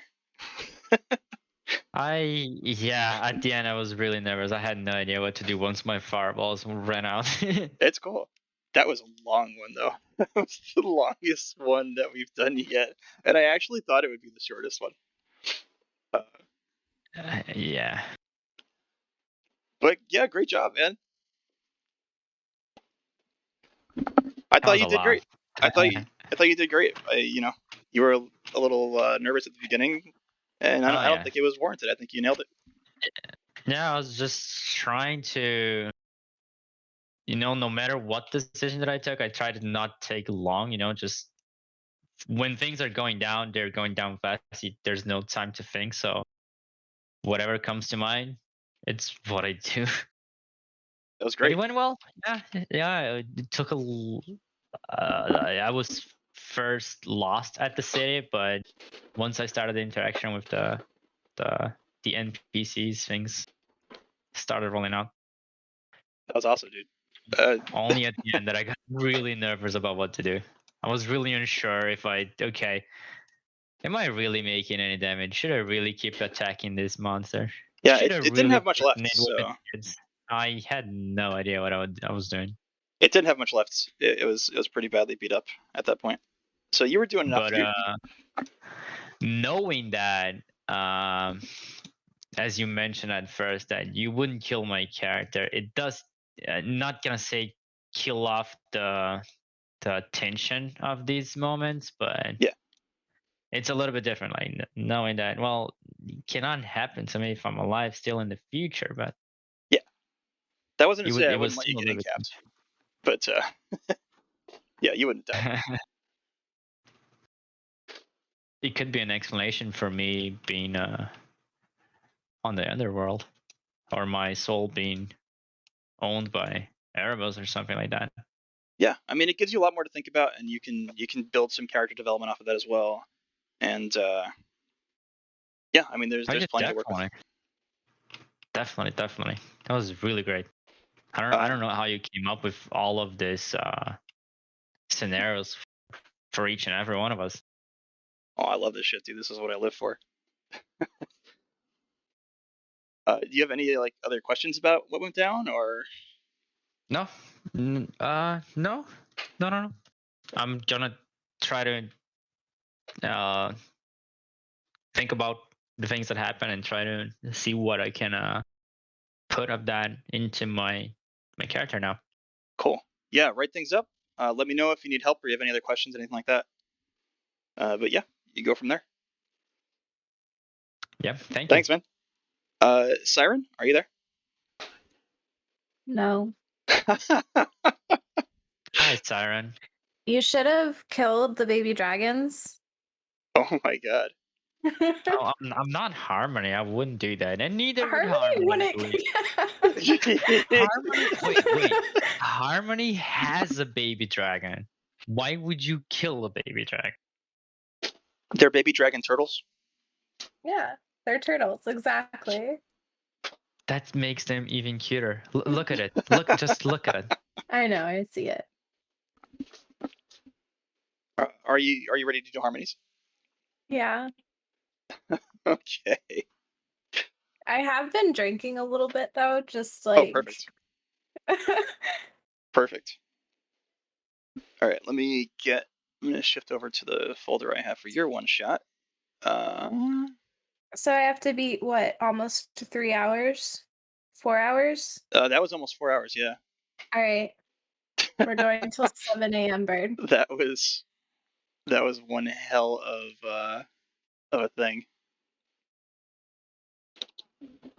Okay, but I think I have everything ready for yours. Okay.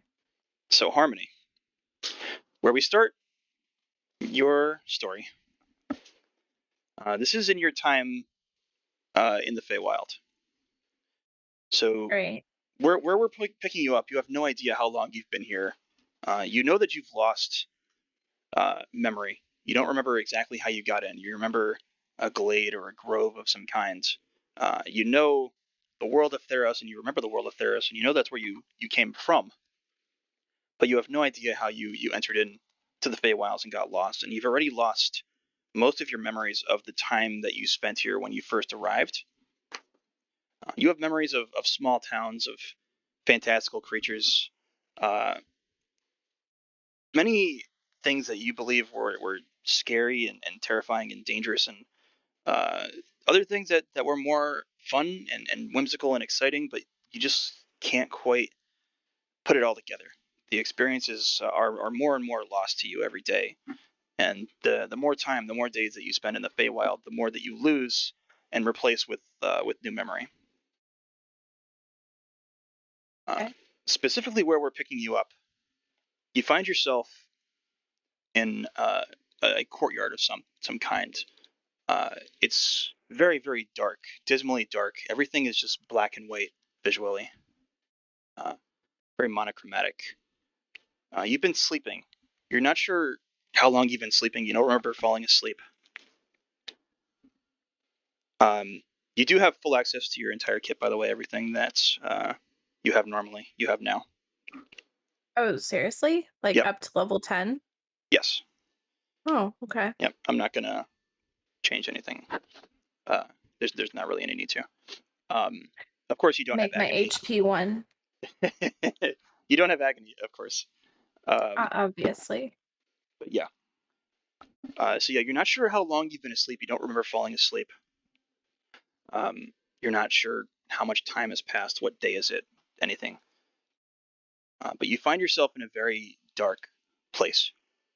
You wake up in a courtyard uh, in front of a very rocky, shallow stream that runs down to two structures. Off in the distance, you can see what look to be just cloudy, misty trees and a very small tower of a building and a much larger one. They both look like lighthouses of sorts. I'm going to give you an image here.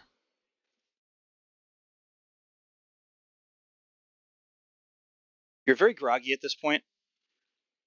It's just 2 towers though, right? Like not the, or is it all like, is that image like actually That image accurate? is accurate to what you're seeing currently, yes. Oh, okay. Because there's 3. The only thing that you can see is the two currently. Okay.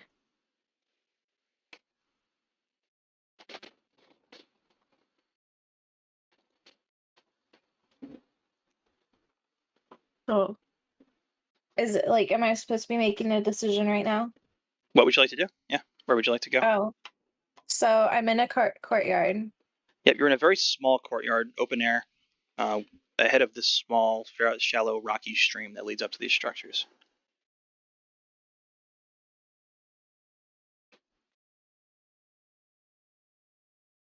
If I roll investigation, will I find anything? What are you looking for? Anything. Anything that you haven't told me, pretty much. You could roll it. Okay. Hold on. I'm just, Mm, where's my dice?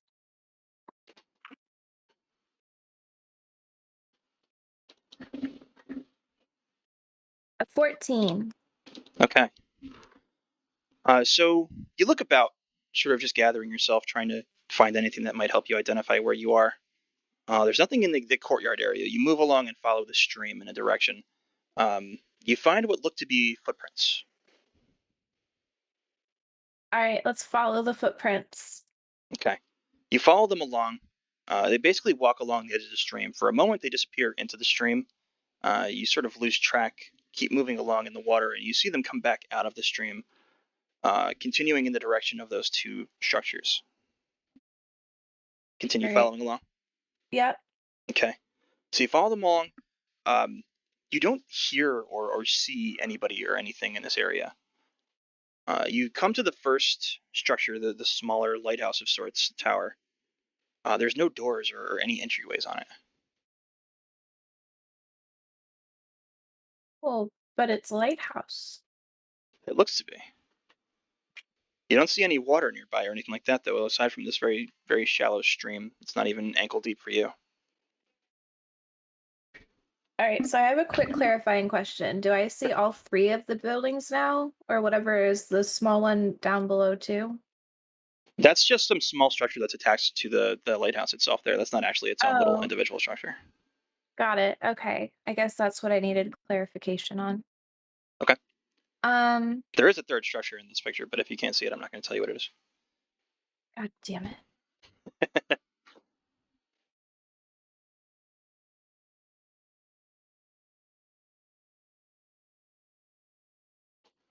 What would you like to do? Well, now I'm looking at the picture. Don't worry about it. I am gonna worry about it. No, don't worry about it. Because it's like I see the black masses, and then there's like it looks like there's a building, like a entryway in the side of whatever mountain structure thingy. Unless it's just smoke, I don't know. Anyways, since I can fly, I'm just gonna fly up and see if there's like any sort of entryway into the smaller lighthouse. Okay. As you reach the top, you see there is what looks to be a small glass door at the very top, leading into the interior of this little lighthouse. Is it a see-through glass or is Yeah, it it's transparent. okay. I want to peek through it. Everything looks still and calm inside. Nothing seems to be present. There is a staircase going down, but the light for the lighthouse itself looks like it's out. All right, I want to go in the building. Okay. You open the door. It doesn't make any sound as you open it. Everything is very silent. But you open the door and move inside. You don't hear anything. You do see a lever in front of the light for the lighthouse, which is currently turned off.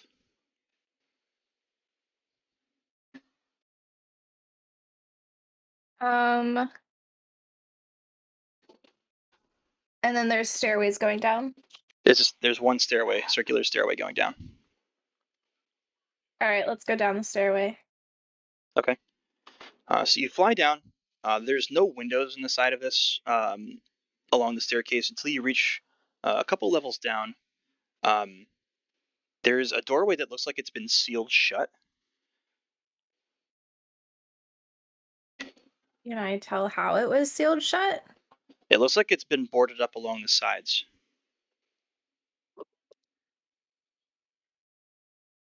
Interesting. Can I pry it open? You try as hard as you can, but you can't make anything budge. Is there anything in the room that I can use to pry it open? Or in the staircase? I'm sorry, I'm not in a room, I'm in a staircase. No, there's nothing around that you can see. Okay. Can I keep going down then? Sure. Yep, you keep going down. You do see a small window on the level below. You pass by. Just a like crossed glass window. Seems pretty thick. Continuing down to the bottom, it's just an empty, hollow chamber with stone walls surrounding on all sides. No doors, no windows. Is there anything that looks out of place? There's nothing. Literally nothing. Can I do detect magic? Sure. Yeah, you cast detect magic, and you do get some sort of illusionary magic from up above where the light is. Like the lighthouse, or? Yeah, the top from where you came in. Alright, we're gonna go back up since we can't open the stupid door. And we're gonna do the lever. Okay, so you fly back up I and pull the just lever. wanted to explore everything else before I pulled the lever. Okay. Yep. I'm gonna be Kronk now. Okay. So you fly up and you pull the lever down. For Yep. the first time, you hear noise. You hear it groan and a creak, and the light begins to spin slowly. It blinks a few times, and you notice finally as the light starts spinning, it reveals color in the area. Everything that it shines on reveals color, and it starts spinning. It goes a little faster and a little faster and a little faster. You start to hear what sounds like music from down the stairs. Brought color to the world. Okay, I'm gonna go back downstairs. Okay. So following down now, the bottom of this chamber, you can see a very colorful, almost portal. The ground at the very bottom of this lighthouse has changed into almost like an open portaled entryway. And below, you can see what looks to be like brilliant, beautiful lights, blues and oranges and pinks and reds. And you can hear the sound of just like merrymaking and music and things like that down below. Hmm. Okay, I wanna. I'm gonna go back upstairs. Okay. And see if anything's changed with the other lighthouse. Looking out across the way, it doesn't seem like anything's changed. You do see again as the light spins, it casts color into this realm around, so you can see it has more of a reddish tone to it as the light passes over it, but nothing's changed in the structure.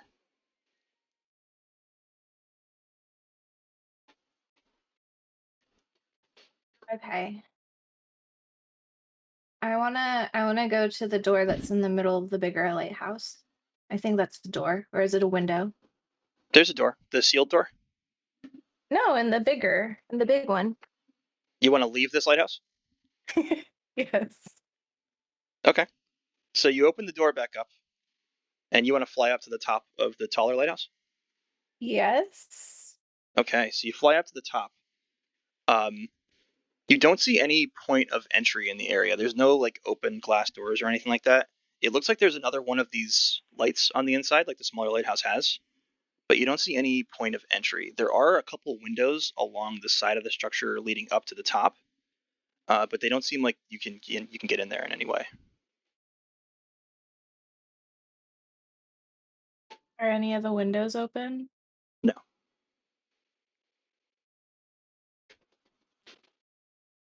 I'm still looking at that image, trying to find the third building.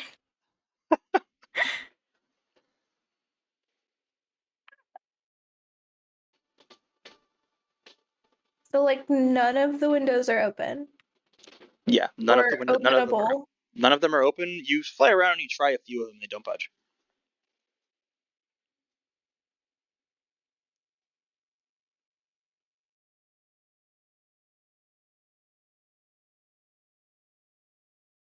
All right, fine. I guess we're going back to the little lighthouse. Okay. Do you fly back down? You go back inside. Yeah. Okay.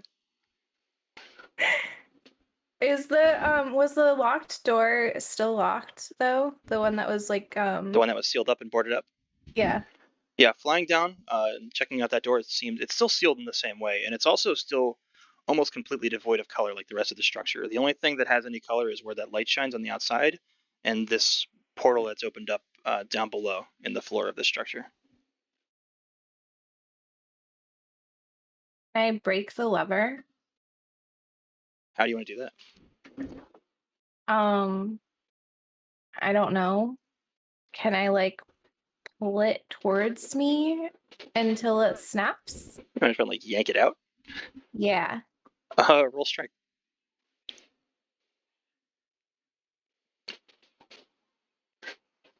Oh my god. I got a 19. So I mean it was a nat 20, but it was a 19.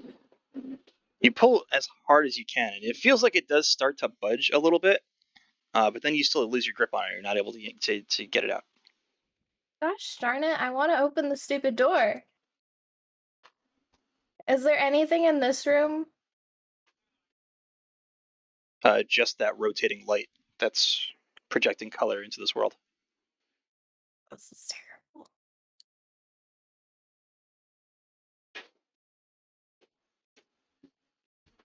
What would you like to do? Well, I want something to open the door, but I feel like that's not gonna happen. I like feel like if I go through the portal, I'm gonna be stuck in the portal world. So Well, I mean, if you don't, you're stuck in this world. I don't know which one do you want to be in?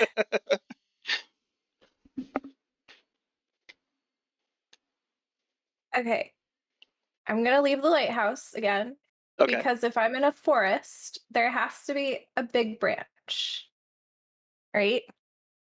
Yeah, you're not really sure that you're in a forest. I thought you said I was in a forest. No, I said there was a stone stream, a very shallow stone stream, and what looked like trees in the area around you. I didn't say you were in a forest. Okay. Well, if I'm in a stream, are there any like flat rocks? Yeah, you fly down, you find a couple loose stones, a couple of them that are Like long relative. and flat? Yeah, you can find one that's relatively long and flat. All right. I want to take that and I'm gonna go try to pry open the boards with the stone. Okay. So you fly back up down into the center of the chamber. Go ahead and roll strength.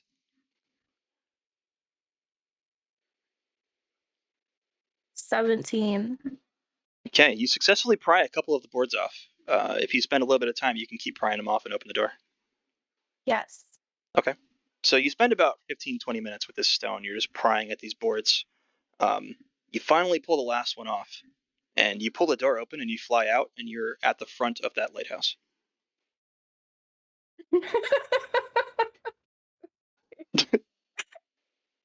Has anything changed with my surroundings? Nope. You fly back inside, and you're right inside the lighthouse again. You fly back out. You're back outside the lighthouse. This is awful. Fine. Okay, we're going through the portal.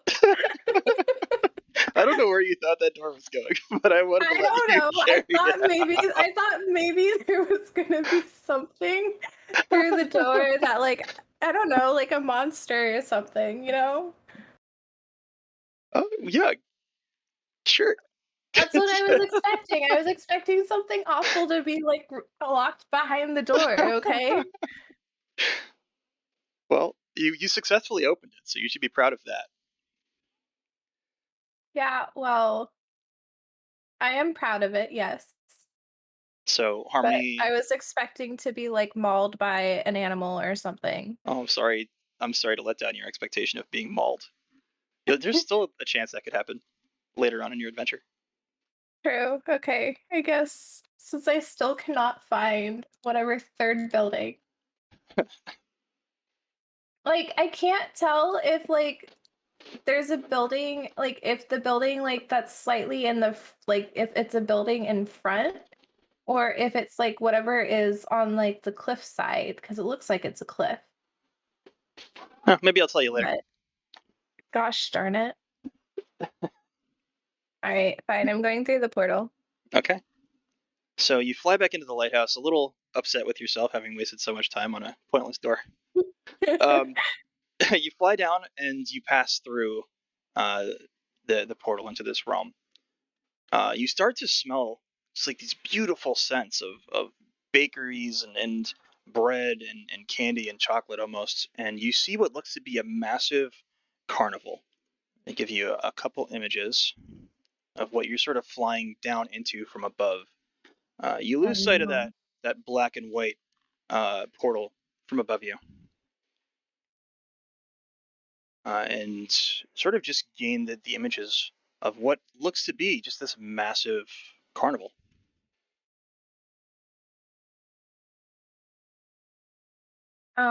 Is it am I only like surrounded by a carnival or is there anything else in the You're area? you're in the air above it. Everything else just seems to be thick forest. Looks almost ominous as you look at it. The darkness of the trees that are very much in contrast to the bright color of this carnival. Is the carnival in the middle of a forest as far as I can tell, or is it on the edge Yeah, of a it's forest? it's surrounded by almost like an endless stretch of trees as far as you can see in the air above. Is there anybody that I can see?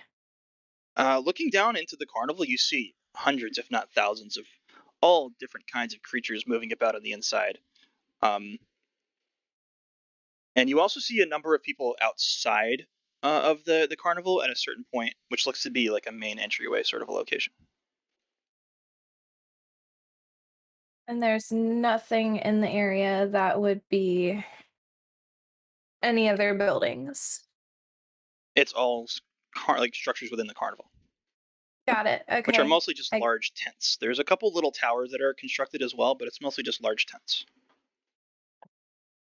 and I can still see the little portal, right? Or is it gone? Looking up, you can still sort of make out where that portal is, but it's up in the sky above you. Okay.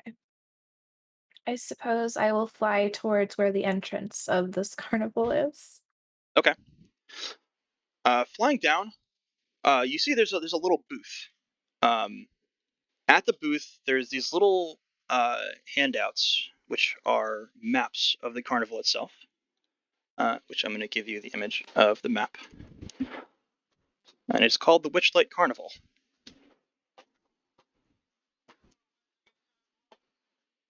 This is like giving me Pinocchio vibes. So looking about, there's a number of individuals around, but you do see what look like a couple cat-like creatures arguing with each other. I'm going to give you the image of them. Okay. Oh. With the third one standing not too far from them, but with his back to them and sort of looking out towards the carnival. Um, you also see a male satyr sitting at a bench towards the front, and there's a large, burly-looking ticket taker that seems to be taking tickets from individuals and letting them inside.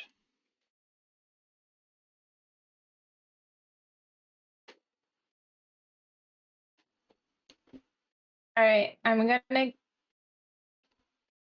Oh shit! I don't have a ticket. Sure don't.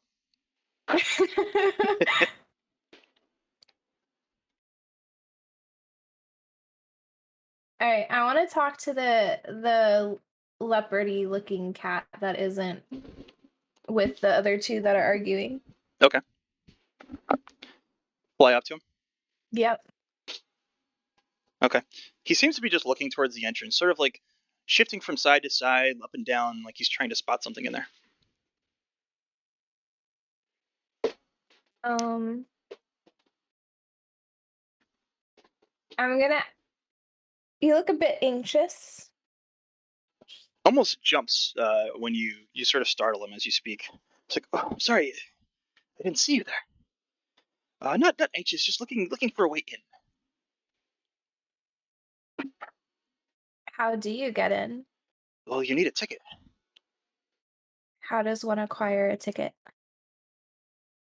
I don't know, but I've seen people acquire them in areas around.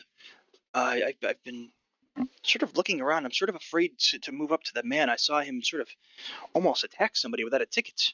And they ran off into the trees screaming. Hmm. How did you get here? I came in from the woods, but I can't tell you where I came from before that. Understandable. Hmm. So you have to acquire a ticket from somewhere in this area? I think so.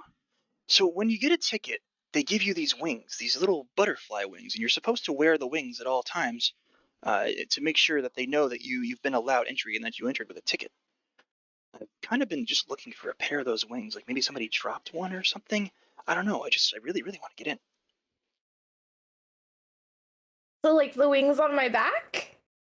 No, those are fairy wings. These are more like butterfly wings. He points at a small, not to boxy creature, but also cat-like as well. Looks very different from them though.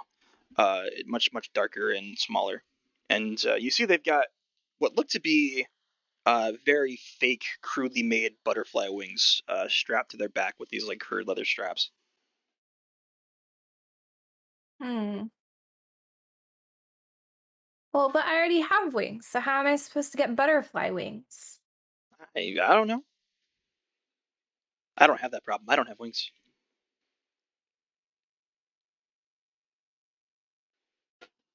All right. I will solve this problem somehow. I'm gonna look around. Is there anything outside that would look obvious for finding a ticket? Uh, Roll investigation. All right, hold on. I need to pull. Wait, mine's a 0. I don't need to pull it up. I already know it's a 0.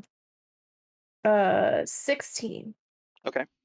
So looking around for a minute, you don't spot anything until you do spot, for a moment, a very creepy looking girl. She has what looks to be like half of a pig mask on her face and dark hair and sort of like dirty, tattered clothes, holding a very large lollipops like yellow and blue.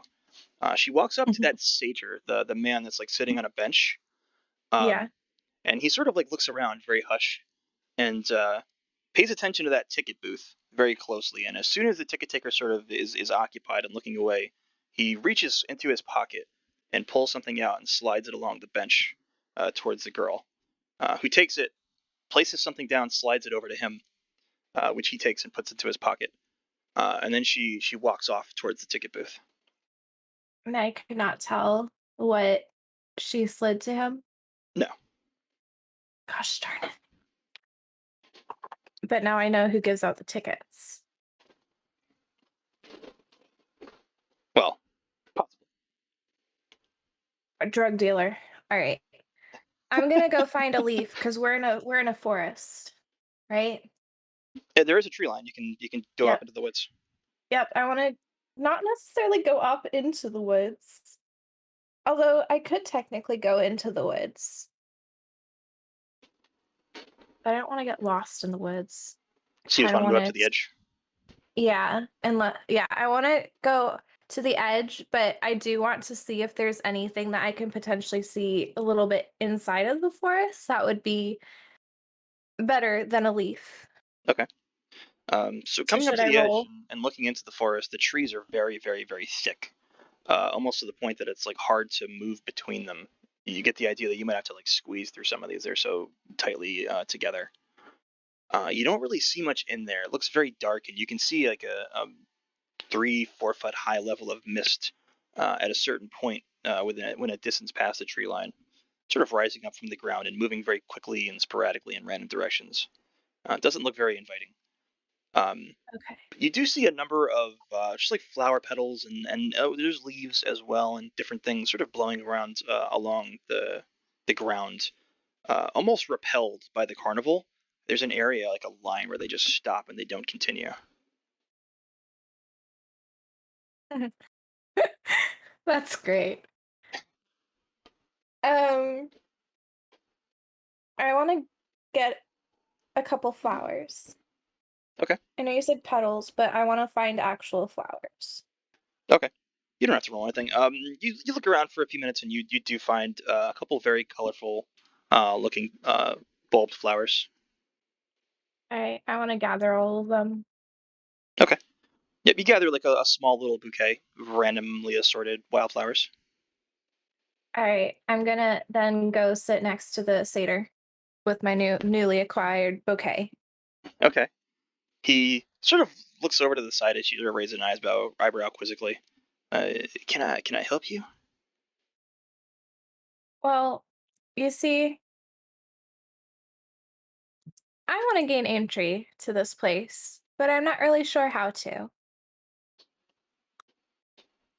Hmm.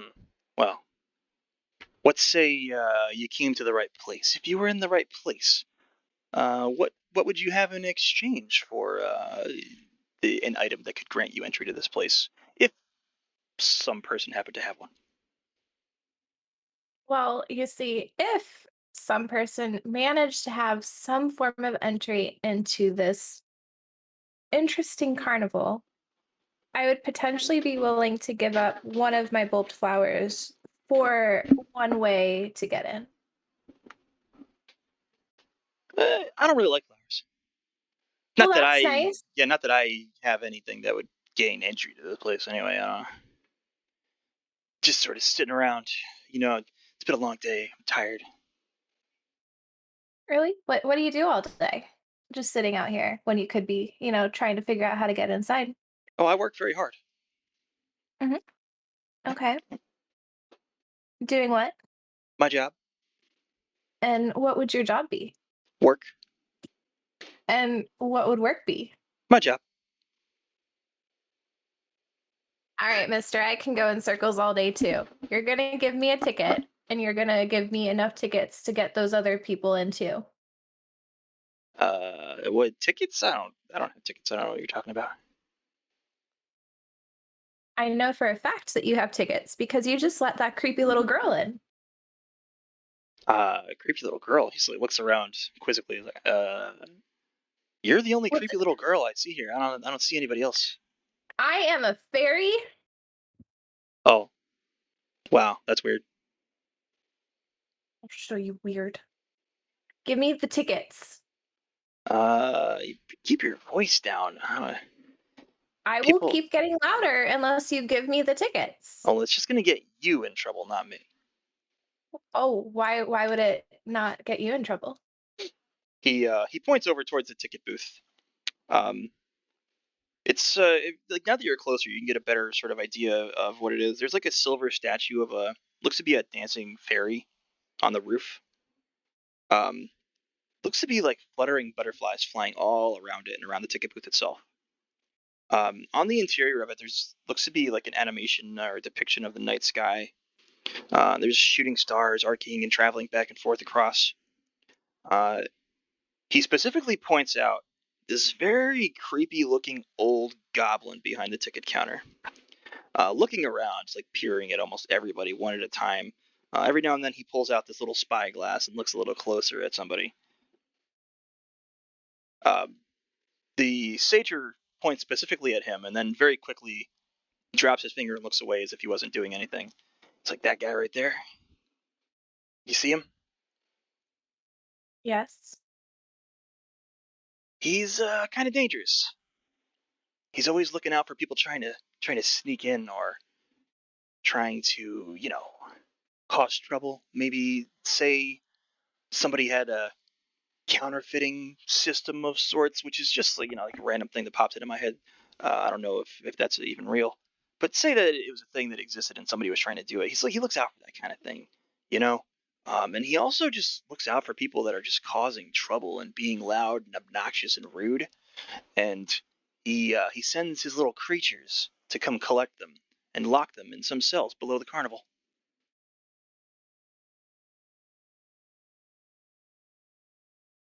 Hmm.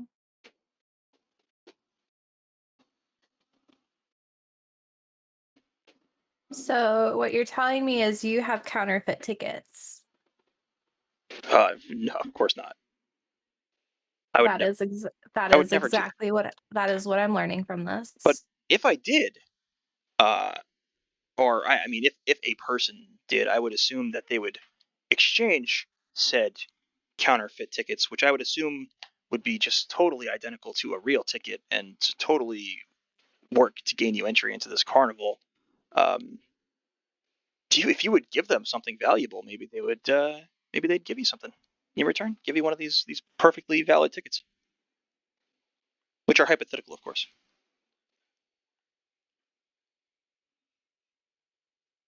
Well, how did you get a real ticket?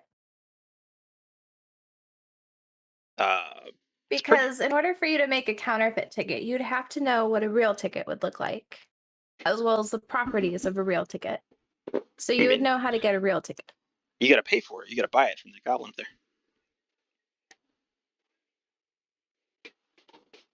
Interesting. So what makes yours a better deal than the goblins?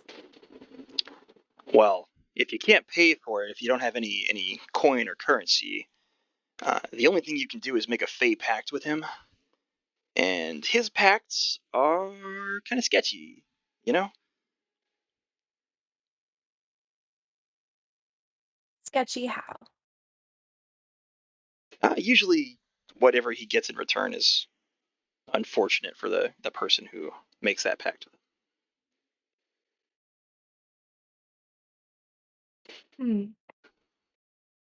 So you'll trade me 4 tickets for my bouquet. No, absolutely not. I mean, I don't even have any tickets. I know for a fact that you have tickets. So Nope, sure don't. you'll get. But I don't like I will flowers anyways. search Even you. if I did, I don't like flowers. I mean, you see that little goblin there with the spyglass. If he sees you harassing me or assaulting me in any way, he's going to escort you to those cells I was talking about.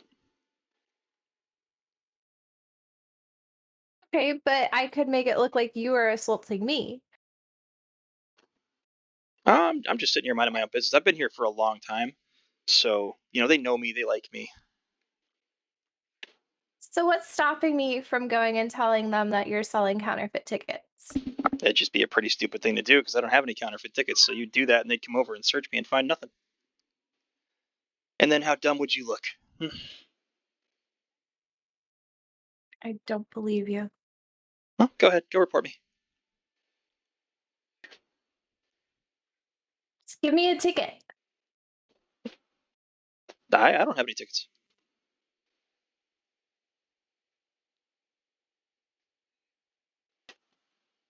If I hypothetically, if I did, what would you give me that's not those stupid flowers?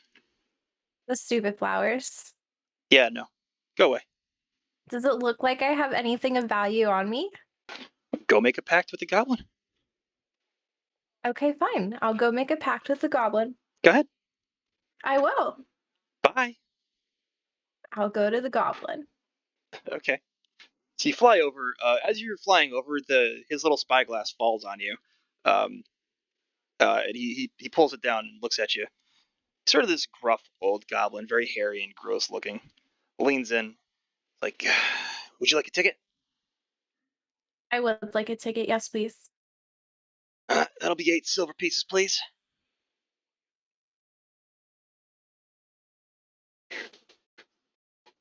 Only 8? Yeah, that's what I said. How many for 4? What's 8 times 4? Does it look like I know math? I don't care. Can I give you 2 gold coins? I said 8 silver, not 2 gold. I don't have silver. Well, would you like to make a pact? It depends on the pact. I mean, you got to make the pact first and agree to the pact, and then we'll make it. I want to know the pact before I agree to it. Well, you can't. You see, he points to a wheel next to him inside the booth.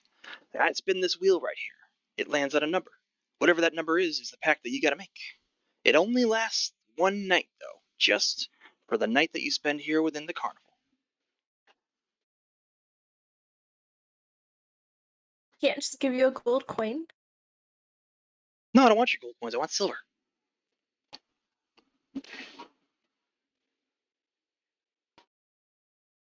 This is awful. I don't make the rules. Who makes the rules? The bosses? Then bring me to the bosses. No, Why not? because I don't want to. What do you want? I want you to either buy a ticket or leave.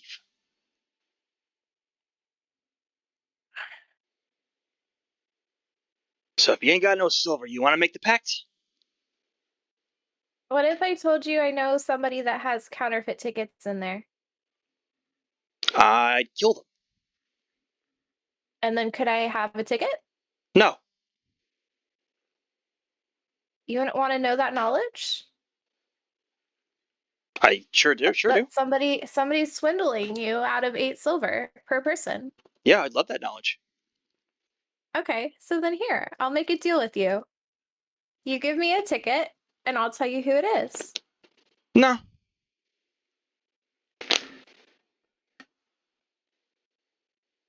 Well, then you're just never gonna know. I guess you're never getting in. could just take a gold coin. Nah, I don't want gold. 8 silver coins or you make a pact. Those are the rules. Take them or leave. All right. I'm gonna yell, who has 8 silver coins that they'll trade for a gold coin? A lot of these creatures look around at you.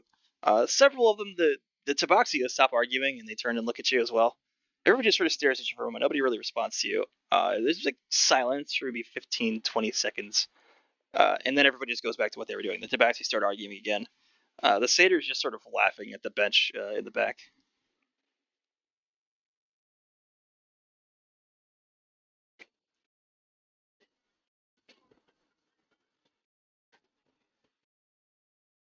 What are you doing, Harmony?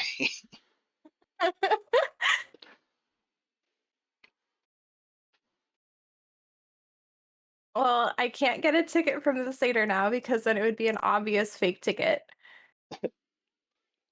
Um,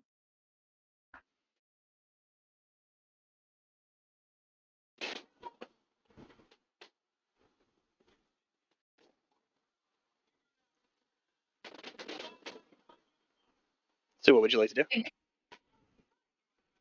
I mean,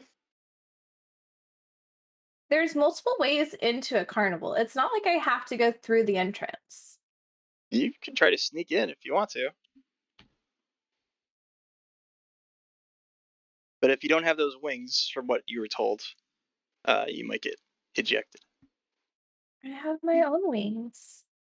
Yeah, but those aren't those butterfly wings. I can paint them. They're still they still flap around.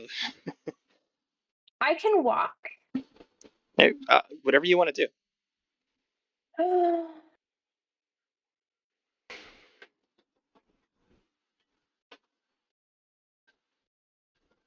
All right, fine. We'll make a stupid deal. He grins at you. So you want to make a pact? All right, I'll spin the wheel. Okay, Roll a d8 for me. hold on. Ooh, I almost dropped everything.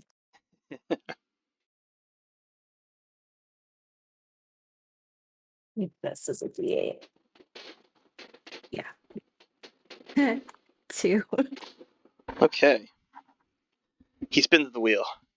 Tick, tick, tick, tick, tick, tick, slowly spins around and finally stops on the number 2. Perfect, perfect. All right, give me a second. And he reaches under the table and you hear like tinking and things are being thrown around. You see bottles flying up in the air, look like potions. Weird little like rubbery contraptions, dolls and toys and all kinds of random stuff just like flies up in the air and lands back down at the bottom. It's like ah. He reaches back out. He pulls up what looks to be like a crown made of flowers. He hands it to you. What's the pact? So for the whole night, you got to water that crown every hour, okay? Without taking it off. You got to keep it on all night long. But if you stop watering it, then you lose your ticket. You get kicked out. Can I? So wait, I have to water it while it's on my head. Yes. I'm gonna get wet. Yeah. Fine. Fine. I will do that. He hands it to you, and he's like, "Wow, wait a second, hold on." And he starts jumbling around in the ship beneath him and ticket booth as well. He pulls out this little tiny watering can, very, very, very tiny, even for you, and he hands it to you. I will take it. So that's enchanted, all right? So you just pour it on there. It'll pour the water on the flowers. Make sure you get the whole crown. All right, you got to get everything wet. Okay. All right, so go ahead and water it, and I'll give you your ticket. All right, I will water the flower crown. Okay.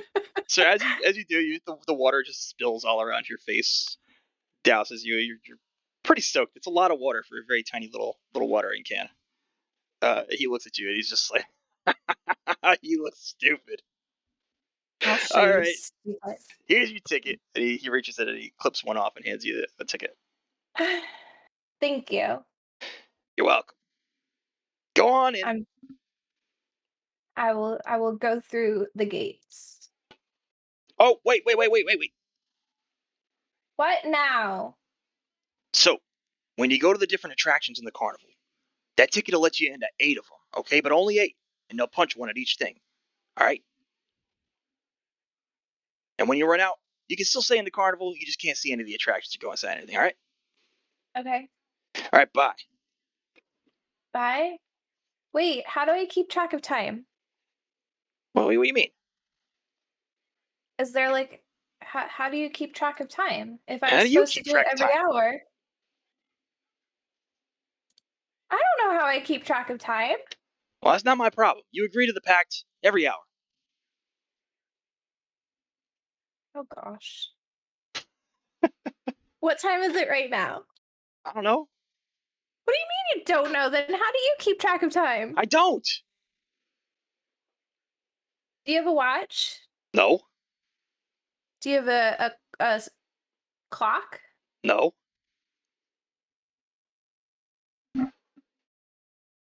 In this area, how does one keep track of time? Maybe they have a watch. I don't know. Who would know? Somebody that sells watches. All right, fine. I'm going to lost property. I don't think we got one of those. You don't got a watch or you don't got lost property? I don't know. Just go inside. You're bothering me. Do you know anything? I know how to sell tickets. Obviously not. I just gave you a ticket. You didn't sell it to I'm gonna me. have to call security. All right, you're bothering me. Well, you could have just told me where to find a watch. All right, security. He starts reaching out and shouting around in the air.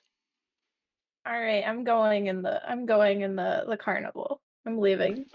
He laughs to himself and goes back inside his booth. I'm gonna gesture an obscene gesture. Okay. He doesn't see. I know.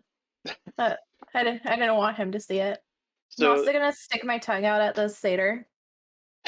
he just grins at you and laughs as you're Okay. dripping wet. Yeah. Okay. So you move inside. The big burly ticket taker reaches his hand out towards you. Doesn't say anything. Very big, looming sort of a guy with a bag over his head. Just little holes cut out through his eyes. You know what time it is? Mm. Is that a yes or a no?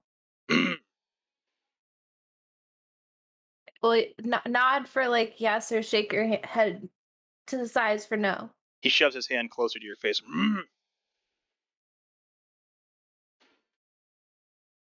All right, I'll give him the ticket. He takes it, and you see him just poke it with his finger, and a very tiny little hole gets poked into the corner of it. And he hands it back to you. Okay, now what time it is? Is it? Doesn't even respond to you. Looks away from you. Is everybody here useless? I'm gonna walk in. Okay. Walking inside, you do see a small building that says lost property. I'm gonna go to lost property. Okay. There's a really big line. Like how big? Counting people, it looks like there's maybe 30 or 40 people in line at the moment. All right, I'm gonna shout. Does anybody know what time it is? Everybody looks at you. There's all different kinds of creatures here. There's like halflings and satyrs and dryad and all different kinds of things. Everybody turns to look at you for a moment, just sort of grumbles and looks back towards the booth. All right, I'm gonna start saying it in every single language I know. Uh, People sort of like every now and then look to you. Most of them ignore you. Do I see a clock anywhere? Roll investigation.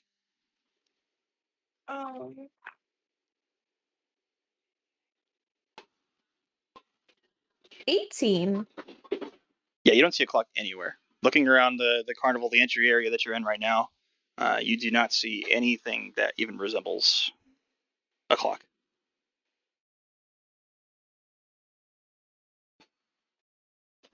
Is the line moving at all? How long do you want to wait? Well, I'll wait 10 minutes. Okay, so you sort of like sit there and count to yourself in your head, sort of trying to track time as best you can. It moves one space forward in that time.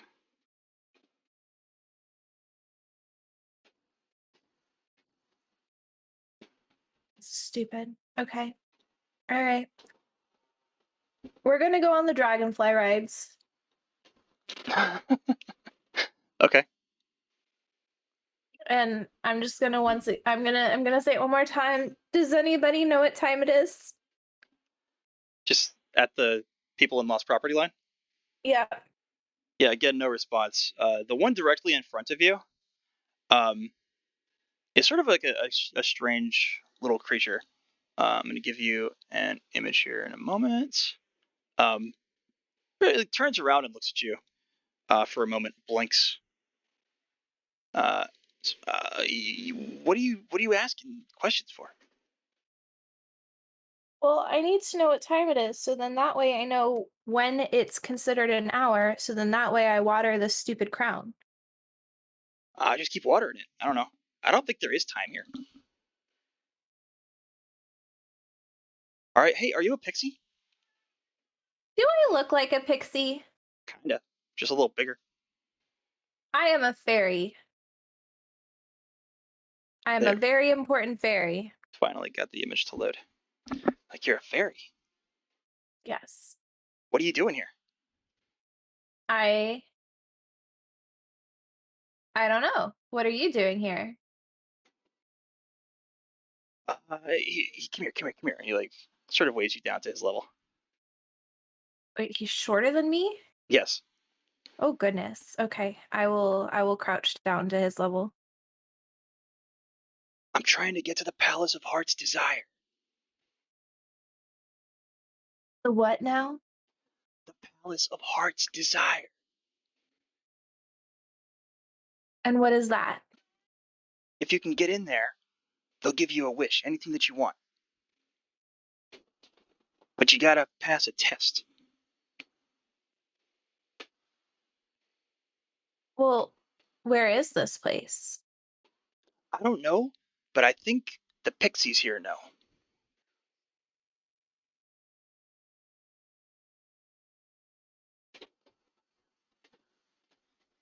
But I don't want to deal with pixies. Me And either. why are you in this line if you need to go talk to the pixies to get there? Well, okay. This is what I heard, okay? And just keep your voice down, because this is like hush type stuff. I don't want everybody to know, okay? But, Okay. so, there's this council, all right? It's the Bullywug Council. There's a king and there's a queen and there's stuff. Like, they help you with these kinds of things, right? So, if you go to the Bullywug Council, they can get you access to the Pixie Council in the Pixie Kingdom. And then if you go to the Pixie Kingdom with access from the Bullywugs, then you can get access to one door inside the Pixie Fortress, and one of those doors goes to the Palace of Heart's Desire.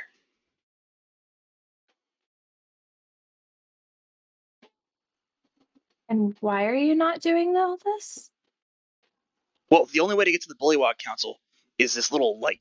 It's like a little thing. I saw somebody had it before. It's a little stick with an orange light. And if you have it, and you hold it, and you think about them, it'll guide you to them. And there's one in there. When and where? At the Lost Property Building. Well, but you're in front of me, so you're gonna get it. Well, yeah.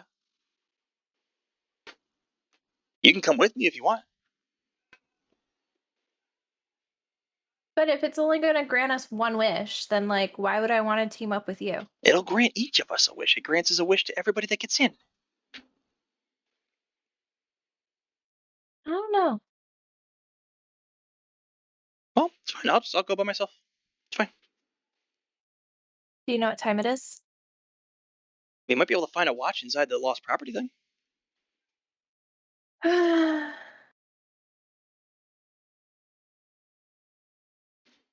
All right, fine. I will wait in this stupid line with you. So there's 30 people in line, right? There are 38 more people in line in front of you. There's 38 people in line? Yeah, 39 if you include this little guy.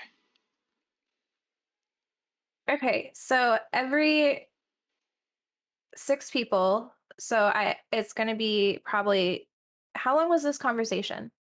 It's just a Like, few minutes. You can gather. You don't have a watch or anything, so you're not really sure. all right. So in 4 people, I'm gonna water my crown. Okay. Wait, no, that four and a half people, and Well, then every 6 people, I'll water my crown. you notice this next one takes a little longer than the other one did, and then after Oh that, no. it's shorter. So the timing between this is not exact. All right, so assumedly, every hour, I'm just going to water the crown while waiting in this line. You just want to count the time in your head to yourself.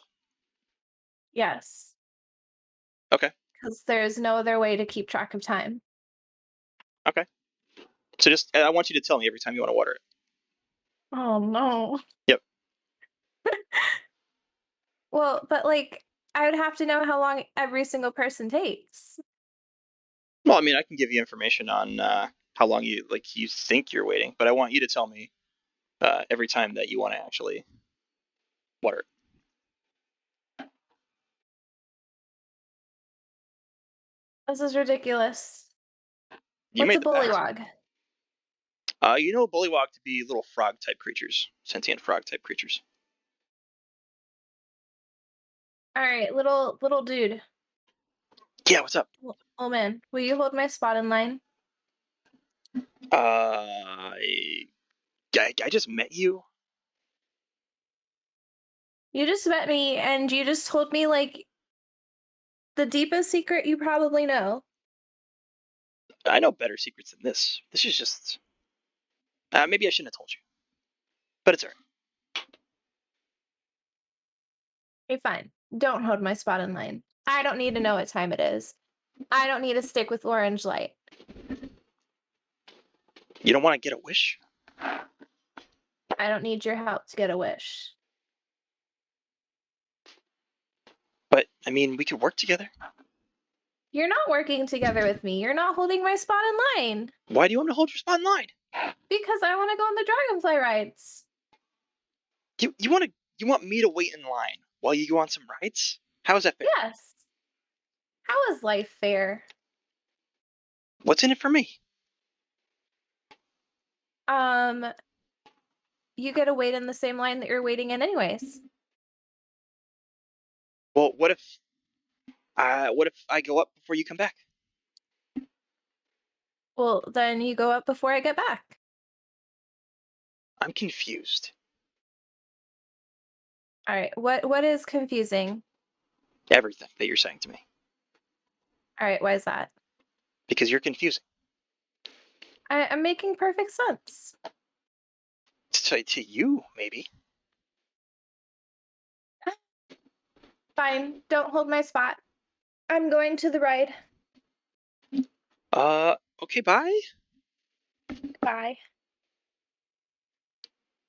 I'm You going fly. on the ride. Okay. So you No, fly up. I'm What? not waiting in the line. Okay. So you fly off towards the dragonfly rides. Yeah. You pass a big carousel, a number of other very brightly colored tents before you reach the area of the dragonfly rides. Um, there look to be very massive looking lily pads resting on the surface of a pool. Very like glowy, lit up algae. You can see these giant dragonflies sort of flying up and landing on these pads every now and then. They buzz for a while and then pass overhead, fly through and fly off, picking passengers up that hop onto their backs, and then they fly in opposite directions. There's a line out in front. Why is there always a line? It's a carnival.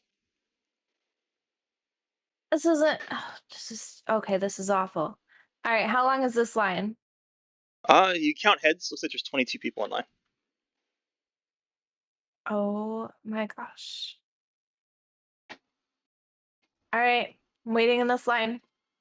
Okay. Do you want to water your crown yet? Yes. Okay. So you water your crown again. Again, just fully soaks you. Uh, as you do, there's a creature in front of you. Looks to be a halfling of some kind. She's got a little musical instrument and a little white frog that's sort of wandering along with her. She looks back at you and sort of raises an eyebrow as you drench yourself. I'll look at her and be like, "What? Why are you doing that? What? You've never seen a fairy water her crown before?" No. Well, I have to do it every hour, but I don't know what time it is, so I really don't know what hour it is. So I'm just watering it. Oh, I don't think there's time here.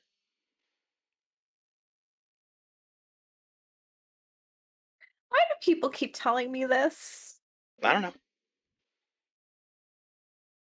The line moves up a couple spaces as you're having a conversation with this halfling. Well, why are you here? I'm in line for the ride. Yes, but why are you in the carnival? To go on rides, have fun. But what brought you here? She sort of like squints her eyes for a moment, and thinks really hard. Like, I don't know. I don't remember. That's kind of weird. Yes, it is a little weird. What about your little companion? Oh, this points to the frog. Yes. I have no idea. He's been following me around since I got here.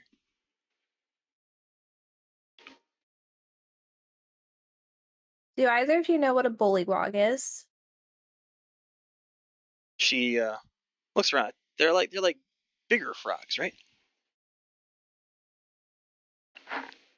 Like, how big? About your size, That's not very big. but they're bigger than regular frogs. Well, so then your friend is a bullywog. No, he's just a frog. I think. Are you a frog? I'm asking the other dude, companion dude. It just sort of blinks at you. After a moment, its tongue flips out and it snatches a fly out of the air and swallows it. Okay, well that's no proof because like any frog would do that, like even like a big frog. I think he's just a frog. He hasn't tried to talk to me or anything. I don't know. The line moves up another couple spaces.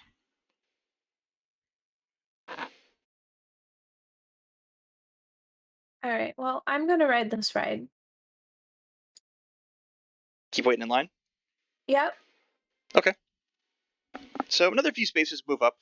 You do sort of get the vibe that you've been standing in line for a while, though. But like it's moving. Yeah, it's moving, but you've definitely been standing here for a while. You're just not sure exactly how long.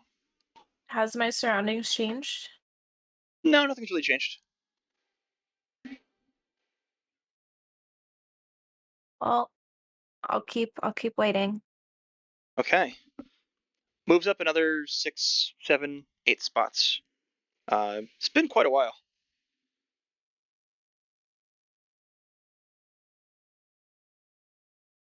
I'm still gonna just wait. Okay. Get up to the front of the line. Um, the person that's sort of at the gate is just sort of snapping holes in people's tickets as they hold them up. The halfling in front of you hands her ticket up. It gets snapped. Hole gets punched into it, and you're up next. All right, I'm gonna hand whoever's doing the whole snappy my card, Okay. my ticket. You see your ticket. Your ticket, like as you lift it up, looks like it's starting to decay.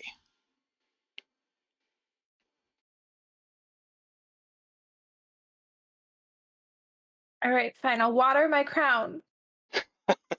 Okay. As you water your crown, um, you notice that the flowers were starting to like wilt and decay.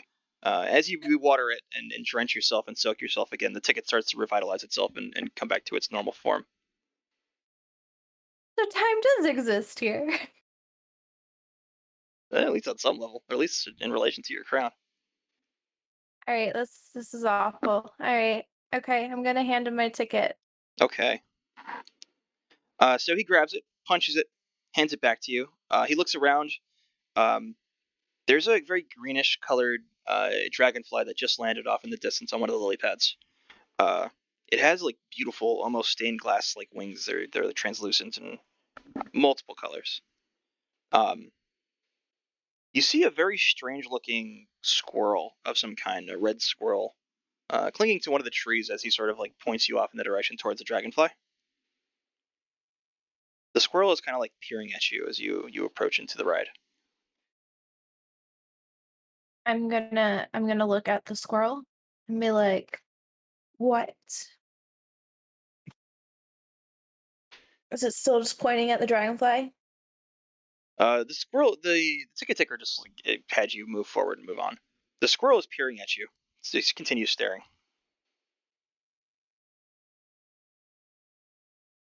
What does the squirrel want? It's just staring at you. All right, I'm gonna go on the dragonfly. Okay. So you hop on.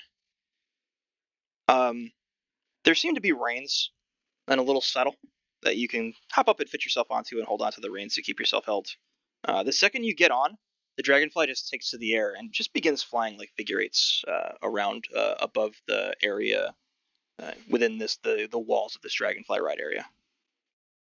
Do I see anything orange? You see all kinds of stuff that's orange. Like a stick with a glowing orange light? I mean, you're way up in the air, so you see lots of orange things. If any But of them is a stick with a light on it, you have no idea. But there's lots of orange things. like, is there anything that's like glowing, like more so than everything else? There's a lot of glowing things in this carnival. But in this area Virtually, specifically. virtually everything is glowing. You're in the air on a dragonfly, so you don't really have zoom vision, Harmony.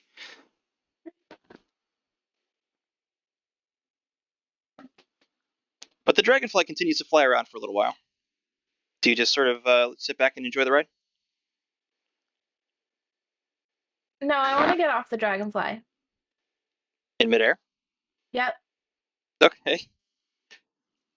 So you get off, you fly up into the air. The dragonfly just continues flying its little circles. And I'm going to go down into the little moat area for the ride. Towards the water? Yep. Okay. And what are And you doing here? I'm exploring. Okay. Make a dexterity saving throw. Oh dear Lord.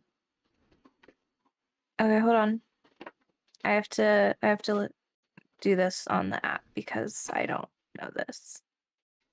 Oh, I have a +7 on a dexterity saving. Actually, now that I know that, I can do it with my dice. Okay. 12 + 7 is an 18. Okay. So you're flying around for a moment, and you look to the side, and you see that squirrel, and he hucks an acorn at you, uh, very quickly. But you're able to sort of flip to the side and just barely avoid the toss. I'm gonna fly at the squirrel. Okay, make another dexterity saving throw. Okay. Oh, 19 + 7 is 26. It throws another acorn at you, but you're Can able I to catch it? roll sleight of hand. Hold on, I have to find that. That's a +3. 7. Yeah, you try to catch it, and you fly off in the direction of it, but you miss. Now I need you to make another dexterity saving throw at disadvantage. Okay, so I have to roll it twice, right? Yep, and take the lower. Okay, so 12. Ah, 12. So this time you fly off and you try to catch that one acorn, but it opens you up and like puts your side to the squirrel, and this time you get hit in the side with an acorn. Um, you take 2 points of damage. What is wrong with you? Am I close enough for him to hear that? It doesn't respond to you if you are. You see it like rearing back, getting ready to throw another acorn. I haven't caught a single acorn, have I? No, I you only tried to catch one. Can I do speak with animals? Sure. I don't know how that works, to be have to honest. Let cast me it. read it. You have to cast it. It's a spell.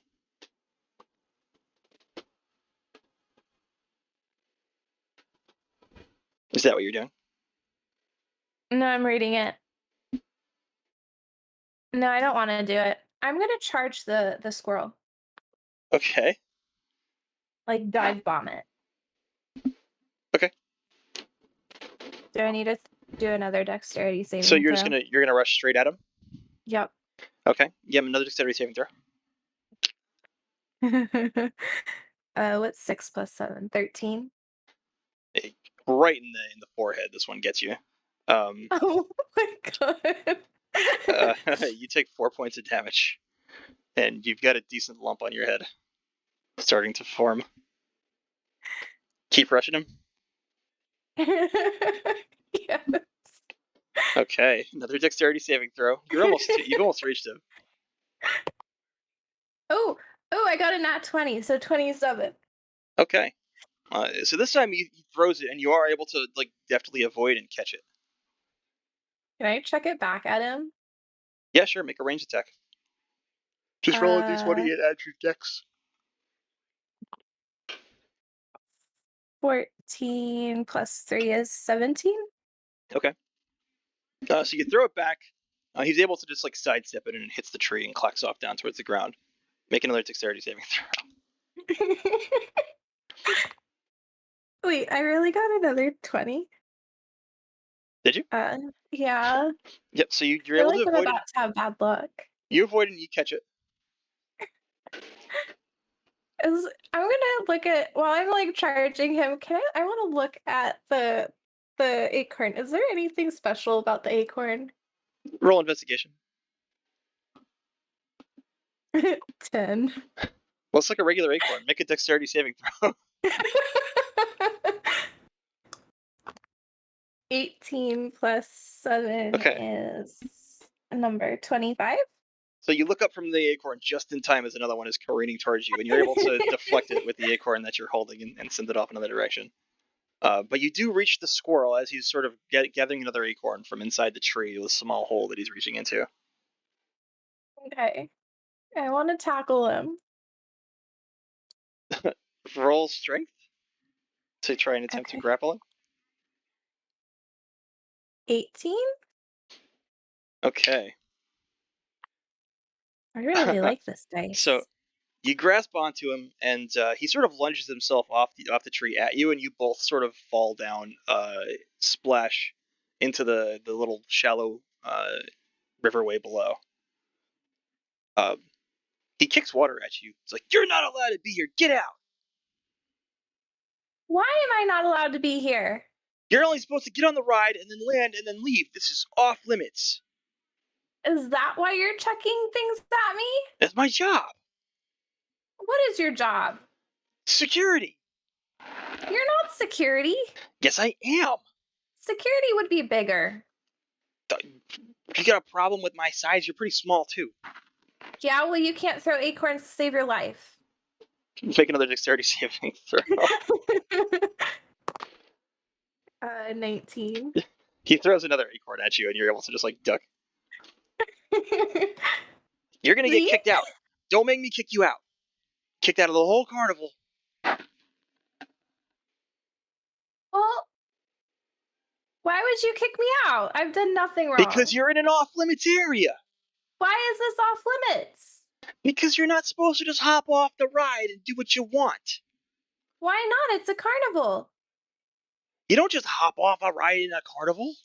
Yeah, you do. Get out.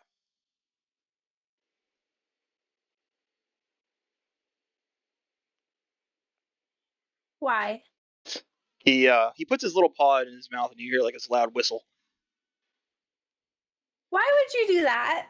Call on security. The rest of security. They're gonna come here and help me out. You hear rustling in the trees above.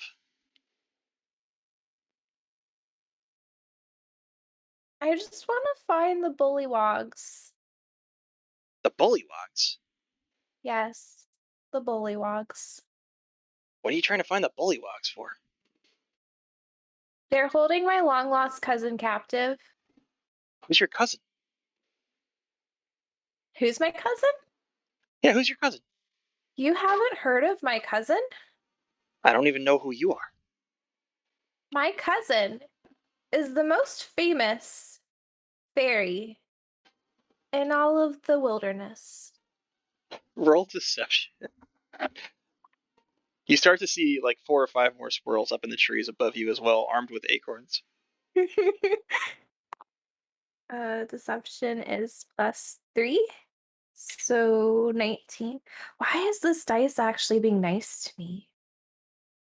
So he steps back for a moment. He's like a powerful fairy? Like, Yes, very powerful.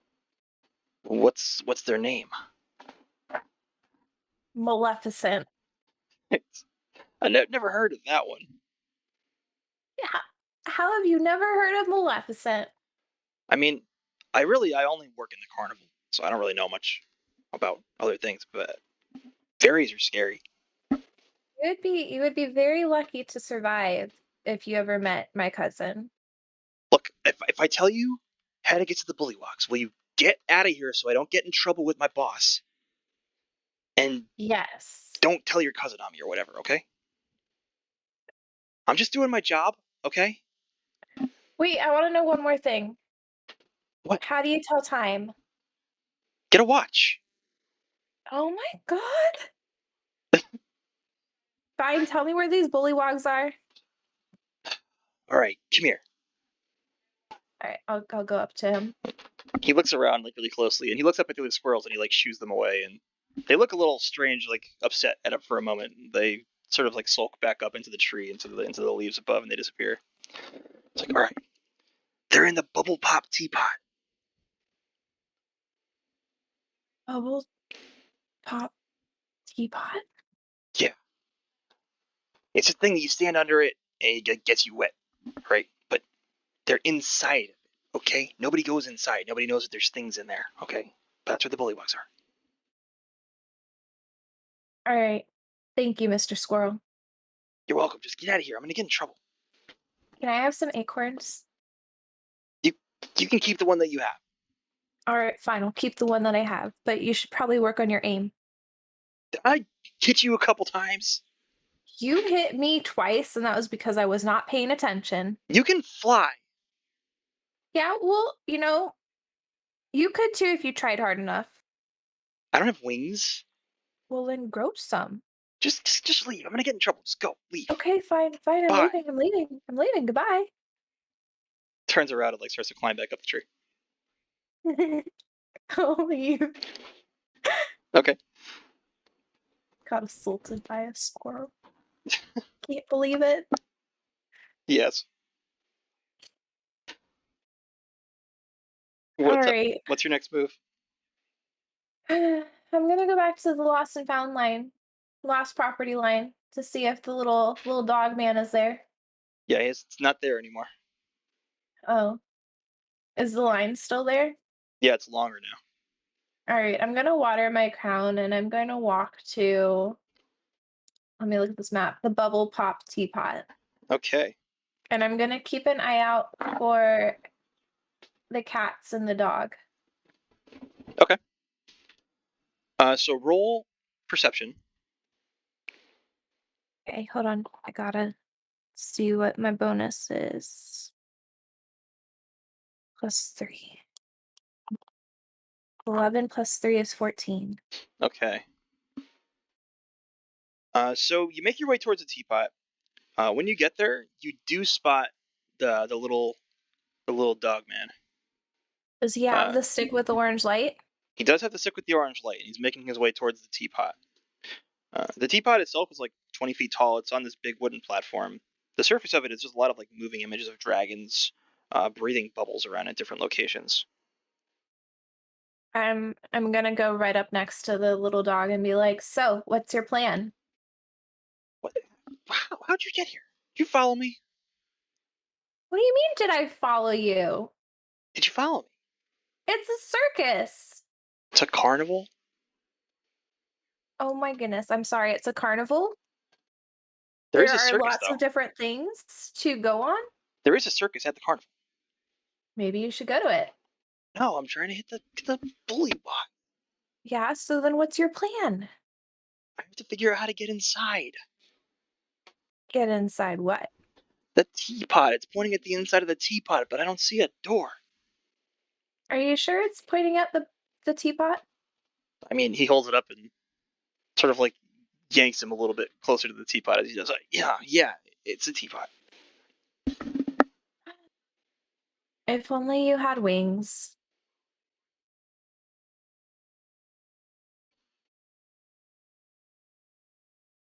He's just glaring at you. So, what's the plan? You have any ideas? I mean, I could fly up there.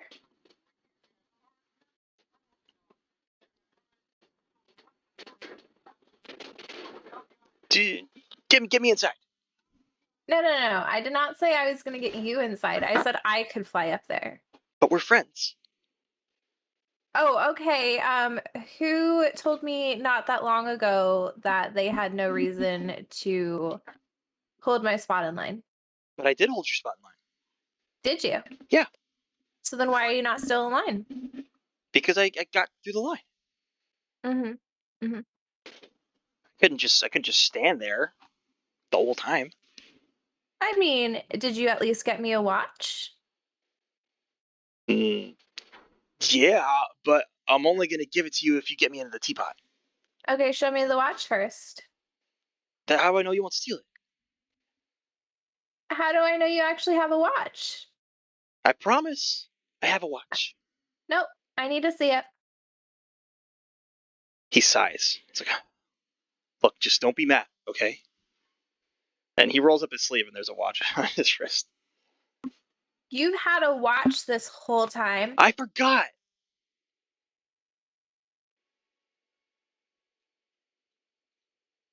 Give me the watch. Let me get me in and I'll give you the watch. No. This is how this is going to go down. You're going to give me the watch and tell me at what time it was that I first met you. And then I we're going forgot to I go had the from there. watch, so I don't know what time it was.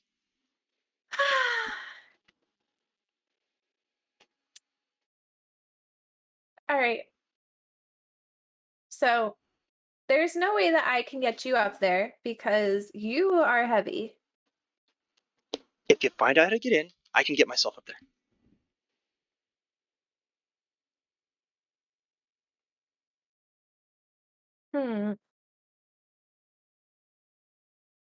Give me the watch first. No. Well, then I'm just going to stand here and look at you all day until you find a way in. Fine, I'll do it myself. I don't need you. Oh, okay. All right, fine. I guess you don't need the watch. I guess you don't need a way in. I'll find the way in and then you'll never get the watch. I don't need the watch if I can get in. Okay, good luck. Go get it. Go right now. Oh, okay. All right, fine. I'll go in without you. Fine, bye. Goodbye. I thought we were friends. I never said we were friends. Yeah, you did. Friends would give, I never said that. Nope. But friends, would give somebody a watch if it meant that, their crown wasn't going to wilt on the hour. What? My crown,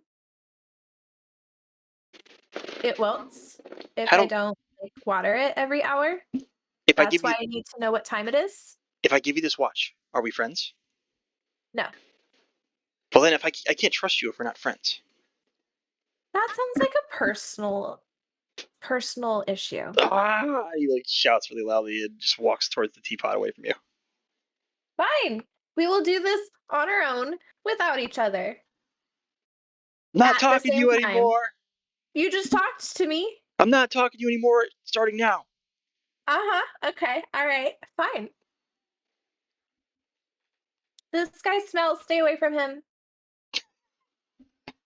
I'm gonna fly up to the teapot. Okay. Because I have wings. I'm gonna say that in his direction and go to the teapot. Okay.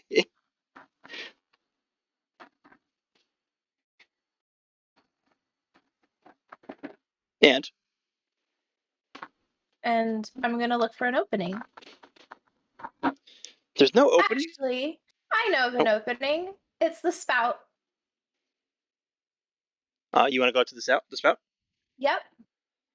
So moving up to the spout, you notice that it's consistently spewing little bubbles, constantly forming bubbles and then releasing them into the air as it starts to form another one.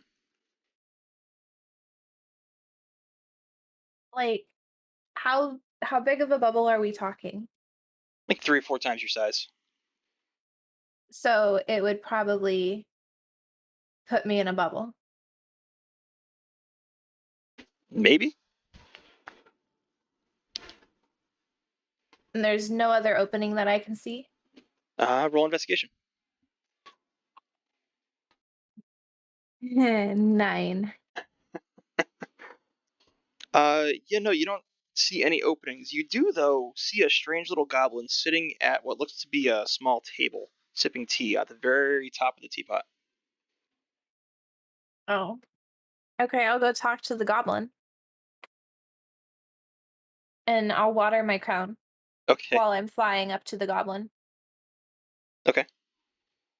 Multitasking. Goblin's just sitting there sipping tea. Hello. Hi there. I would like to gain access to the teapot. You can't get in the teapot. But why? Doesn't have any doors. Then why are you up here? I'm drinking tea. Well, then how did you get the tea? I brought it up here. How did you bring it up here? I climbed Climbed on what? the teapot. How did you climb on a teapot? I'm really good at climbing things. Is the top, like, sealed? You can try and yank at it if you want. His desk is like sitting on top of it. Well, I wasn't necessarily gonna yank on it. I was gonna, like, slam into it so it, like, tip. Okay. You want to fly really fast and slam into it? Yeah. Okay. Roll strike. Okay, this is a net. Oh no. Is that a 1? So would that be a 0? So yeah, because you're -1, right? So you go back really far, and you see him just sipping his tea, staring at you. You rear back and just gain as much possible speed as you can, flying full force into the edge of this teapot. You slam right into it, and you black out. No. You wake up. You're not sure how much time later, like flat on the ground, staring up at the top of the teapot. I watered my crown. Okay. You notice it was wilting pretty badly, as you do. You probably got that in just in time.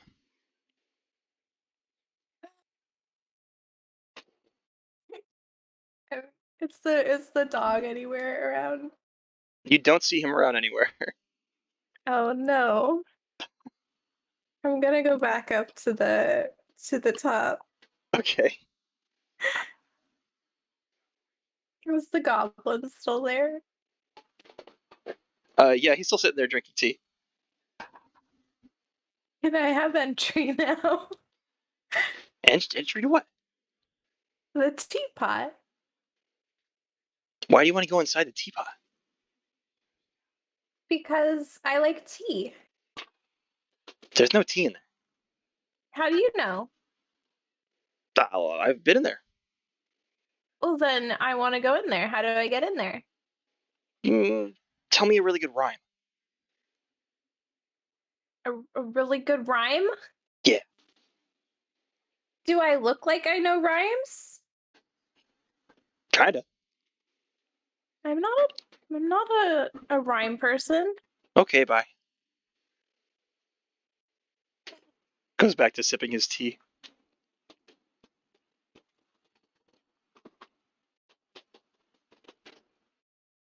Why a rhyme? I like rhymes. Are you Googling rhymes right now? No. I I don't know any rhymes, though. This is an issue. I know quotes. Just no rhymes. Did the quotes rhyme? No. Then they probably won't help you here.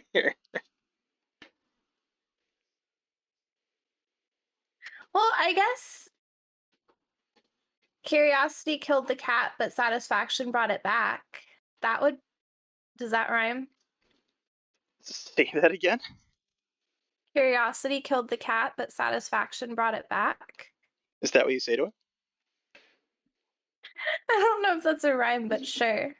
Roll persuasion. Okay. No. This is another one. Yes. Wait, but don't I have a bonus on persuasion? A net one. It's So a net it's one. fine. It's fine. It's a what? He like stops drinking his tea and sets it down. Glares at you for a moment. That's the absolute worst rhyme I've ever heard in my life. You actually hurt me. I hurt right now. Okay, well, I hurt having to think of Well, something. now I need 2 rhymes. 2 rhymes. 2 rhymes, What and a- I'll tell you how to what get a- What about an acorn? it. Roll persuasion. Okay. For fuck's sake. Okay, it's a 19 this time. Wait. Do I have a bonus on persuasion? Oh, wait. This is literally the thing that I have the bonus on. So 4 plus 3 is 7. 26. Okay. It's like, I'll take the acorn, but I still want 1 rhyme. That was my only rhyme. That wasn't a rhyme. That was terrible. Okay, well, do I look like I'm smart? You literally just watched me run into the teapot. Yeah, that was like the stupidest thing I've seen at least this month. Exactly. So, like, if I'm so stupid that I'm capable of that, then why would you think I'm smart enough to know a rhyme? Well, bye.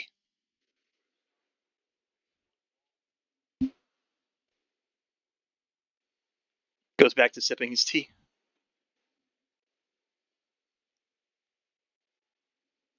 I don't know any rhymes.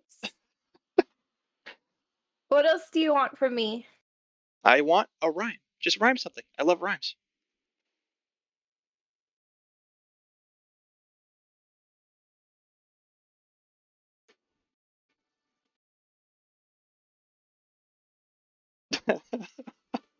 I'm thinking.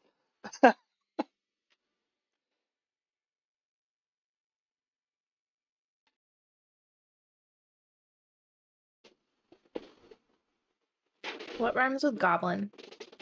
I'm not helping you.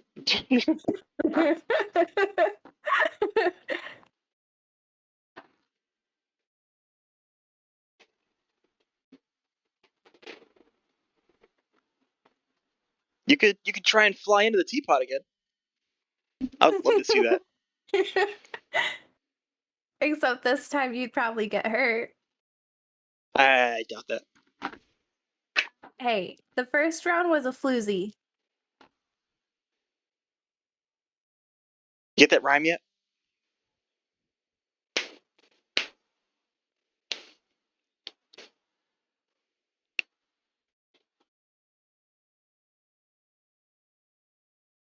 I can't believe how hard this is for you.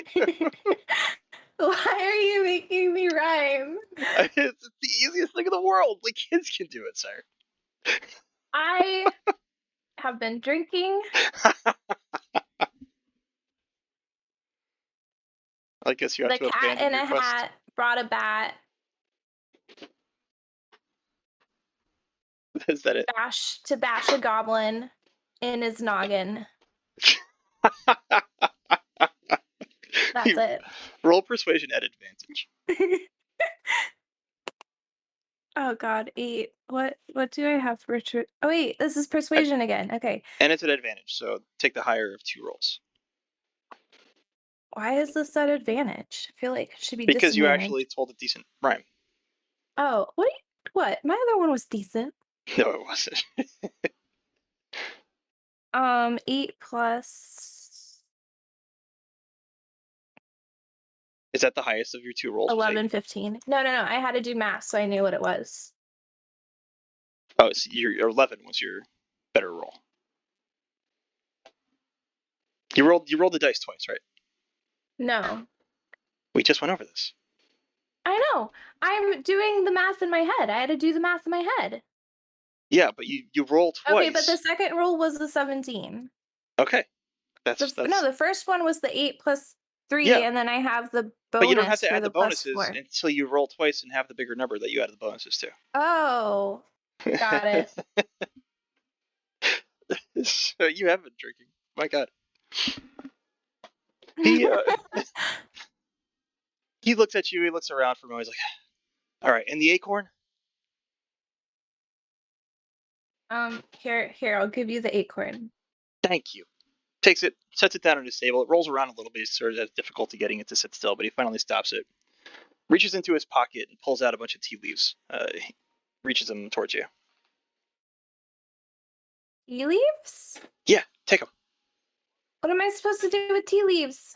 You scatter them on the ground in a circle, and that opens up the door to the teapot.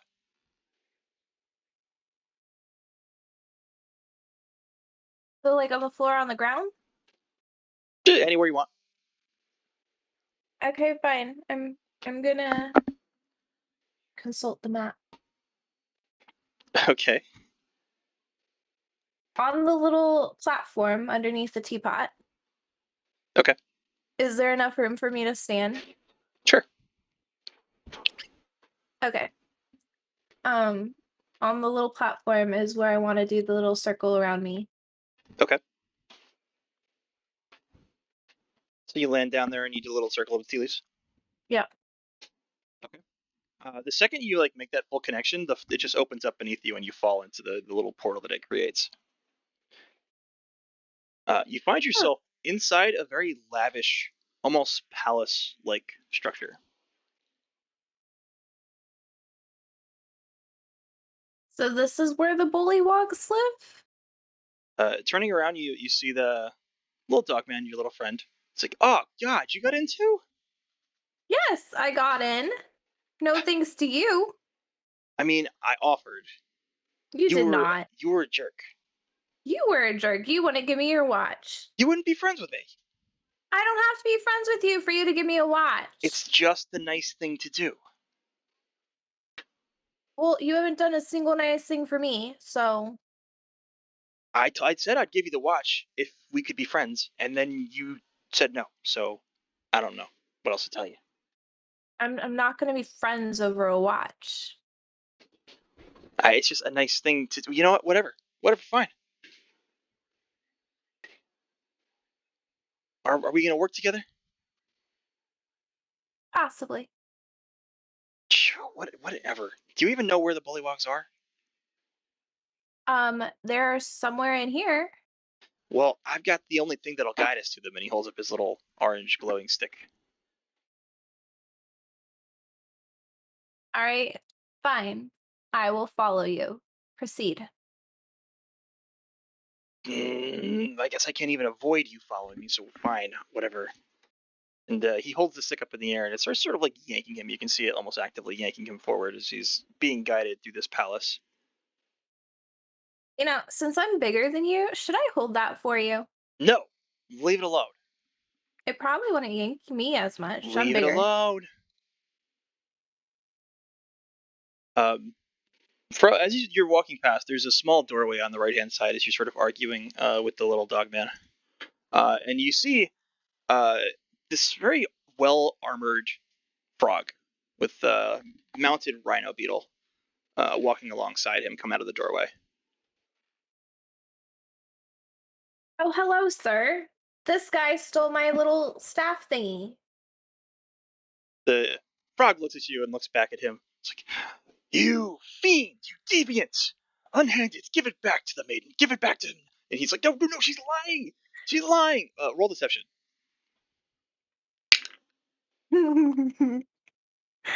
10.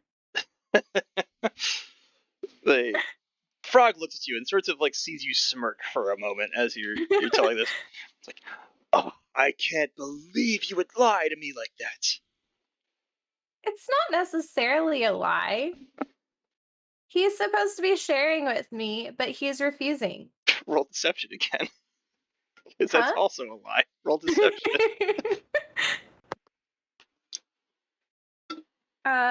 13?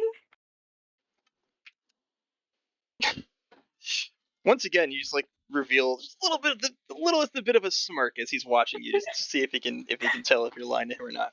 It's like, I can't trust you at all.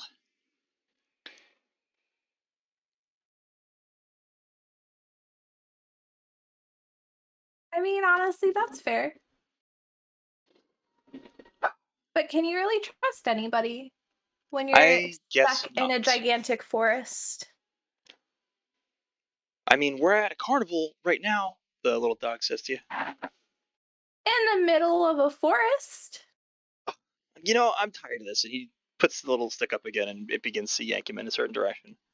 The frog looks at you, the armored frog. It's like, what's he doing? He's trying to find the bollywags. Oh, they're in here. And he points to the room behind you that he came out of. What? But then, where is the stick taking him? I have no idea. Have you ever seen that stick before? Nope. I'm a bullywog,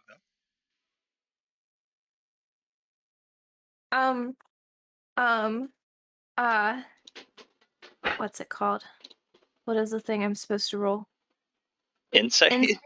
Can I roll insight? Sure, yeah. 8 plus 7, 15. Okay.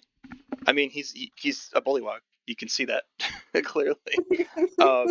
And you don't get the idea that he's lying to you. He seems like he doesn't really care very much.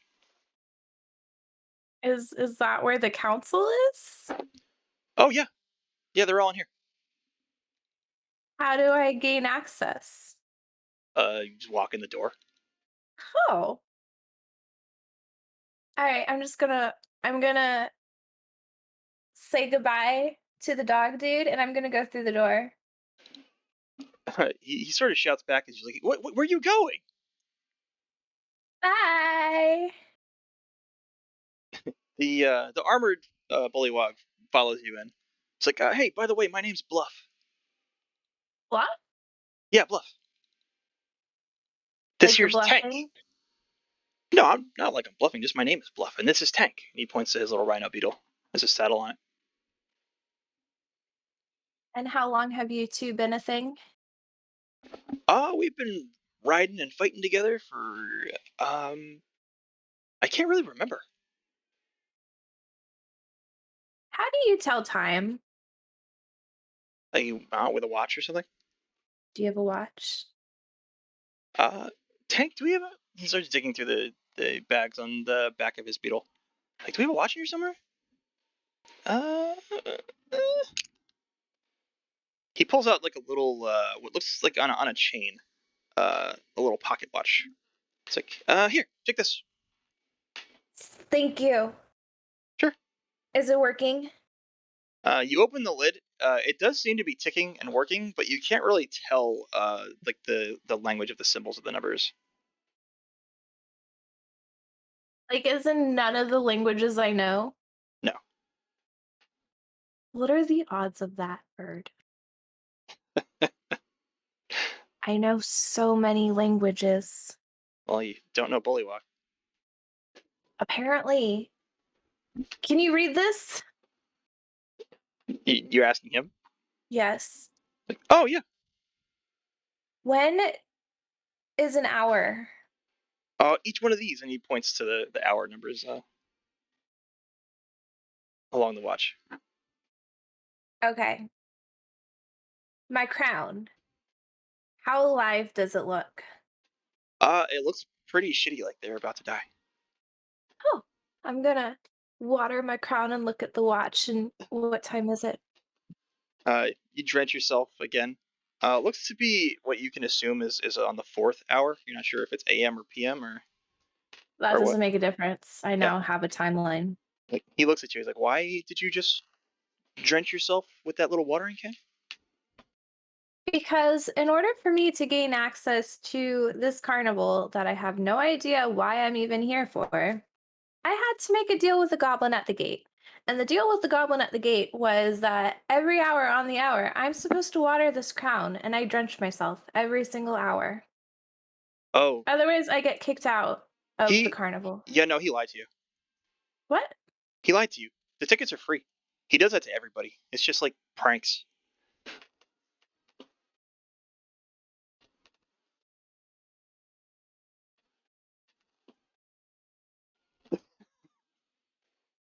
What do you mean the tickets are free? The tickets are free. I am burning down this carnival the moment I get out of here. I have been drenching myself for the longest time, and I am upset.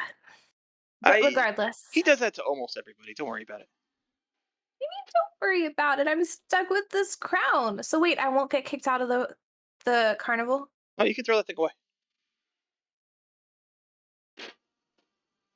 How do I know I can trust you? Like, you don't trust me? Why? Because my name is Bluff. Yeah, because like you just met me, you have no reason to, tell me the truth. I gave you a watch. You already told me you don't trust me. And we already That's established because you that lied to we're me like stuck 3 in a times. forest. So, like, You because we're lied to stuck in a me forest, there's like to my no way really face to tell the truth of multiple anybody. times. Lied to my face. You lie to me. I haven't lied to you yet. That's what they all say. I gave you a watch. Okay. Okay, fine. You gave me a watch that now I can water my crown every hour. If you want to keep doing that, sure. Yeah. Go ahead. I don't want to get kicked out of the carnival. Yeah, that's a great reason to keep drowning yourself with that watering can. So yeah, okay. Yeah, sure. Great. Don't All believe me. right. You know what? Just take me to your council, please. Why are you going to the council? Because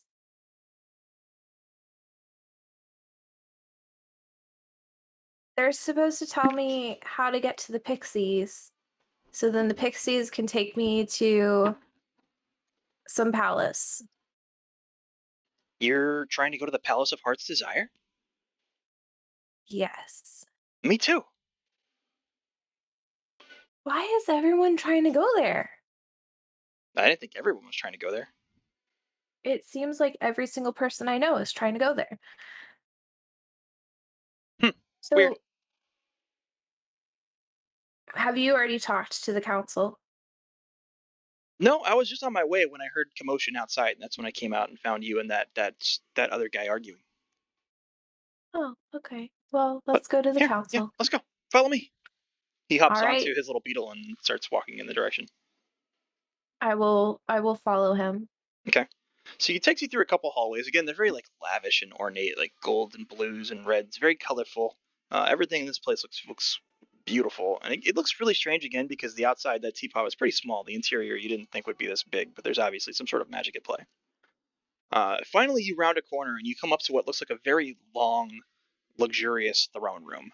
At the back of what's probably 200 feet away from you from the entryway that you've seen on very, very long, beautiful red carpet is the two thrones. You see a king and a queen seated at those thrones. I'm going to give you the image of the king and the queen. In front of them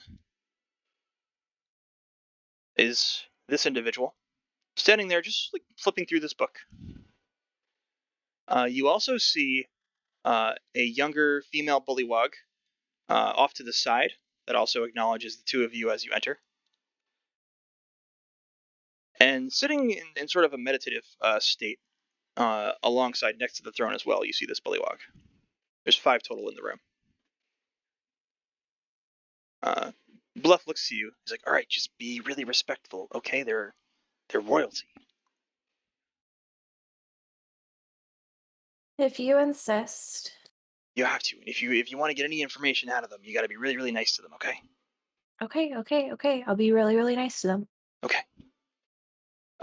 As you're walking through the council chamber, Up way ahead of you, like towards the front of the throne, you see the little dog getting dragged by the light from a doorway on the left side somewhere.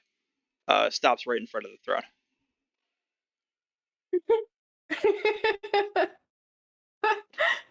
Like the little staff is dragging him. Yeah, it's just dragging him along, and finally stops him right in front of the throne. I'm just gonna like cough very loudly into my hand. Okay. They're still pretty far away from you, so he doesn't really hear. But he Oh. lets go of it, and it just like drops him to the ground and falls to the ground itself, and the light goes out. Well, I guess we're gonna witness his thing with them first. Okay. So Bluff's like, yeah, just keep going though. Just keep going. It's rude to stop. Oh, okay. I'll keep walking. Okay. He's moving very slowly, so you just keep pace with him.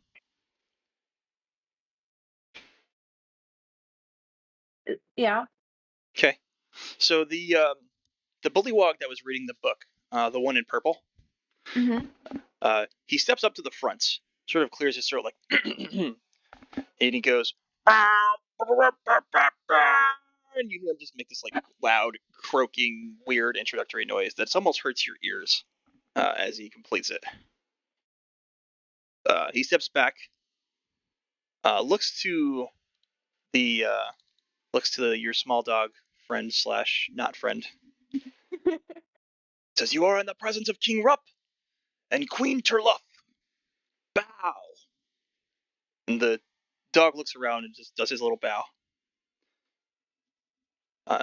The bullywog just guides him to step forward, and he steps up onto the pedestal in front of the throne. Okay. You can't really hear the conversation, but he seems like he's talking to the king and the queen.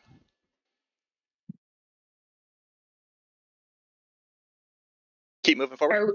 Are we still moving forward? Yep. Yep. Okay. So it takes you another couple minutes to get across the room, and you see the individual on purple again. He's like, wait, hold on a second, and he runs up, gets himself in position again, fixes his coat, straightens everything out, and you hear it again, like, very, very, very terrible. Like, you stand before King Rupp and Queen Turluff. Please bow. Dude. I will curtsy. Okay. I will do a little curtsy. Bluff hops off of Tank, and they both sort of give a little bow. The dog finally turns around and looks at you, like, oh god, you got here too. Yeah, I did. A lot more gracefully, too, if I might add. He turns to the king and the queen. He's like, hey, just so you know, she's a liar.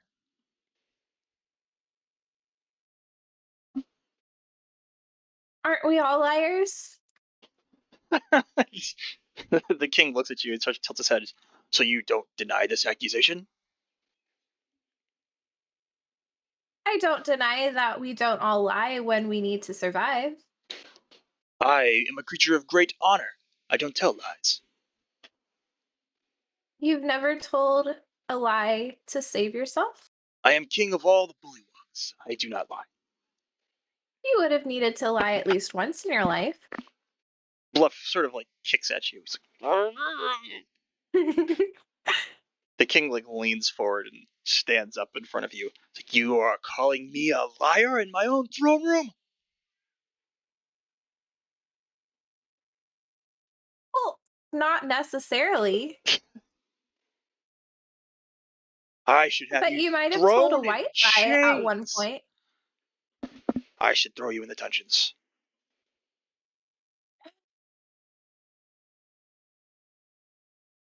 If you insist, take me away. Guards! He yells super loudly, like echoes into the throne room. After a few seconds, almost a dozen bullywog guards come through.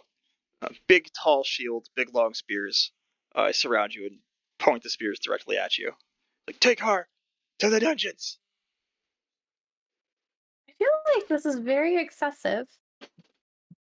You called me a liar! I did not call you a liar. I am the king of the bullywugs. And I never doubted you for a second that you were the king of the bullywogs.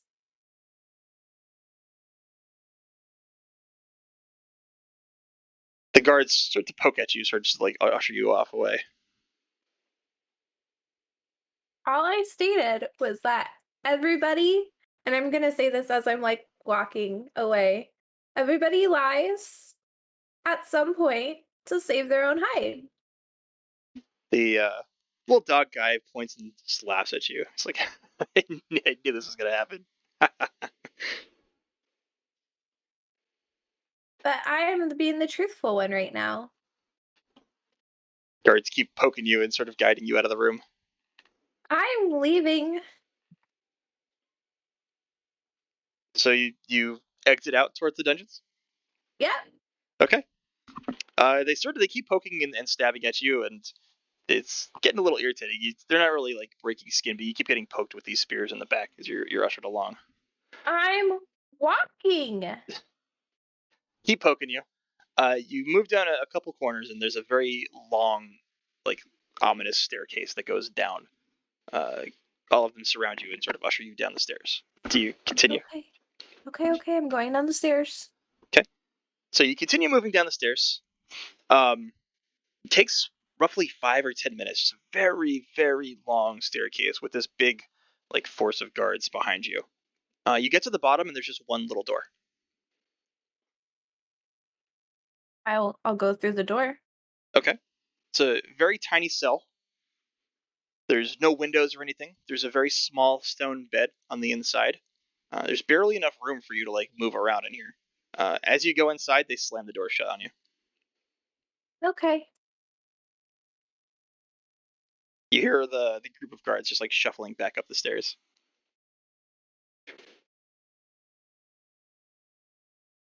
Understandable.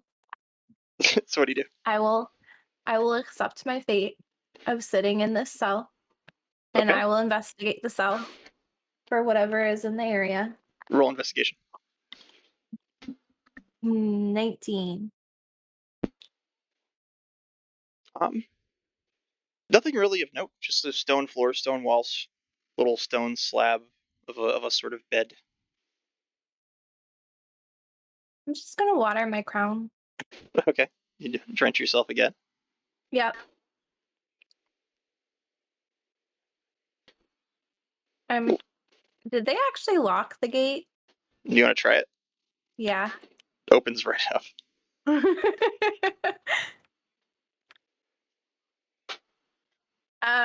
Okay, so like what's in the area? Just the stairs going back up. I guess I'm going back up the stairs. Okay. You go back up the stairs. You can hear the like retreating footsteps of those guards still, like heading back somewhere else into the palace.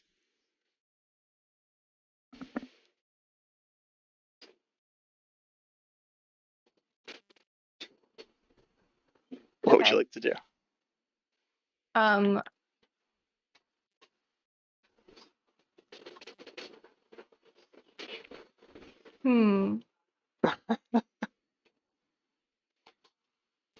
I'm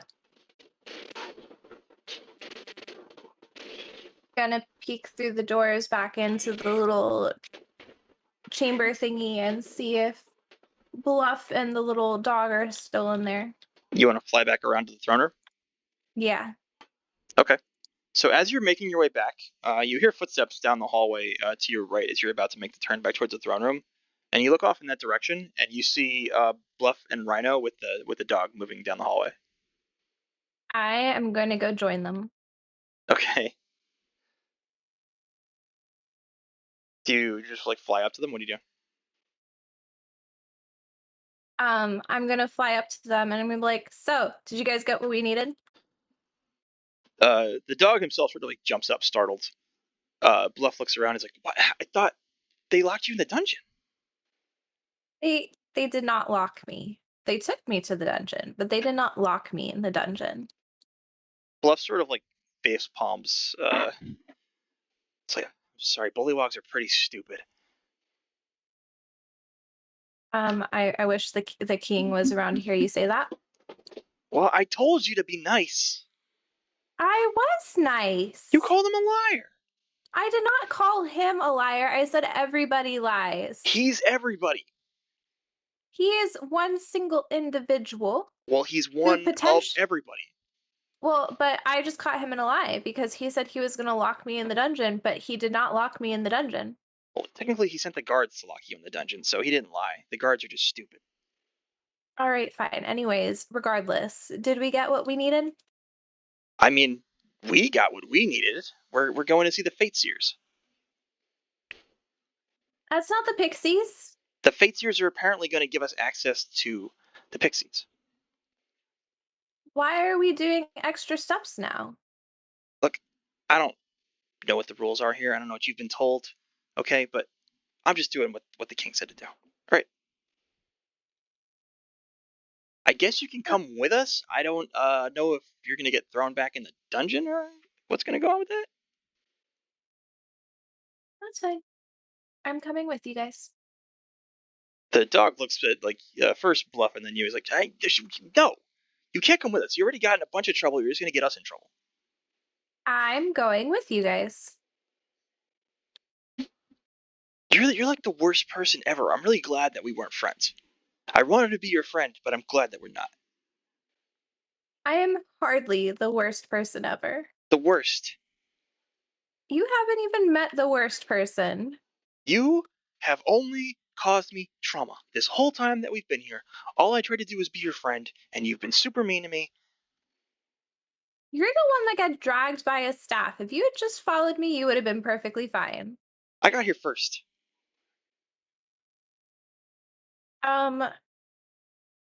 You're a mean person. And he turns around and just stomps off.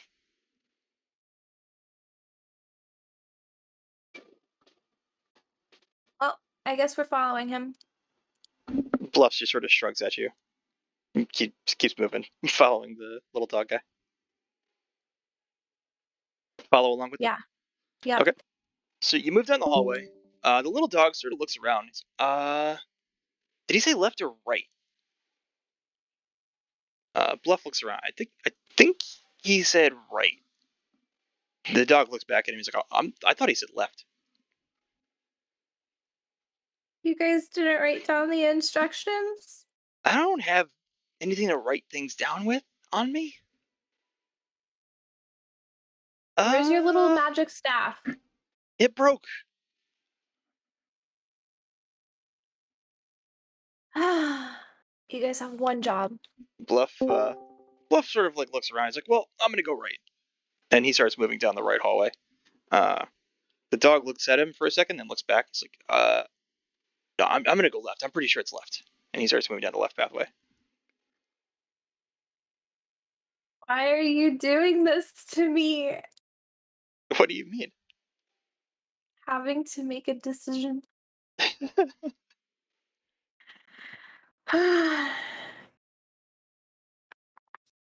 Okay, if it's an odd number, I'm going left. If it's an even number, I'm going right. Okay. And it's a 7. So I'm going Going left with the dog. Okay. So you move down the hallway. Are you just gonna catch up to him? Yep. Okay. It's like, oh god, why are you following me? Because my gut told me to go left. Can't you just leave me alone? We don't have to talk this whole entire time. You could just pretend they do not exist. I'm And gonna then do when that. you get Fine. into a life or death situation that you need a second person to get out of, I will just make you remember that you told me to not exist. Just stay behind me and don't talk so that I forget you're here. Okay, but just remember, life or death situation. I don't care. He just walks very little faster, very grudgingly forward. Okay, I'll follow him.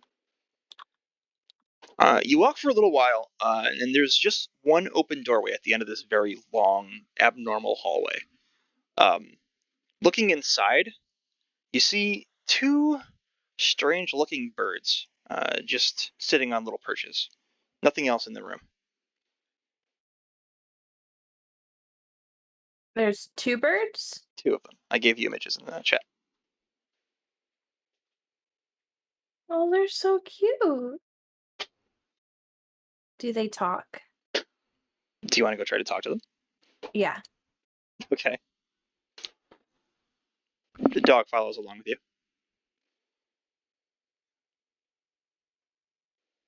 I'm gonna just say hello to them. The first one sort of just tilts its head to one side. The other one tilts its head to the other side. They don't open their mouths or anything, but in your mind you hear, "You are Harmony." Yes. They look over to the dog. It's like, "Who are you?" He looks at you for a moment. He's like, "My name is Corgiximus the Destroyer."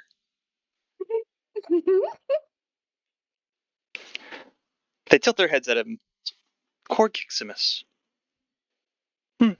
What can we do for the two of you?" I'm gonna elbow Corgiximus. He looks at you. He's like, I want to get to Pixie Kingdom. Mm, I believe we can help you with this. And you, Harmony? I want to go to the Palace of Heart's Desire. Hmm.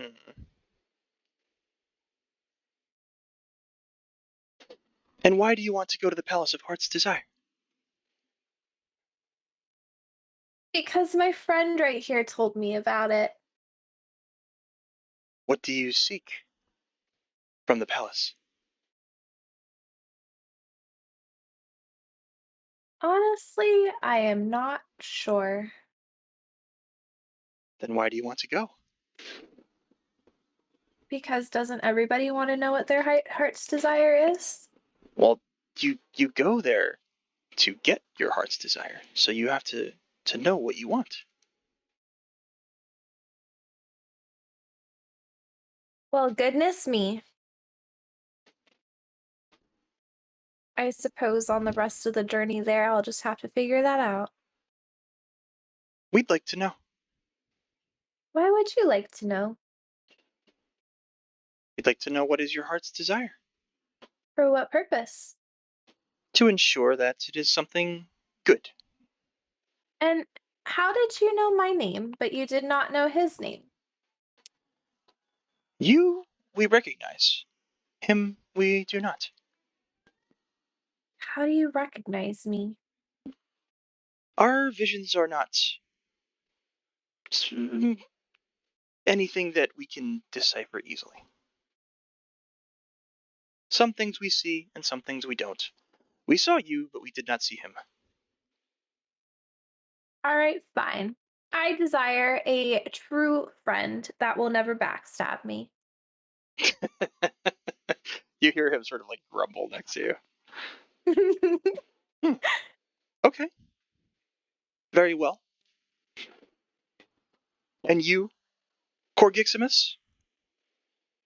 He looks at them and he looks at you. He's like, "Hey, can I like whisper it to you? I don't want her to hear." They nod to him, and he walks up and whispers very quietly towards one of them, and then to the other one whispers the same thing. Goes back over. Very well. We will grant you access To where? to the Palace of Heart's Desire. But first, you must pass the test. What test? Around the room, multiple doorways appear. Oh I'm gonna give no. you. I'm gonna give you images of these doorways. One moment. Is this like another labyrinth thingy? Labyrinth thingy.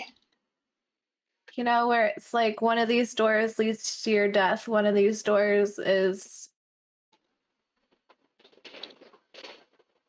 like 'cause one of them can only tell truth, the other can only tell lies. You know, that part of the movie. Not really. Oh, okay. All right, never mind. Okay, and then this one. I'm gonna drop in some images into the chat for you. Goodbye, birdies. And this one. And this one. It's A, B. Wait, where's C? Oh, there's C. Okay.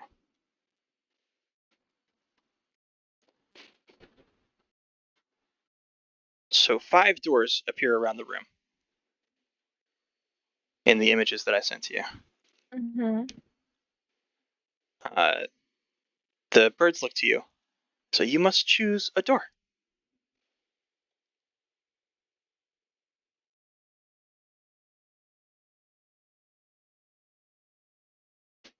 Well, none of them look like a door I would choose. You must choose.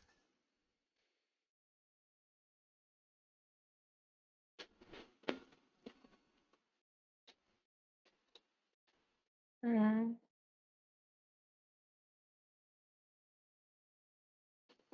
Do any of them look dustier than the others? Dustier? Yes. So the one with the armored knights is probably the dustiest one. It is not a trick question. Okay. So the one with armored knights is the dustiest? Yes. Okay. I only ask that because Harmony would only go the path that's less traveled. So Okay. that would be the knights. Okay. And that's the door you want to choose? Yep. Okay. You notice Corgiximus is following close behind you. Aren't you supposed to be choosing your own door? I'm going to choose this door too. Okay, all right, fine. We'll go together. All right. He follows you. Do you go through? Yeah. Okay. You pass through the doorway. You find yourself once again in a very dark, black and white world. Oh, not this again. I'm going to give you an image of your surroundings. So you find yourself in what looks to be an open stone courtyard area, this time in front of a large castle-like structure and a winding path that leads up. The door disappears behind you as you enter into this world, and the area starts to glow with a certain sandy gold color. The black and white turns to sand, and sand sort of blows in and covers the ground as well. You start to Sand? notice sand, yes. You Oh, start to goodness. notice the sky starts to brighten a bit, and there's a bit of just blowing sand throughout the area that blinds you just a bit. You see this red, wisping energy travel amidst the sand. Very, very like prevalent red that glows against the more yellow of the sand. It splits into 3 different forms that slowly transform and take shape into 3 very frightening looking women. I'm going to give you their images. Okay. This one, the first one, appears directly in front of you.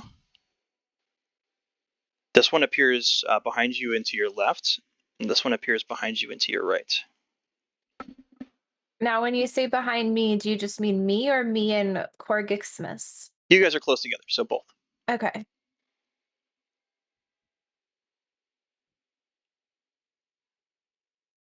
Um, are they not gonna say anything? They're sort of just standing, staring at you solemnly. I'm gonna walk forward. They all draw weapons at once. Very thin rapier-looking blades. They also sort of glow with that sandy red. Goodness gracious. Shouldn't you at least say like a greeting before you draw swords on somebody? Next to you Corgiximus also draws a blade, very similar to theirs, much smaller. What are you doing? I think they're trying to fight us. Is that what you guys are trying to do? Are you trying to fight us? They don't respond. They just glare at you.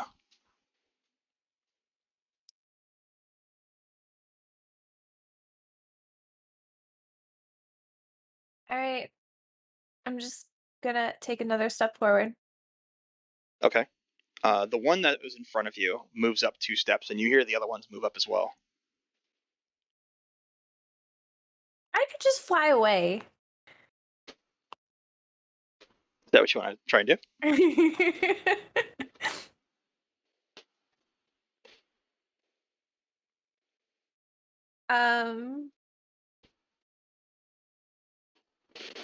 Yeah, I'll grab Corgiximus and I will launch myself into the air. He sort of yelps. He's like, "Ah, what are you doing?" Do you really want to fight people that won't talk to you? I think that's the test. What do you mean that's the test? They said we had to pass a test. They look like a test. Yeah, murder people are a test. You're right. You fly up a bit of a ways, and you just seem to be like lost in blowing sand. All right, what direction?